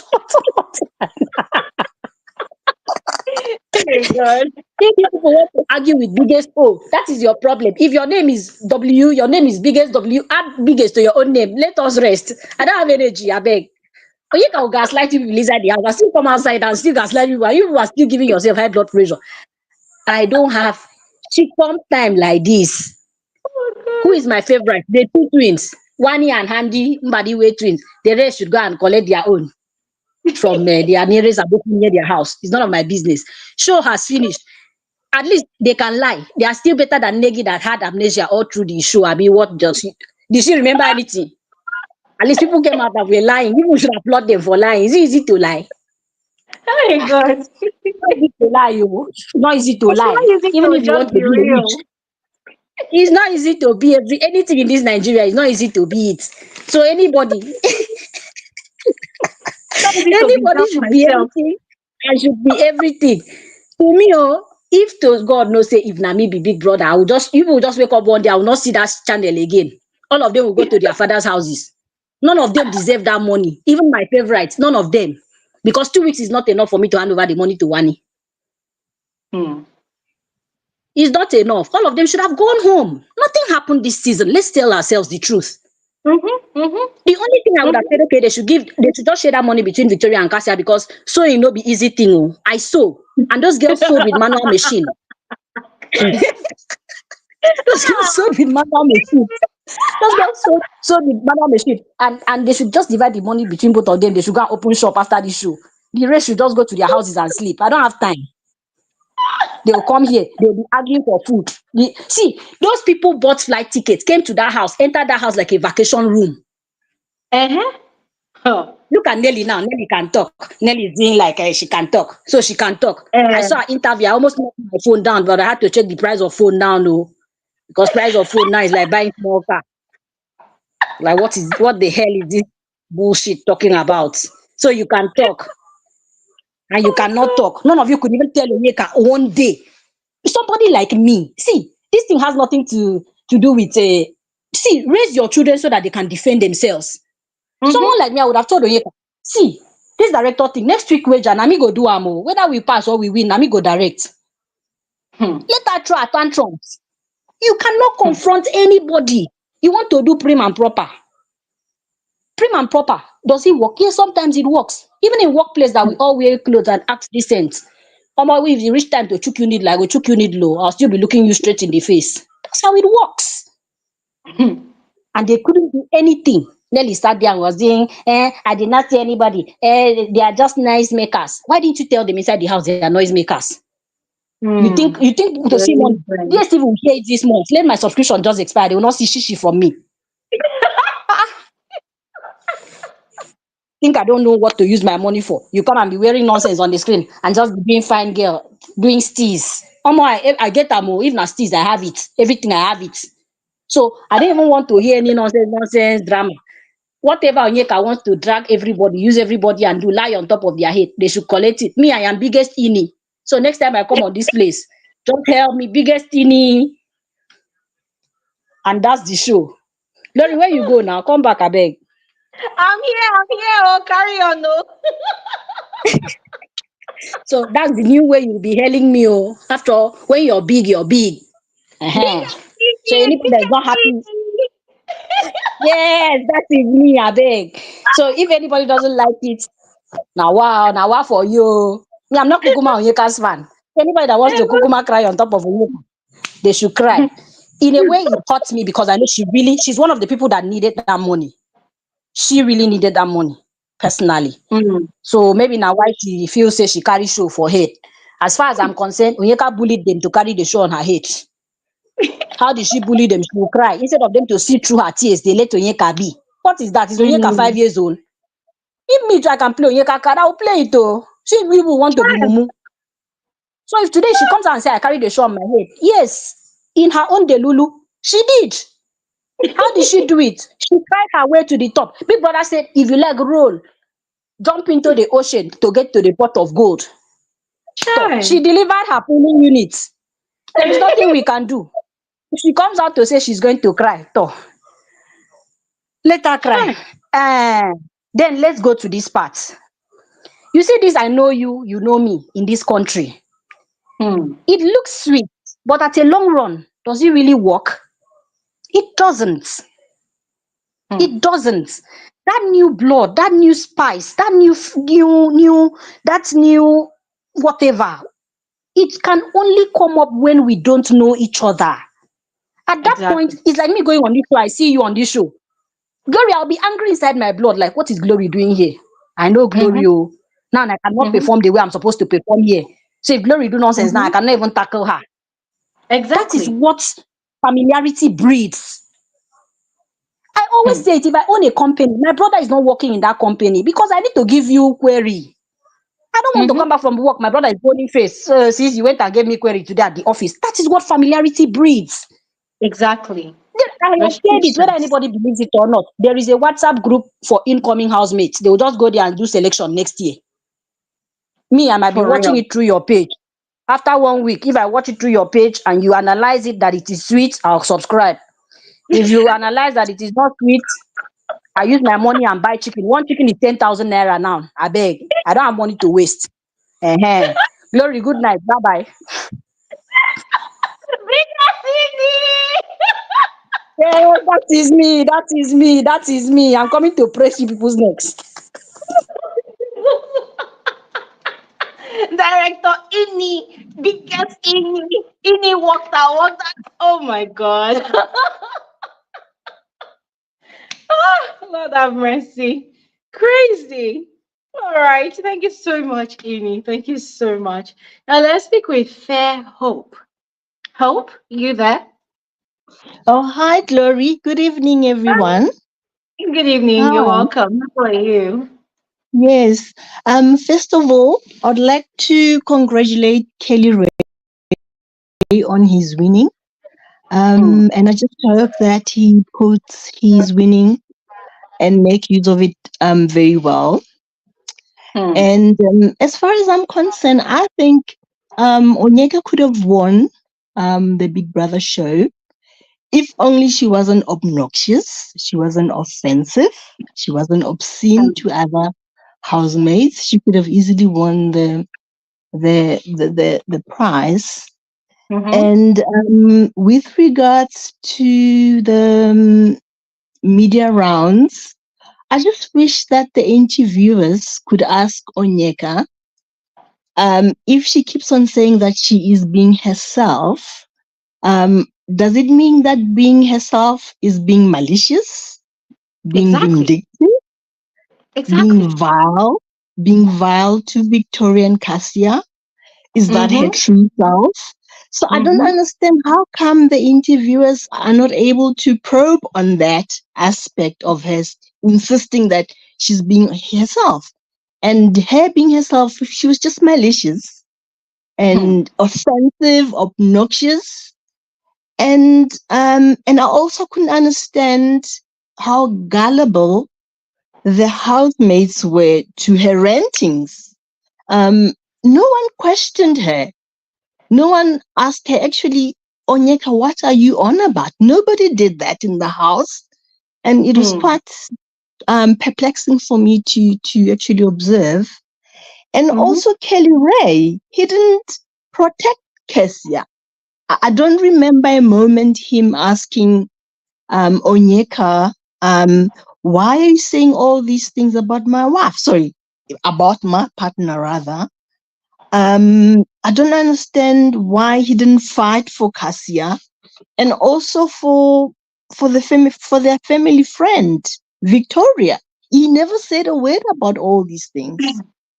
So that appeared to me as being a bit cowardly. I couldn't understand why did he cow down to all that. And I also have some advice for Kelly Ray and Cassia, and that how they won, it is very admirable, being married. And the best thing for them to do is to stay away from bad publicity. They will attract a lot of brands that are family inclined.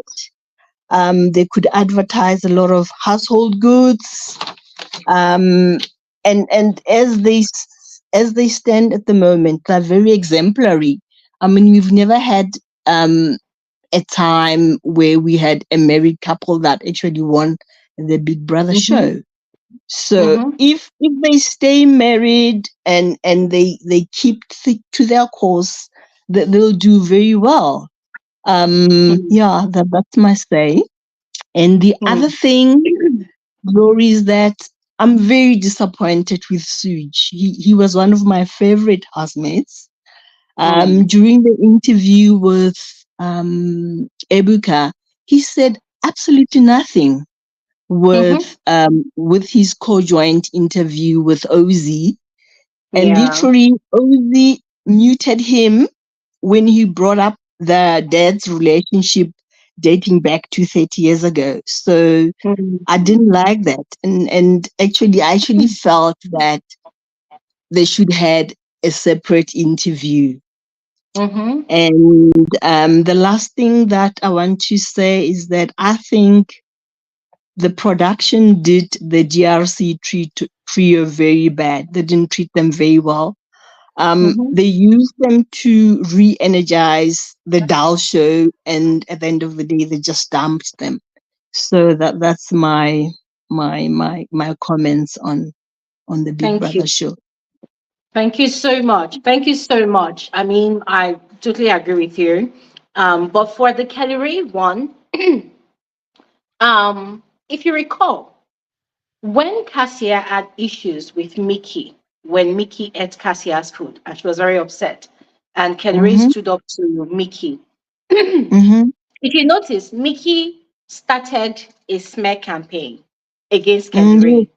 Yes, I remember He was trying that. to, and that's one strategy the housemates use in the house. I have issues with you. I automatically begin to assassinate your character to other housemates so that when it's time for nominations, the seed they have planted in their hearts will yield fruit, and then they will now see you as the villain, and then they will nominate you for eviction. So that was the Yes. same strategy. What's his name? Mickey tried the same thing for Wanni and Handy, but it was too late because Wanni and Yes. Handy, they already had a solid relationship with Sean and the Mbadiwe twins, who were in charge of nomination conspiracies in the house. So he did not Yes. work. Yeah. So Mm-hmm.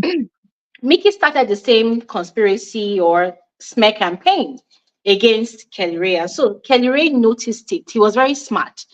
He noticed Yes. it. And not long afterwards, he went and reconciled with Mickey. Yes. So Okay. I think after that time, he realized that, hold on a second, because you see, Kelly Ray was very smart. In fact, he was like one of the smartest housemates this season in a very coded way. He wasn't loud about it. Yes. You see that Yes. kitchen where that Kelly Ray stays all the time, yeah? That Yes. kitchen is where all the gossips happen, Yes. especially in the mornings after workout session in the arena within Badway Mm-hmm. Twins. I mean, every morning after that, their 7 a.m. workout session, them Badway Twins, they are always gossiping. Okay, maybe not gossiping, but they're always conspiring in coded language in the kitchen. And Mm-hmm. then when they open Yes. the gym, in the gym. So if you notice, Kelly Ray is anywhere Badway Twins are, in the Yes. kitchen and in the gym. He is Mm-hmm. listening to Mm-hmm. them. He's forming a solid alliance with them. They poke Mm-hmm. on him. They they poke him, and they also, in a way, kind of bully him into certain things. And OC admitted to it, Absolutely. you know. And he took Absolutely. he took all Mm. of the he took all of the bashes that they gave to him. Why? He Yes. was Yep. planting himself solidly in their corner. Yeah. So Okay. so to respond to what you said about Kelly Ray not defending Victoria and Cassia, he Mm-hmm. knew the style and format in the house. When two people have issues and you now rise up to the occasion to defend one, you become the enemy automatically. It's like you've bought malice. Uh-huh. Yes. So Uh-huh. what he did Okay. was, it would be for him, he realized that it would be wise for him not to have issues with Onyeka. Why? Because Onyeka is already in Badiwe Twins' corner. He saw what was Mm-hmm. happening between Onyeka and Ozee. And if they were to Mm-hmm. place Onyeka and him side by side, Ozee would Mm-hmm. choose to save Onyeka other than him. So instead of Yes. inserting himself in that situation, he decided to be advising Cassia on how to handle it on the side rather than being at the Understand. center of it all. Because All if he right. had involved himself, you saw the way he handled that situation with Mickey, where he was shouting and he was almost going to fight with Mickey. Mm.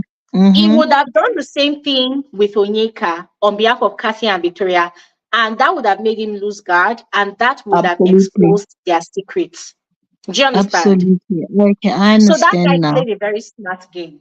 He was very Yeah, he smart with the way he actually, handled it. yeah, he was actually very smart at the end of the day. But anyway, a huge congratulations to him. Yeah. All right. Okay. Thank All you right. so much, Lori. Thank you. Thank you very much, Fairhope. Mhm. Thank you.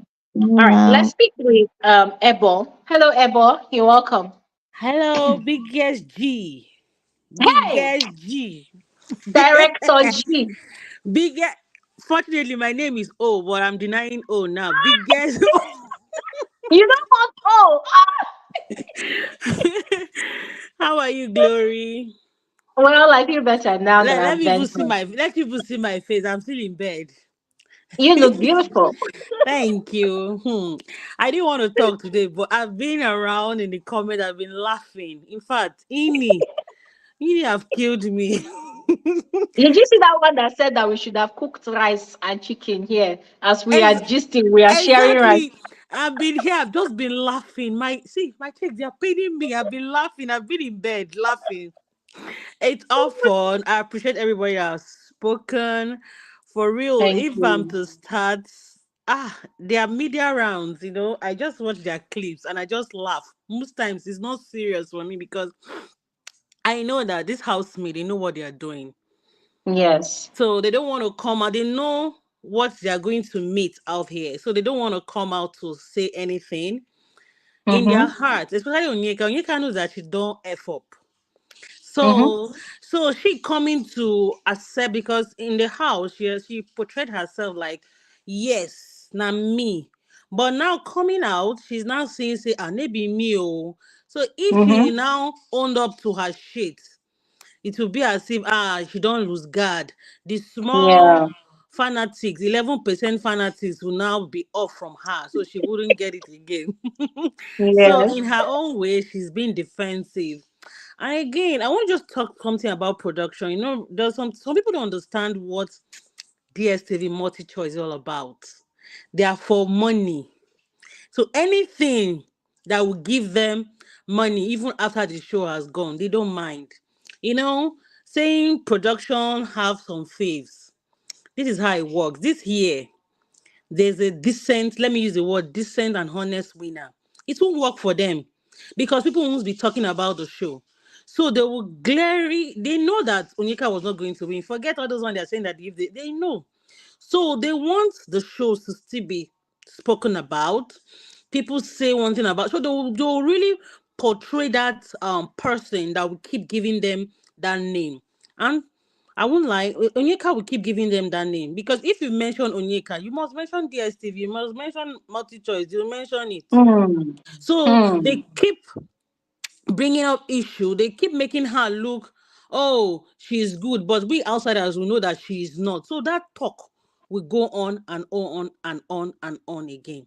Then as Mm. for Ebuka, I really have a lot of reservation. I don't really like talking about him a lot, but it pains me that I have to say this. I feel that he cannot hide his emotions sometimes. Forget the fact Mm. that he's a lawyer, he's a very good host. Sometimes emotion runs. Mm. It's not that he wanted to it's not that he wanted Onyeka to win the show, but he's already saying it that the kind of game Onyeka is playing will not make her have good name at the end of the day when she comes. So in other Mm. way, let him see what he can do to throw. Because I still go back to that Mm. questions he asked Cassia. Mm. That was where he tried to give Onyeka like an edge because Onyeka was already Yeah. has lost it. Onyeka Yes. has lost it. She lost the Mm-hmm. show quite a lot. So he just like Mm-hmm. give her an edge that okay, let this girl may not be like say this girl can't come out. Make we just help the girl. Mm. So emotion Mm. played in the aspect. But I'm also surprised and I'm also disappointed at a lot of interviewers, the radio station. Are they scared of asking Onyeka questions like you said you were real, like a speaker said, but how come Mm-hmm. you being real calling somebody devil, short Mm-hmm. woman, idiot, Mm-hmm. wicked? I will show this person how this is that the real you? Is that how real you are? How Mm-hmm. come you are saying you were real, but you just dive into matter that doesn't concern you and buy it Mm-hmm. and make the other Mm-hmm. person look like the enemy and why you are the enemy? Because if you Mm-hmm. look at the Cassia Victoria issue, Victoria had nothing to do Mm-hmm. with it Mm-hmm. because she came at Victoria because of Ozee and for the fact that Victoria was not dangling on her ass as a friend, was moving to Cassia, so she was Mm-hmm. angry. Why didn't interviewers, why didn't they ask Onyeka that why is it that every little thing that happened in that house it is Cassia and Victoria? When the Mm-hmm. DRC they came, the poor girls were just there laughing. Is laugh not a crime? Me, I will laugh. Like, yeah, I've been laughing. People have been insulting. Me, I will laugh. Anything that is funny, I will laugh. How come you were quarreling, insulting the DRC, but you had a way to say it's Cassia and Victoria that gave them hand? Even your diary section with Big Brother. Big Brother had to even Big Brother, if you really want that had that, Big Brother had to hit her that. But it's just a laugh. What is now their problem? So Mm-hmm. why people not answering her that she has a malicious way with Cassia and Victoria? Why? And Mm-hmm. it's very easy for Victoria because of Ozee. Onyeka should keep Mm-hmm. quiet. She should forget we be girls, we be G's. She should forget. The truth that is Victoria and Ozee, they have a natural connection. Onyeka Mm-hmm. doesn't have a natural connection with Ozee. That's the truth. People don't know. Ozzy wants to just see her like, okay, fine. But that natural, oh, I want to have you, let's have a conversation, let's gist. Watch. Every gist Ozzy and Victoria have is always very smooth, always going like. But with Onyeka, it's either maybe they're talking about somebody or they're conspiring about somebody or like a fight. And Ozee sometimes he tries to shut it down, but it's not Mm, enough to shut it down. So true. Onyeka wanted that connection that Ozee was giving to Victoria, but it wasn't coming. So she had to just use like and for her saying along the show, all the guys wanted me. It was just a way of her getting into their head. And I'm sorry, most housemates they Yeah. fell into it. They fell into Mm-hmm. it. Onyeka was just she's this kind of person that's just okay. I want to hear words from your mouth. So I will throw those words that you want to hear to your face so that you can come out more. And they fell Which into is the it. strategy we are talking about? Why can't Exactly. she now own up to it? That's the problem. Which Exactly. was But a fantastic strategy. sweet, Ah, sweet glory, very sweet strategy. Very sweet. But she very couldn't sweet. own up to it because she was two-sided. She couldn't own up to the strategy. She doesn't even know the word strategy. She came on stage to say, I will cry when you are crying. I will insert myself. You are inserting yourself, but you are being malicious about the inciting of yourself in every corner. Because anybody that doesn't go well with you, you are angry with that person. Then you now go and tell other housemates about it. Okay, look at that time she was talking about Kelly Ray and Cassia to Anita at the dress corner. I was like, okay, they gave you work. You were like, it's because of they are not cool that like, they did it to Sooj. It was just a joke. Cassia was like, if I'm head of house, I will put you in the kitchen. So they now put her. It's her boyfriend that will go and do it. Cassia, you were just angry. Anytime they mention Cassia, she cringe. Like anytime they Child. mention Kelly, she cringe. I'm like, there is something. There is something. I didn't see anywhere Kelly Ray offended her in their show. I didn't even say anywhere. I don't know. And for that Cassia issue, I want to say it very well. Cassia might have not said the right way, but Onyeka actually said it.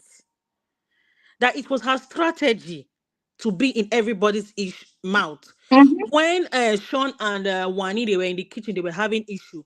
Cassia told her Mm-hmm. that, this is not your friend. Go and settle them. She was like, I better go. Did they think that it's because of that she wants to be friend? That it just her strategy to just be in the business. She feels that it will help her. So if Kasia Mm-hmm. now says to Ebuka that she feels that they have fan base, what is the difference between that? Because she's using them Mm-hmm. to catch to get her way onto the top. So generally at the Absolutely. end of this all, 11% fanatics, you guys should calm down. Your girl messed up. If she owned her strategy, if she owned her strategy, she would have really gone fight and I would have seen her maybe doing so well. I was expecting that if she came out of the house, she'd be like, Mona, no, Mona, rest. All this in that show. Yes, I did it to get into your head. But now she's lying on top. She's having all of a sudden now she has dementia. She cannot remember. All of a sudden, Mm. they will ask her something. She will go to dandruff product. They will ask her what is it? What is like any small thing, biggest highlight, two. I took out the DRC. What Hello, nonsense too? Can somebody tell her to swallow that bullshit? What is hello. which nonsense? I'm big too. Biggest O. I took out the only me. I know I was the only one that would tell them hello. They didn't even call you in the fight. Even that night, OC told her that OC told her that, hey girl, calm down. You're not. He said I'm fighting for my friends. OC said you're not fighting. Fight for yourself. Don't fight You're for. fighting for yourself. I don't understand. I don't understand. And for the production, DRC, they didn't treat those girls well because they gave them a script. They came Mm-hmm. in, they uttered the script, but you guys, the way you removed them, you made them felt as if they were vile and wicked for going to the show to Mm-hmm. revive the show. I feel they owe them a kind of apology and a way of getting back because those girls now they're now feeling as if they're the witches. They are not the Mm. witch. They saved the show. And the long run glow, you have to congratulate me because my career won, first of all. You people's But money that is married, he's Abby. heavily married, or at the end on fans, you guys should rest. See, you guys should rest. Rest. Move with them, support them. This is not the time to start saying this one, that one. So trust me, all of them, I like them.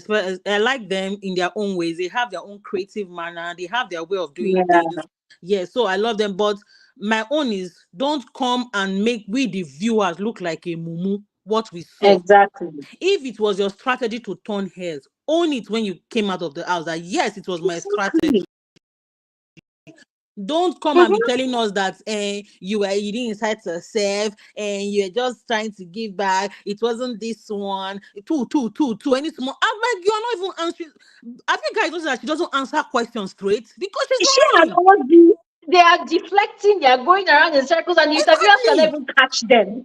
She's lying. They cannot even. And that was I don't understand. You guys should calm down. That one. That you just came to the show. You are forming as if you cannot not answer questions because maybe you have rolled with all these people before. If you are not going to answer questions, don't come on the show. Hello, go.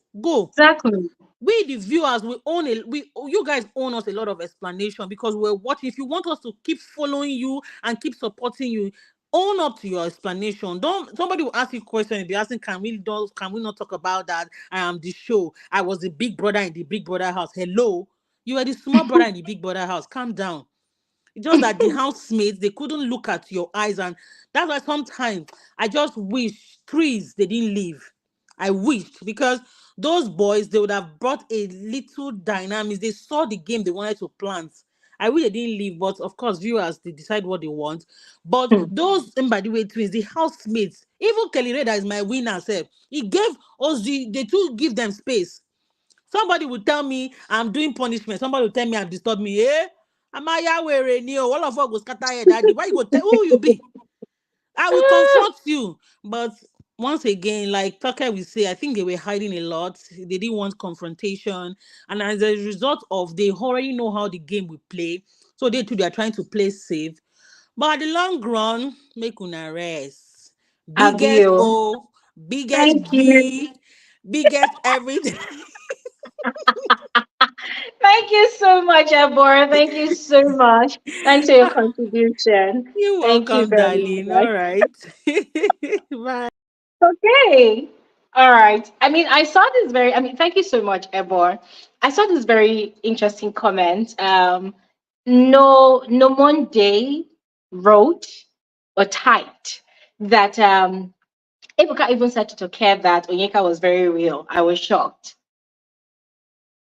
Ebuka said that Onyeka was very real.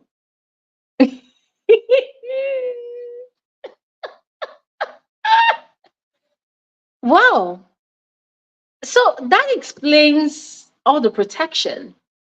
That explains the assistance because that drilling of Cassia, all of those Ebuka's questions, it was basically to help Onyeka's game. So that explains the protection. So Ebuka watched the show, the limited time he watched the show and decided that Onyeka was being real. I reserve my comment. All right, let's speak with what's her name? Carrie. Claire. Let's speak with Claire. Hi, Hi, Claire. sorry. Hi, everyone. I'm so happy to. Hi. I've been listening to you for years, but yeah. Good This is the evening. You're first time. welcome. Yeah, it's the first time I'm speaking. I'm going to be very quick. Okay. When it comes to the housemates, yeah, Mhm. the selection. I don't know, but I've been noticing this over the past few years. The selection is all like people that know each other or have Mhm. some sort of connections to. I don't know, I guess the people in production, whatever. So that's one of the where they're getting things wrong. That's one of the ways. And also, when they bring people like this that know each other or have connections or a big outside already, these people come into the house and they just like they feel that okay, well, my presence just being in this house, that's just going to get me fans or stands and all of that. So I think that's one of the reasons why it was so boring. Like apparently Nelly is for example, Nelly, she's I won't say she's known, but she is pretty well, she had a following before the house. So these people come into the house and they're like, okay, I'm already well known or I'm connected just by virtue of me being there, I'm going to have stands anyway, so they feel that they don't need to do much. So I feel that's why they had so many of these people that are connected in the house, and they felt that yeah, they see my face on the TV, I don't need to do much. Mhm. So I feel that's why it was kind of boring. uh, Mhm. I listened to one of your lives, well, not your lives, one of your videos the other day, and the guy was like, let's just bring people from the streets. And I was like, yeah, that's right. He was like, oh, go bring people that don't really know about this show, and not even aware, like not that they're not aware, but you know, you see a lot of these people like Sean that are very camera conscious. And Sean kept he kept talking about, you know, the viewers' perception. He kept looking at the cameras. Bring people to do that, because when these people that do that come in there, they're like they're just you know, focusing on the outside and all of that, and they just, I don't know.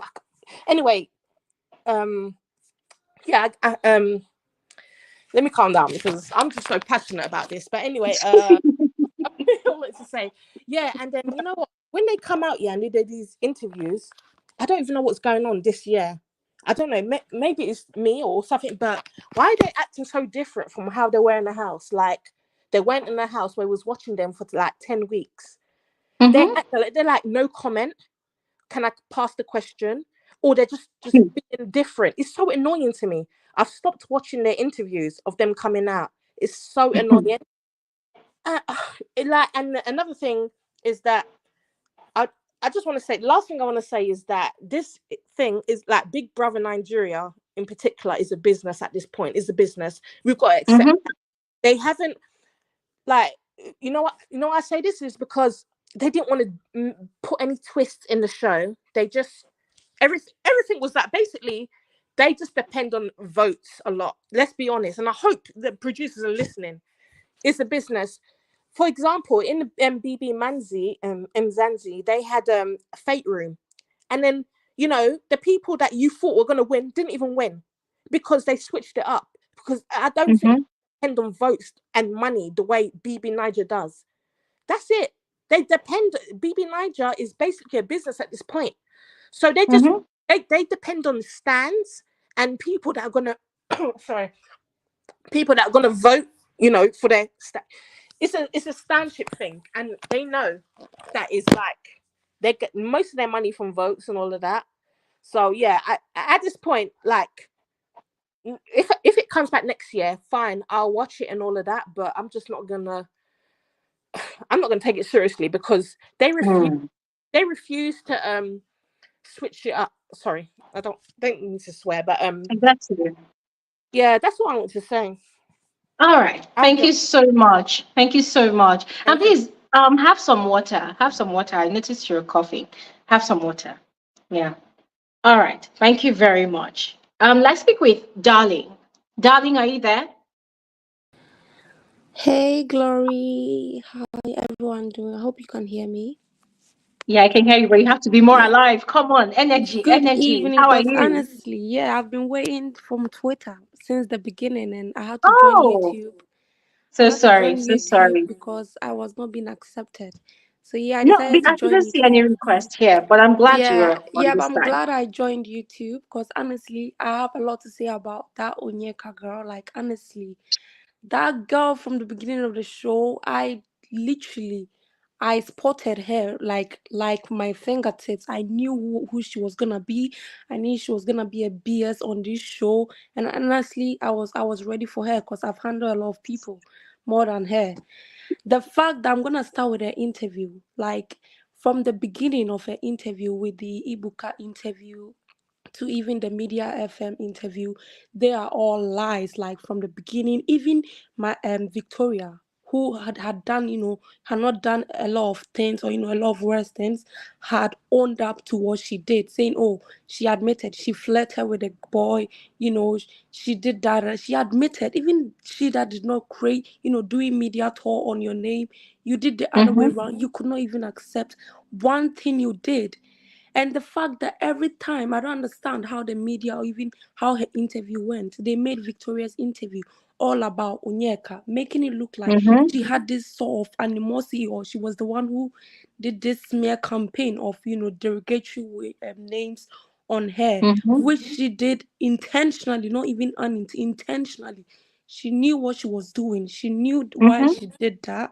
And the fact that they made that her interview all about her, bringing out saying she and Cassia joined hands because they wanted to gossip. I don't understand. Where is this narrative coming from? Where even Cassia Mhm. herself saying, I like Victoria because she does not gossip. She Mhm. does not gossip. That statement is very true because comparing to most of the housemates, if when she and Cassie are always together, they are talking about businesses, outside life, what they're gonna do, what they are Mhm. planning to achieve. But one Lulu girl thinks they are making it about her. The world revolves around her. Like Mhm. I believe in that statement. The fave you pick is who you are. I believe in that Mhm. statement 100% because while a bunch of little people seeing this girl has done a lot of wrong and they are still trying to defend it as if we did not watch the show for 71 days. The fact that we Mhm. have video evidence is like whenever they bring out the videos, they still defend it. Like I'm like, what are you guys defending at all? What are you defending? Mhm. This is a video right in front of you of how your girl was going about the house for 71 days and you're still Mhm. defending, putting all Mhm. sorts of delusions in her brain, making her feel big with the name Biggest O. I'm sorry, Biggest O means Olodo. So if she's an Olodo, she can own that name. Biggest O, that director O that she kept for herself, making everyone you made that director O yourself. You did not accept anyone's feedback or whatever ideas on Ouija. Mhm. Whenever it comes to filming, they just give it to you just like that because they think you are biggest. My girl, I'm honestly so pissed because of the interviews. When I remember one interviewer asked there, um, there was this jealousy you kind of showed in the house whenever Ozee was with Victoria. The girl opened her mouth 390 degrees, saying, "Oh, I wasn't jealous. In fact, I loved when Ozee was with Victoria." I'm like, Hey. please, receipts, receipts. Can we roll the tapes? She said she loved it because she was able to have a me time, my alone time. It's a lie. It's I a saw that interview. Did you see the ah! final week where Ozzy was talking to Victoria in the dressing room and she came and was dancing, I beside opened my them? I said, "What's mouth. this?" I'm like, what? Like I'm like, do you hear what you're saying? Do you listen to yourself? Even Wanni and Onyeka looked at themselves, they were like, leave her, she's crazy. Like they laughed at what she said. How can you say you were happy? You went on a house tour. Even the day they had a fight, you said you went to hug Victoria first. You didn't. This is a sign of jealousy. Girl, you are For crazy. real. I'm saying her fans, they should first check her mental health, check if she's correct because I don't understand where she is now, and she's not own up to one of a wrong deed she's done. You blame Cassia, called them witch, evil.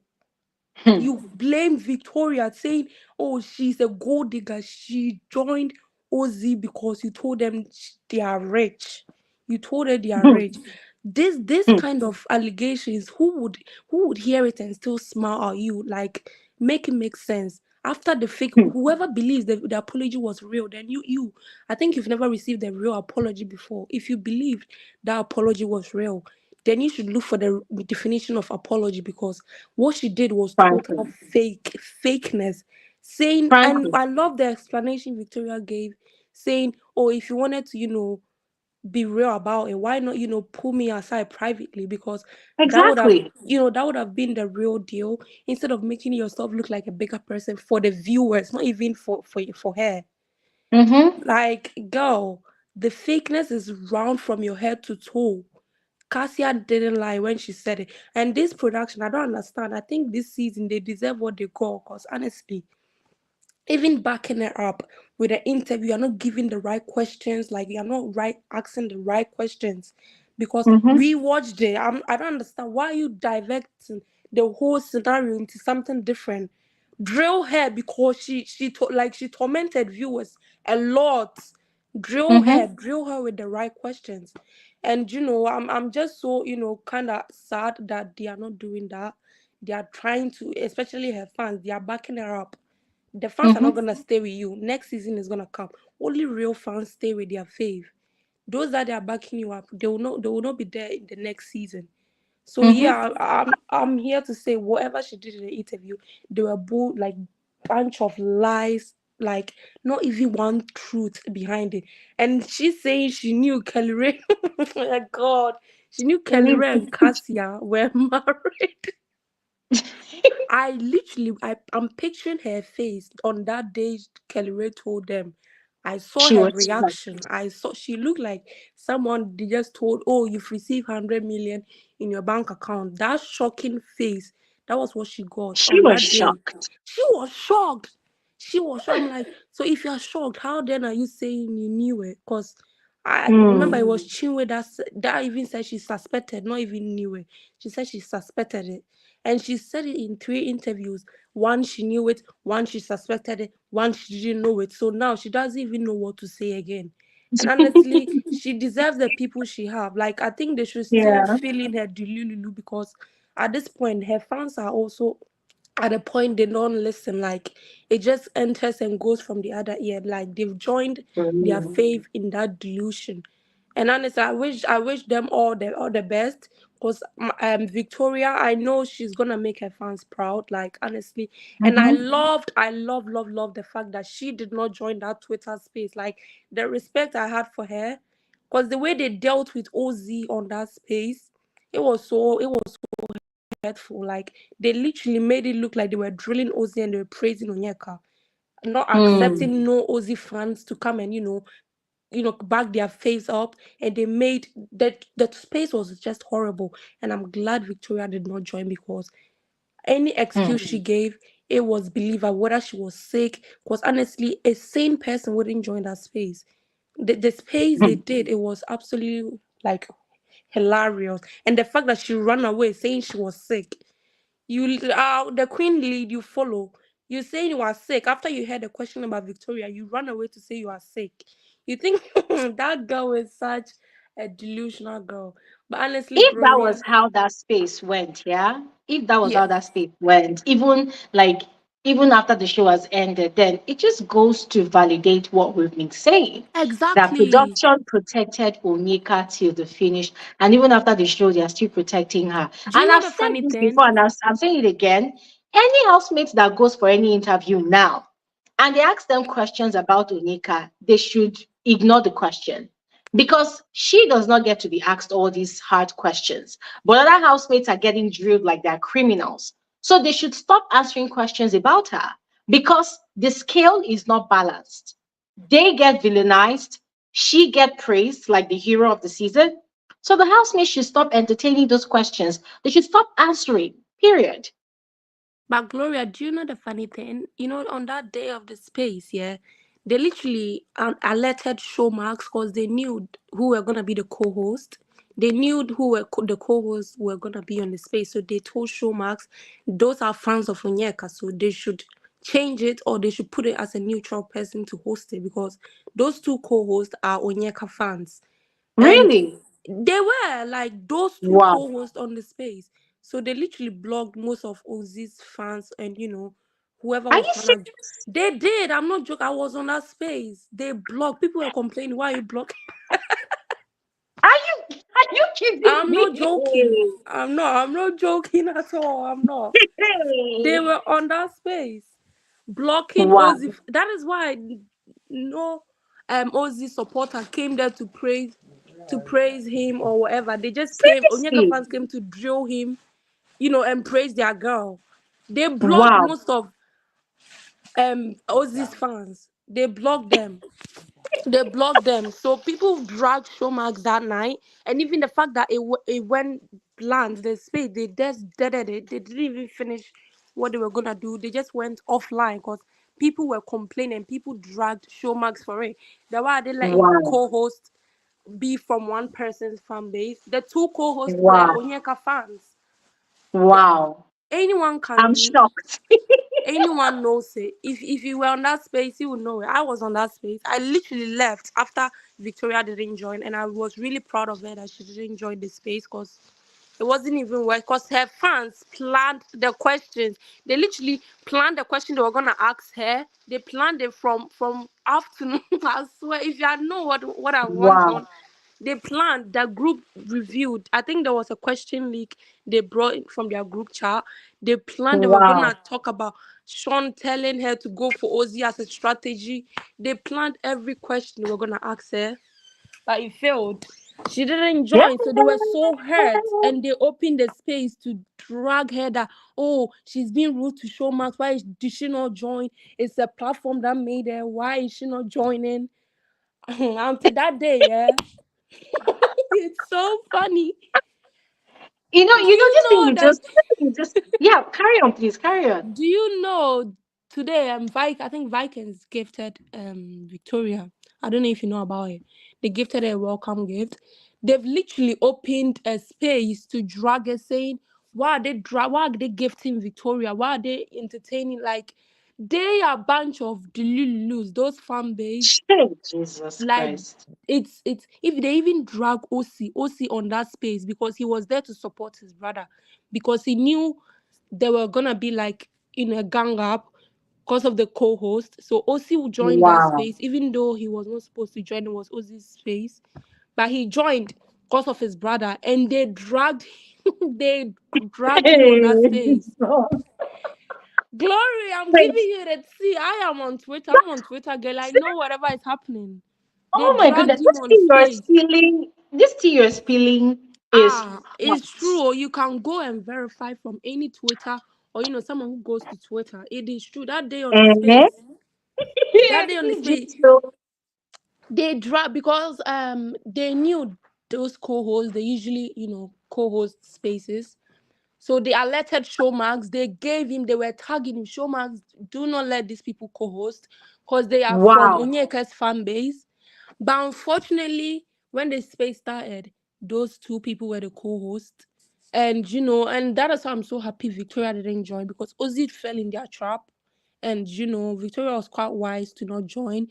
I don't know if she was sick, but I'm so happy she didn't join, because later on when they threw a question that why did she think she was gonna finish Victoria or whatever, she gave an excuse. I'm sick. I'm also sick. I've got a headache.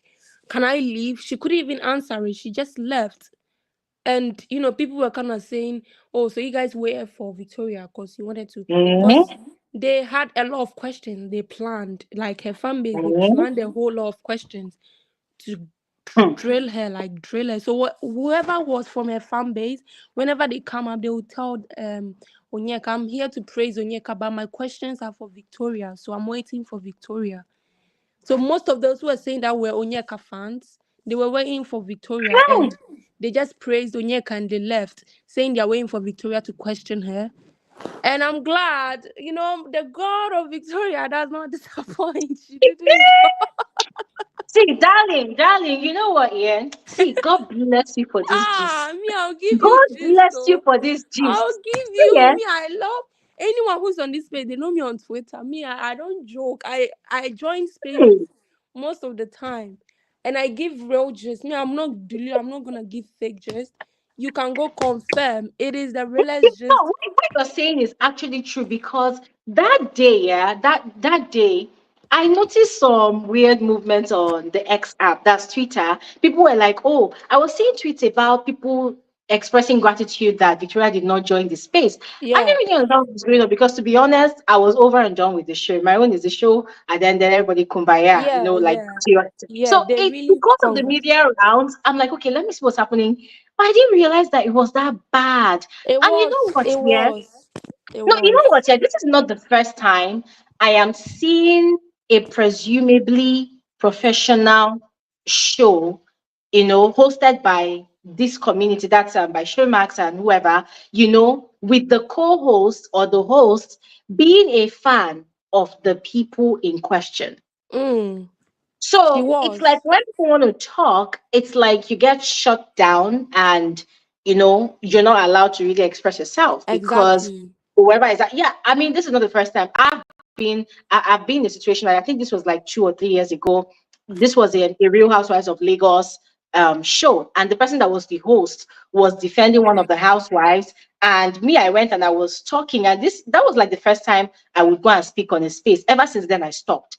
So I went on and I was trying to air my view, and the person was trying to shut me up. And I'm like, no, don't do that. This is my opinion. And a lot of people were like, yes, yes, let her talk, let her talk. So I'm like, is this how it is? Okay, oh, fine, whatever, bye. you know. So this is not the first time. I knew this kind of thing was going to repeat itself again. But you see, Gloria, still like, it boils down to what we've been saying, right? mm, mm, Why elevate a particular housemate over the others? exactly. If you really wanted to portray this particular housemate as a saint, why you people control the cameras? Why did you allow us to see all of these housemates' bad side? Why? Yes, Because if you yes, wanted to really protect the housemate, right? You know, there are times that the cameras will not show certain conversations. So all those things this girl was doing in the house, why did they not hide it? Why did they show us? So you showed it to us, we've seen it. And now you are not yes, coming to come and gaslight us into thinking we're the ones that are delusional, we didn't see correctly. So it exactly, makes sense. People exactly. definitely talk about it. Mm. Oh, And anyways.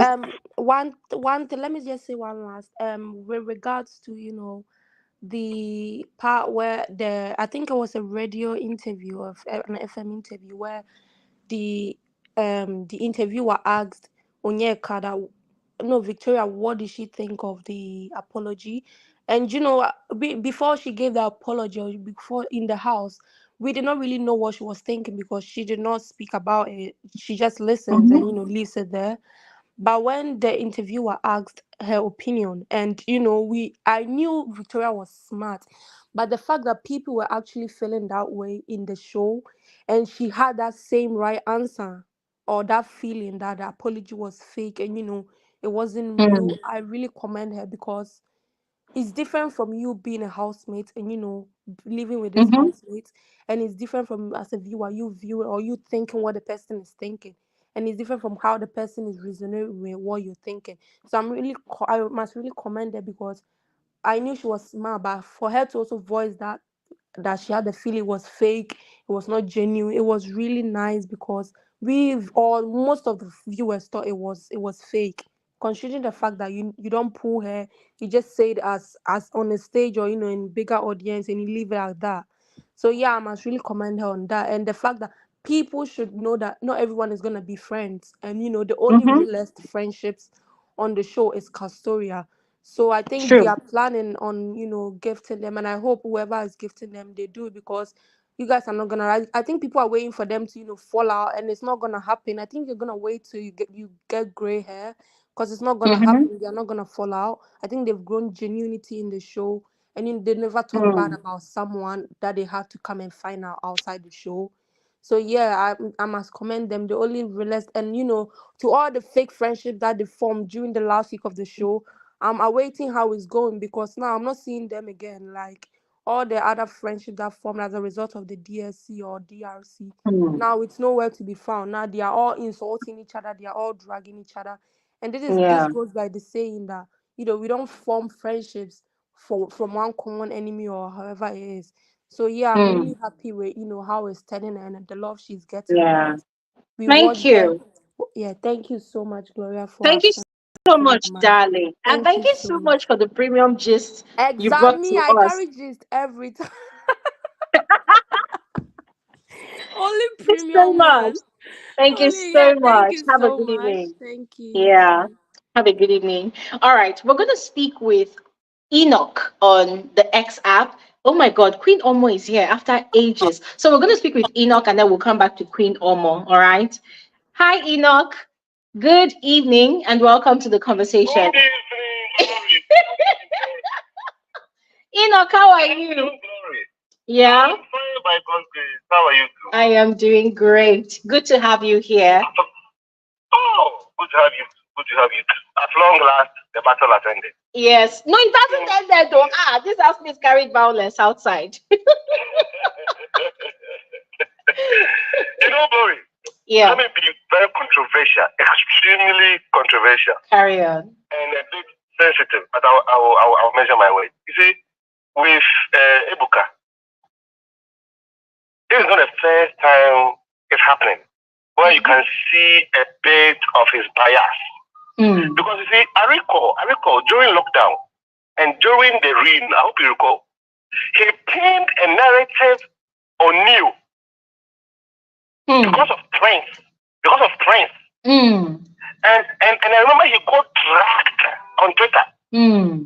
for virtually pinning falsehood about you. Hmm.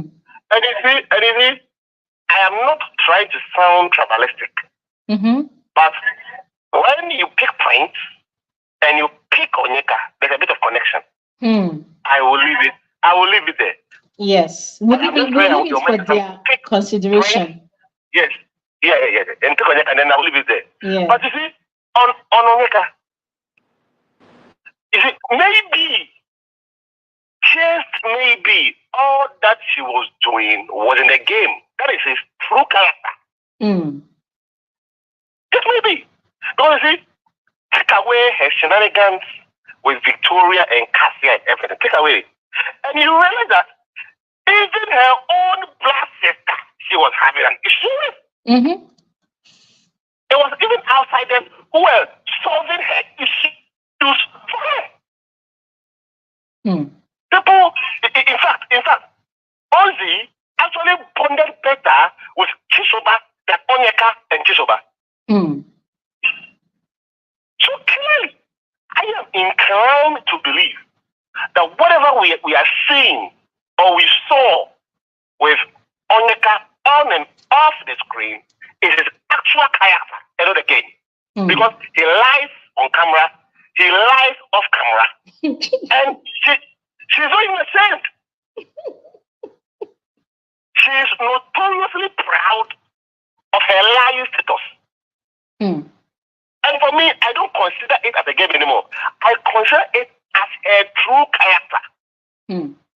And just like you, surprisingly, just like you, first week, second week, Onyeka was my favorite housemate. I won't lie to you. Hmm. She was. Honestly, she was very entertaining. Mm-hmm. You recall what she did with Ruthie and Mayor Frost? Yeah. She actually plotted that, Mayor Frost is rich, and she actually keen with Tofa. And Yes. I went to lie with that Charlie. Mayor Frost is rich to Ruthie. And Ruthie fell for that trap. And this all part of her schemes. It was interesting, it was exciting and all that. Mm-hmm. Along the line, the attempted shipping strategy backfired. Mm-hmm. And that was her day. So let's leave Onyeka and she continue, because you see, the reality will dawn on her very soon. So let's leave it. And as for the production, they should continue. But I won't blame them. In a season where entertaining housemates were no more than two, they will hold Onyeka like a piece of gold. Mm-hmm. So you can't blame them. Mm-hmm. In a season where we actually struggled to have entertaining housemates, Onyeka will be their star. Mm-hmm. Because you see, Onyeka will have actually fizzled out in level up. She should have gone into oblivion. Mm-hmm. Because Abaka, Fina, I mean, there were countless number of them. Level up, especially level up 2. They should have died out.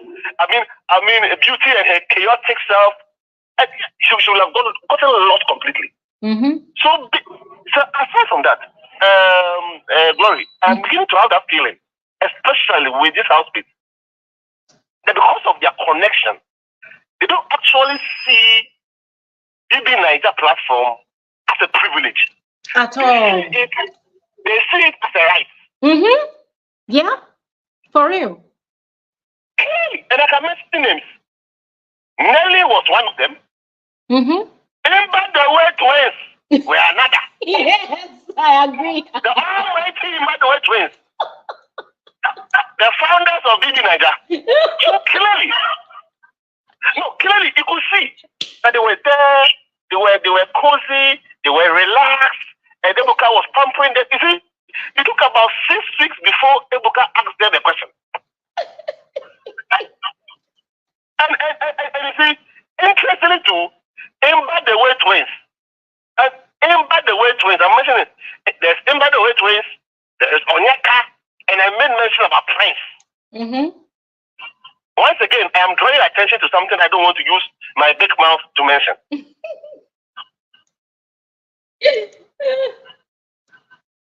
and even look at the finale.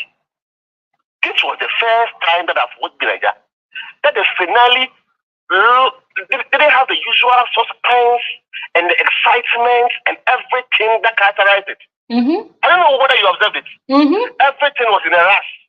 Joe Boy had to perform that like 3 times. This one will come and go. Even if they didn't finish 5 minutes to the show. So clearly, everything pointed out to the fact that this show was a total bomb. And in conclusion,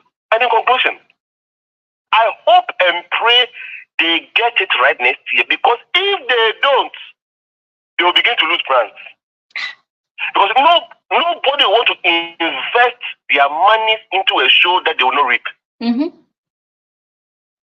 So they need to get it right. And getting it right is to first and foremost eliminate that element of bias in their selection. Two, they should not even bring custodian challenge on the show any longer. 3, I think right from the word go, they should introduce the BBnaija Mazi. Nominate and give reasons from the word go. So if they want to bring back the usual direct nominations, they can bring it back in the 4th week. That's fine. But to create that suspense and rivalry and all that, right from the word go, they should nominate each other openly and give reasons for their nominations. That will let the housemates come out of their comfort zone and think on their feet. No, I wasn't surprised that even Adon, when Tofa wanted to kiss Anita, he was looking at the cameras. What is this? Sorry, what even kissing to? You have to watch the camera before you kiss. I don't know. I don't know. If you talk now, they will say you don't have love in your life. Oh man. And you see, I'm not surprised. And I won't be surprised that there will not be a reunion. The post-show interviews with Ebuka and Tokimakewa was the first of its kind. And clearly, it was more like a reunion that they did. Because we don't even deserve a reunion. So that was the form of their reunion. We don't even want. Yes, we don't need a reunion. And for them to even... No, Glory, please. I take strong offense. For you especially, who watched the show 9 weeks, I want to ask you a question. Is it true, actually true, that narrative that Ebuka is pinned on Castle Victoria, were they the actual gossips in the house? No! It's not even true. They were not. It was actually Onyeka. So where did Ebuka get that narrative from? That's what I don't understand. Between Victoria and Cassia and Onyeka, who gossiped the most in the house? Now, Ebuka will need to tell us how, where, when did he now see Cassia and Victoria gossiping 24/7? Because even in their interviews, and in his interview to Victoria, he mentioned it again. And I'm baffled. See, I'm asking. Maybe you and I want a different show.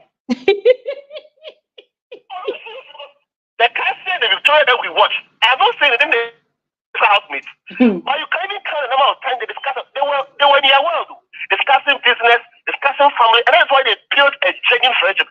Their friendship were not built on having the same common enemy. No, exactly. They built friendship because they have genuine love and care for each other. So I don't even understand where the gossip are coming from. And it's totally unfair for 2 ladies who were unproblematic. Exactly. They were unproblematic. I mean, when I saw Ebuka's interview with Victoria, and it was like, hey, this is your friendship with Cassia, because the viewers were saying that Cassia every time she's gossiping. I'm like, which viewers? Sorry, Uncle Ebuka. With all due respect, I am not part of those viewers that thought Cassia was a gossip. Cassia was never a gossip. Where? How? Or is there an unseen footage, or are there multiple unseen footages? That we haven't seen.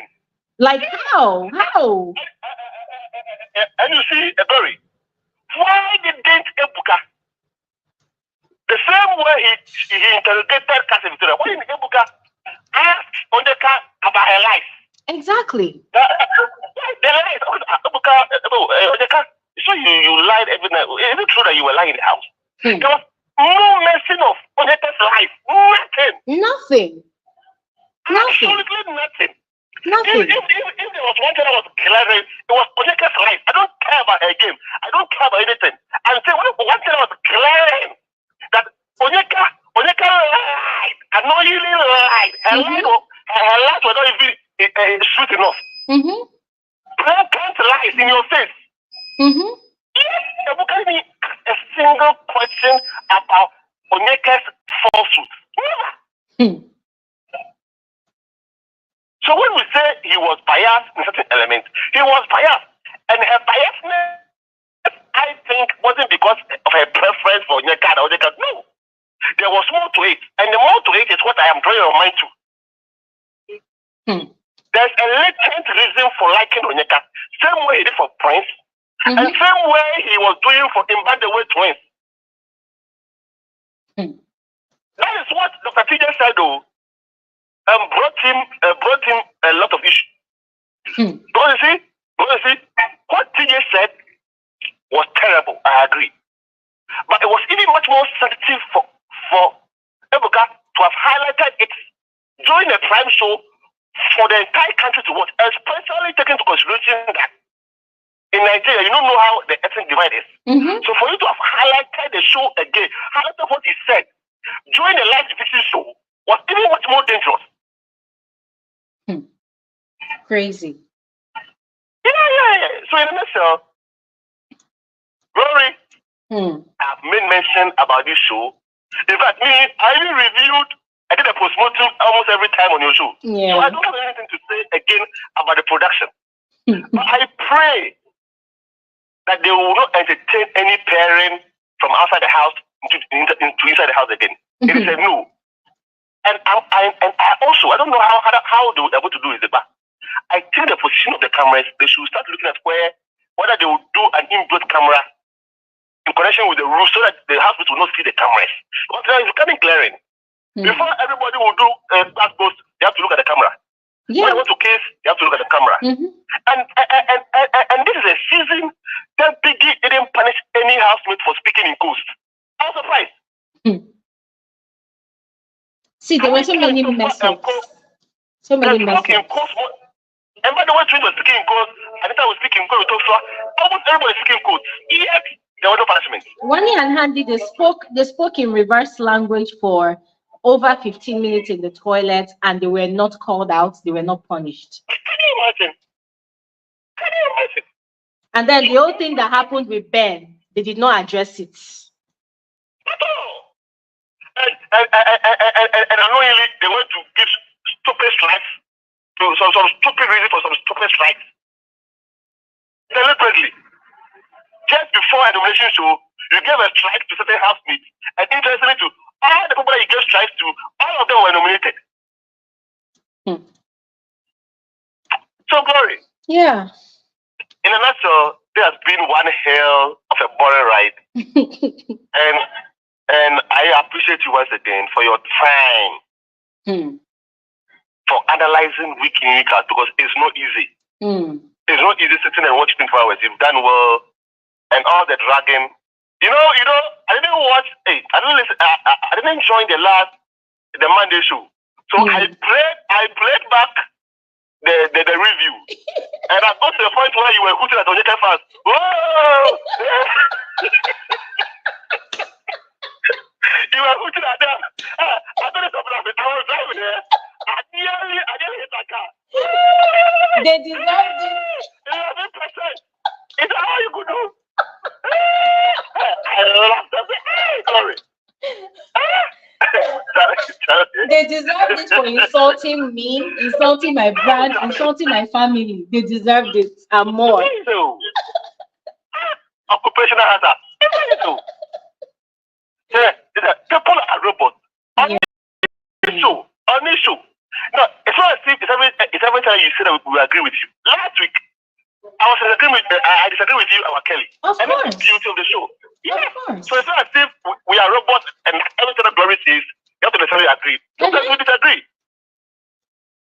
And we disagree in a mature manner. Exactly. And not insult. Exactly. Insult.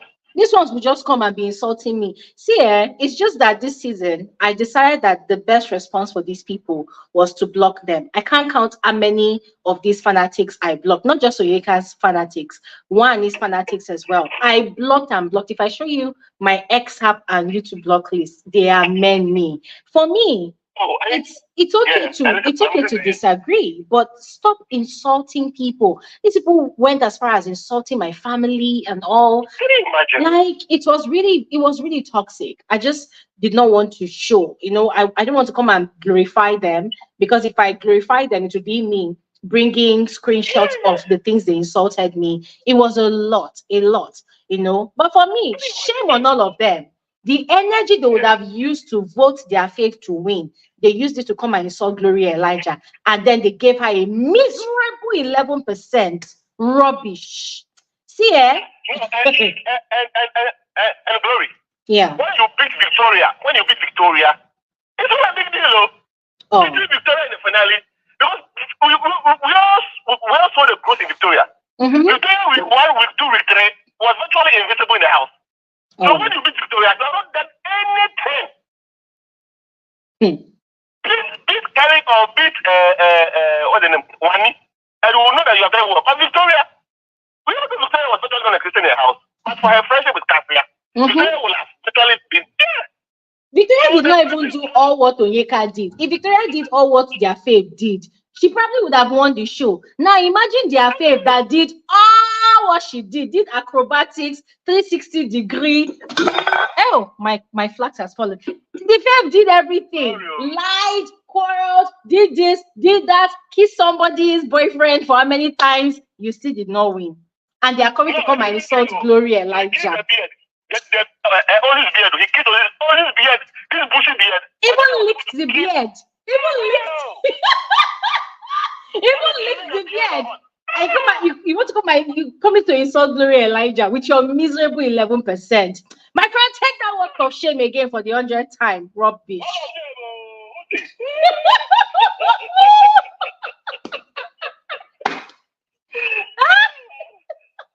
All right, thank you so much. Glory, it's nice talking to you. So we'll talk from time to time. Yes, thank you. All the best, Glory. Good night. Come to Ghana. I will. Have you been to Ghana before? Have you been to Ghana before? No, I haven't. Wow. You should do. You should. We welcome you. Try and come one of these days. I will. All right. Thank you so much. All right. Bye, Glory. All right. Enoch has made me remember walk of shame. People should not. I'll go and buy a bell. I'll come and be doing. Take that walk of shame. People should be careful. Don't try me. All right. Let's speak with Queen Omo, and then we're going to speak with Lena. Hello, darling. Queen. Hello, darling. How are you? Wait, hold on a second. Queen, you disappeared on me. Oh Sorry, my you God. should have slid into my DM. Sorry. My God. What's it called? Life has been lifing. And also Wow. this year's BB was boring. I think it's about time we talk about BBnaija needs a rebranding. I love Ebuka, that's Zaddy, but he gotta go. He can no longer be the host. It's not giving what it's supposed to give anymore. It's giving the housemates had connections to get into the house. It's giving they don't think just like the person that I don't remember his name that just spoke. He said that their Enoch. house yes, Mr. Enoch is talking like what he said, I agree with everything he said. Literally, these housemates were acting like somebody died and made them the boss. You get what I'm saying? They were acting like they didn't really want to. The lineup for the final 8 was not even given. I'm like, how did these people make it to the final 8? I just feel like there needs to be a big rebranding. It needs to be a big rebranding because I will say this too, unpopular opinion. I still don't know how Kelly Ray won the show. Okay, granted, he had the intelligence of Lekon and Miracle combined, but I would have preferred that his wife got the crown than him. The wife was given more than the husband. You know me, I'm for the twins, the Wanni and Honey. Those are my girls. I supported them. But they too were full of a lot of crap too. I said what I said.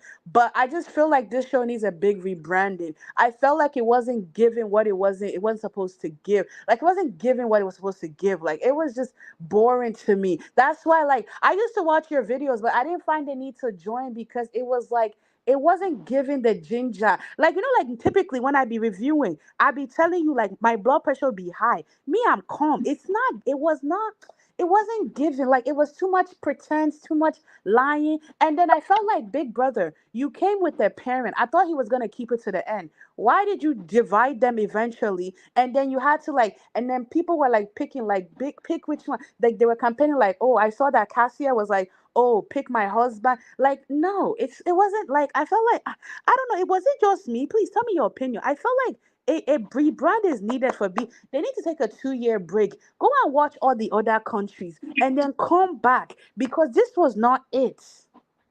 This was not it at all. I mean, I I understand. hear you, Queen. I I understand hear Big you. Brother is a business. I don't understand it's a business.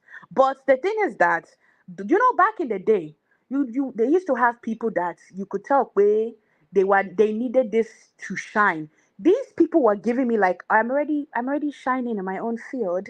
Why do I need to do this? I don't need to do this. Like the what's it called? Like why? Why? I just that's all I had to say. What's it called? I know that next week you will have a video about what production could have. I will join that one because it's a lot. I have my books are full because it's not. But one thing I will say is you did a wonderful job. I watched. I may not Thank have joined, you. but I watched. You did a wonderful job. I owe you a spa date because you just deserve it with all the insults you have collected on top of this nonsense. You have collected a lot of insults, and you have collected. So I will step into your DM, but they need to do better because apart from Nigeria going through the reign of T-Pain, because they're going through the reign of T-Pain, I feel like it has lost its loss because nobody was really talking about BBnaija this year. It wasn't Yeah. giving the je ne sais quoi it was giving. It wasn't giving Thunder will fire these people. It was just giving nonsense. But I will step into your DM, darling. Well, you look beautiful as always, and you did a Thank wonderful job. you. Thank you so much, Queen. Thank you so much. And I totally understand. At some point, I'm gonna be very honest about this. At some point, I was so fed up.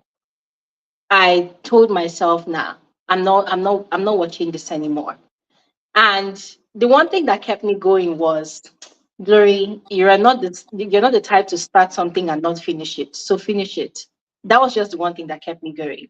Because for me, what's the point? You started, week this, week that. Why do you want to stop? Just finish it. Just finish it. It was frustrating. And it was more frustrating because it was like the more we spoke about production's inadequacies, it was like they were intensifying whatever they were doing to provoke the viewers. This was the same thing that happened with Big Brother and Zamzi that happened early this year Mm-hmm. when they started promoting one particular housemate. See, this one was so bad. Let me give you guys an example. On a particular live eviction show, the particular housemate already fought with somebody. She spat on the guy that she was messing around with in the house, spat on his beard, a bit on his face, spat on the guy twice. I think she almost slapped the guy, and then she spat on two other housemates, right? Now, all this shenanigan was going on, but guess what? On the Sunday of the live eviction show, they went and brought a TikToker's video. This TikToker was obviously a fanatic of this particular female housemate, right? The TikToker now created this skewed narrative about the situation of things. And then they now took that TikToker's video and played it. So what they were saying was that, ladies and gentlemen, viewers, this is what is happening on the show, which was a freaking blatant lie. It was shocking.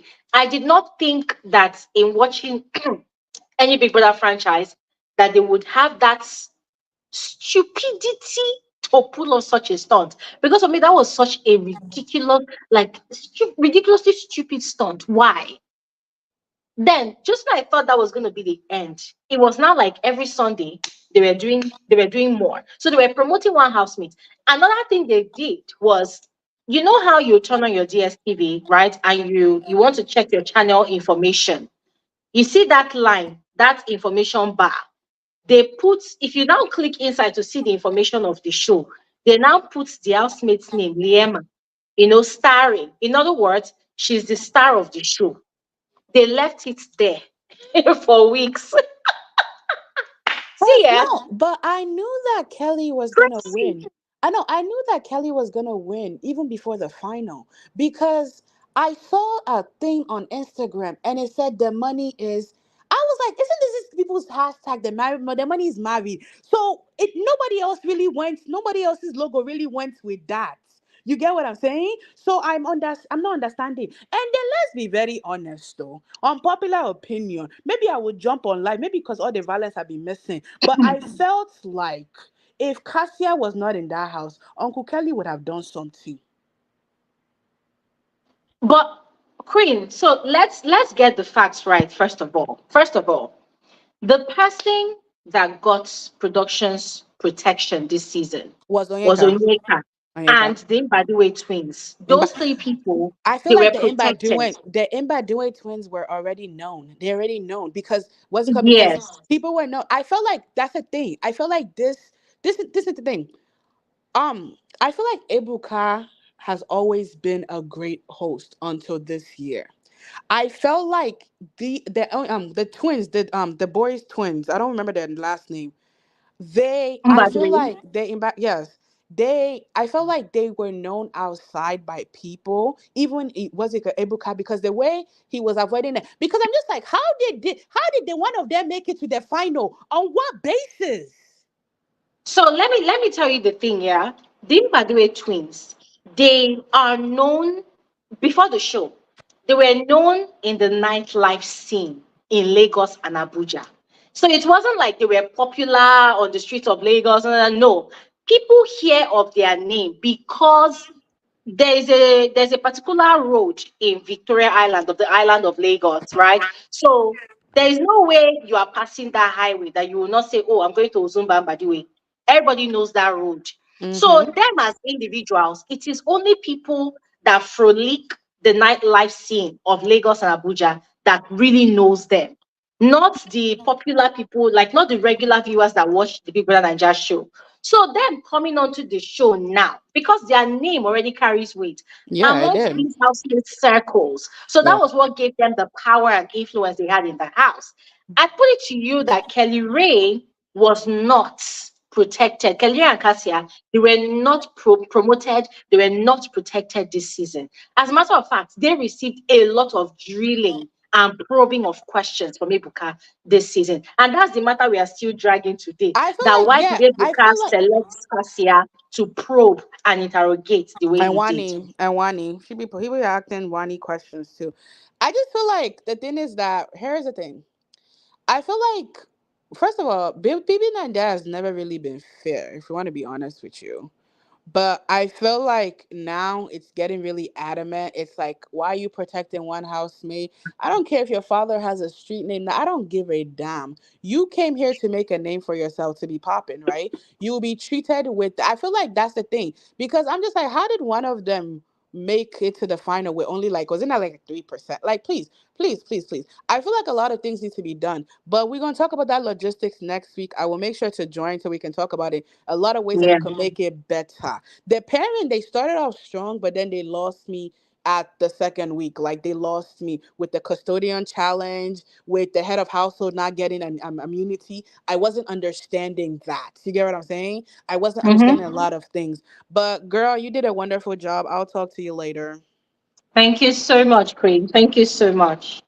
All right, we're going to speak with our last speaker for tonight, Lena. Oh my God, we've been here for over 5 hours. Okay.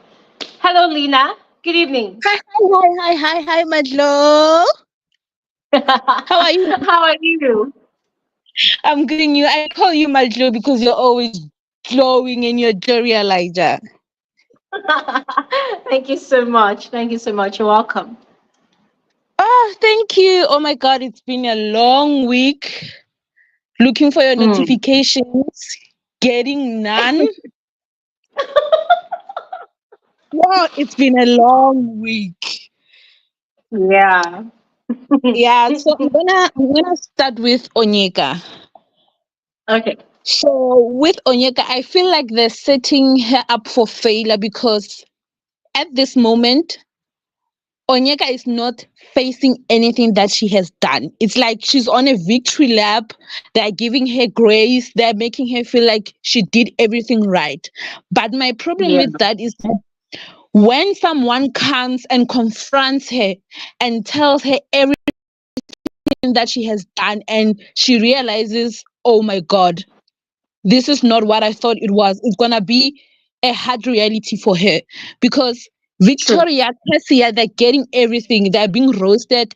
You can say like they're facing everything that they did and everything that they didn't do. While Onyeka Mhm. like is not facing anything, she's cruising. And Mm. everyone from her friends, from the production, from the interviewers, they're allowing her to feel like everything that she did was right.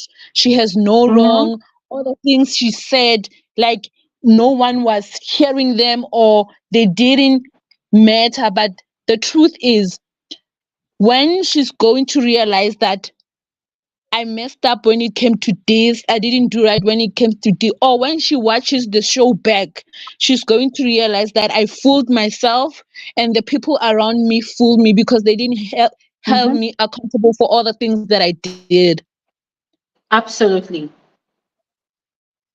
And you know what? I feel like I need a reunion with someone different, someone who will be able to tell the housemate, you did this, why did you say this? And stick to it. Not Ebuka, someone that will help us, get to know the truth of what was really happening because now everyone is cruising, no one is taking accountability. Nelly is just saying things, not answering anything. Like everyone is a coward at this moment. Mhm. Mhm. But in all of that, I would like to give credit to Sean. You know, with Sean, what you see is what you get. Sean doesn't beat around the bush. He says it like it is. You hate him, you don't hate him. Sean says the truth like it is. He's the only one that I feel like Sean has has really seen what was going on. Yes, most of the time he was doing his own thing, but I feel like his media rounds were actually calling my attention and other viewers' attention to say, okay, this guy saw what happened. Now he's realizing that what I thought I knew is not what I know now. But with Onyeka, it's a different story. But I don't think I kind of disagree a bit. I don't think Sean was being 100% honest in all of Uh-huh. this. Sorry, I'm just to mute you. Yeah, Sorry, because I could hear myself echo back. Let me just see what I want to say. Now, what I'm saying is I don't agree 100% that Sean. See, sorry, I'm actually muting you because there's an echo back from your end. All right, so let me just drop this. So what I'm saying is I don't agree 100% that Sean was the only housemate that actually gave us 100% responses during his interviews. No, because let's be frank about it. Sean obviously came with the strategy to play the same kind of script that Shegs, his friend, played with Bella during the level up season. But it did not work for him. This guy had had talks with certain people in the house that he knows what keeps people in the game. He knows what somebody has to do to win the show, that kind of thing. It was as if he had studied how Shegs and Bella played their game. So he came to the house to come and play the same thing. All of a sudden, we are hearing that Sean and Shegs, they played in the same football team. They were friends. They were this, they were that. They are from the same London. It's like everything is the same, the same, the same. One is also trying to fit into Bella's own ship and into Bella's shoes. They were trying to do the same thing. So during his interviews, I don't know, for those of you that watched all of his interviews, I did not watch all of his interviews. I saw a few and I lost interest because for me, I just felt like, nah, you're trying to act like you are blunt, but you're lying. Yeah. So for me, I felt like, dude, if you wanted to be real, real, real, as you claim you are, you should own up to the fact that, okay, fine, you wanted to play Shed's type of strategy. and it backfired and it did not work for you. Yes. So for me, if you want to tell me that somebody has been really, really real, it's for housemates that had their interview and they were able to tell us when they were playing the game and when they were being real. Not the ones who come and say, I was just being myself when they're obviously lying. So yeah, that's what I'm saying. Lena. Hello, Lena. Yeah, when you say it like that, I do understand. I hear you. And with Onyeka, I don't think she will ever admit to anything because now Yeah. she's in a bubble of like whatever I did, I was right. I fought for my friends, like she's in a bubble of I'm the one who did all the things in that house. So I don't think Mm-hmm. anytime soon you're gonna see Onyeka taking accountability for anything. But I would like to say I'm Mm-hmm. proud of Victoria. Victoria is showing Mm-hmm. us that the fact that you keep quiet on many things does not mean that you don't see what's happening. Victoria Mm-hmm. is fighting for herself and she's standing on her ground. I think Onyeka is shocked, matter of fact. She didn't think Mm-hmm. Victoria was going to stand her ground like that. And that's why Mm-hmm. she's not able to answer the way she would have answered if Victoria was like holding back the way she was holding back in the house. Mm-hmm. So that for her, it's something that is still, you know, shocking. Who is this girl? Why is she not the Victoria that I saw in the house? Because in the house, Onyeka could get away with anything when it comes to Victoria because she kept quiet. But now Victoria is actually saying, no, no, no, no. It's not like that. I'm gonna say my mind Mm-hmm. and you're gonna listen, then you're gonna respond. But unfortunately, Onyeka is not responding. Absolutely. So Absolutely. it's one thing we can say Onyeka has won, but telling the truth, Onyeka is losing on all grounds. It's only gonna show in a few weeks to come when we will see how the other housemates will move around her because they actually know Onyeka and they actually see Onyeka for who she is. The production cannot protect her from that one. Hmm. So Absolutely. I'm happy. I'm happy with everything that is going on. I'm just waiting for the time that Onyeka will realize that she effed up. Hmm. Yeah, so Yeah. I missed All you. right. I'm hoping you just upload videos for fun because I we will. can't keep we can't keep checking our phones for notification from you and not getting anything. I will. I will. I'm so Thank you, sorry, my guys. I love. was working on my studio setup this week, so I needed time to do that. It was long overdue, so I needed to work on some things. But I'm gonna drop some videos this week. Yeah, it's not gonna be like every day type of thing, but I'm gonna drop videos because we still have some unfinished business with this season. Our post-show analysis. So we're gonna do that. All right. Thank you so much, Thank Lina. you, Joy. Bye. Bye. Thank you. Thank you so much. So, guys, as I said, we're still going to drop videos this week. It's not going to be every day, but I'm going to drop videos because before I completely close up this shop for this season of the show, and then before I move on to other shows I would love to review, um, we still have our post-show analysis. Yeah, we still have our post-show analysis. Guys, don't worry. Videos are going to come out this week. All right. Yeah, but this is what we're going to end tonight's conversation. Oh my God, it's been over 5 hours. Wow, what a day. What an evening. But it wouldn't have been possible without all of you. So I just want to express my gratitude. Thank you all so much. I am grateful. I am thankful that you all made our time to join this conversation. As I always say, I'll never take it for granted. The fact that you guys will, make out time to, 5 hours of your time, that's a lot. And I'm grateful. Thank you all so much. It means a lot to me. Thank you all so much. For those of you that are, are silent viewers, silent listeners, even you're joining, it adds to the numbers and it is just as valuable as the contribution of those that vocalize their opinion. So thank you all so much. I am grateful. I do not take your attendance for granted. God bless all of you. And for those of you that, keep the conversation alive, in the comment section, via your tweets. Thank you all so much. I am grateful. I give you all your flowers. It's not easy to do this with me for over 5 hours. I am grateful. Thank you all so much. God bless all of you. For those of you looking forward to my videos, don't worry. Videos are coming up this week and it's going to be fun as usual. Yes. And what else? Yeah, to AB Okoli for always finding it in her heart to drop a token on this channel every time she comes. AB, I am grateful. I am grateful. If I could show you how grateful I am in my heart, it would be scary because I'll have to pull up my chest. But really, thank you all so much. I'm grateful. Thank you so much. And yeah, that is all for tonight's episode of Ranking Security Elijah. Guys, I am so sorry if my energy was too much, but I needed to vent.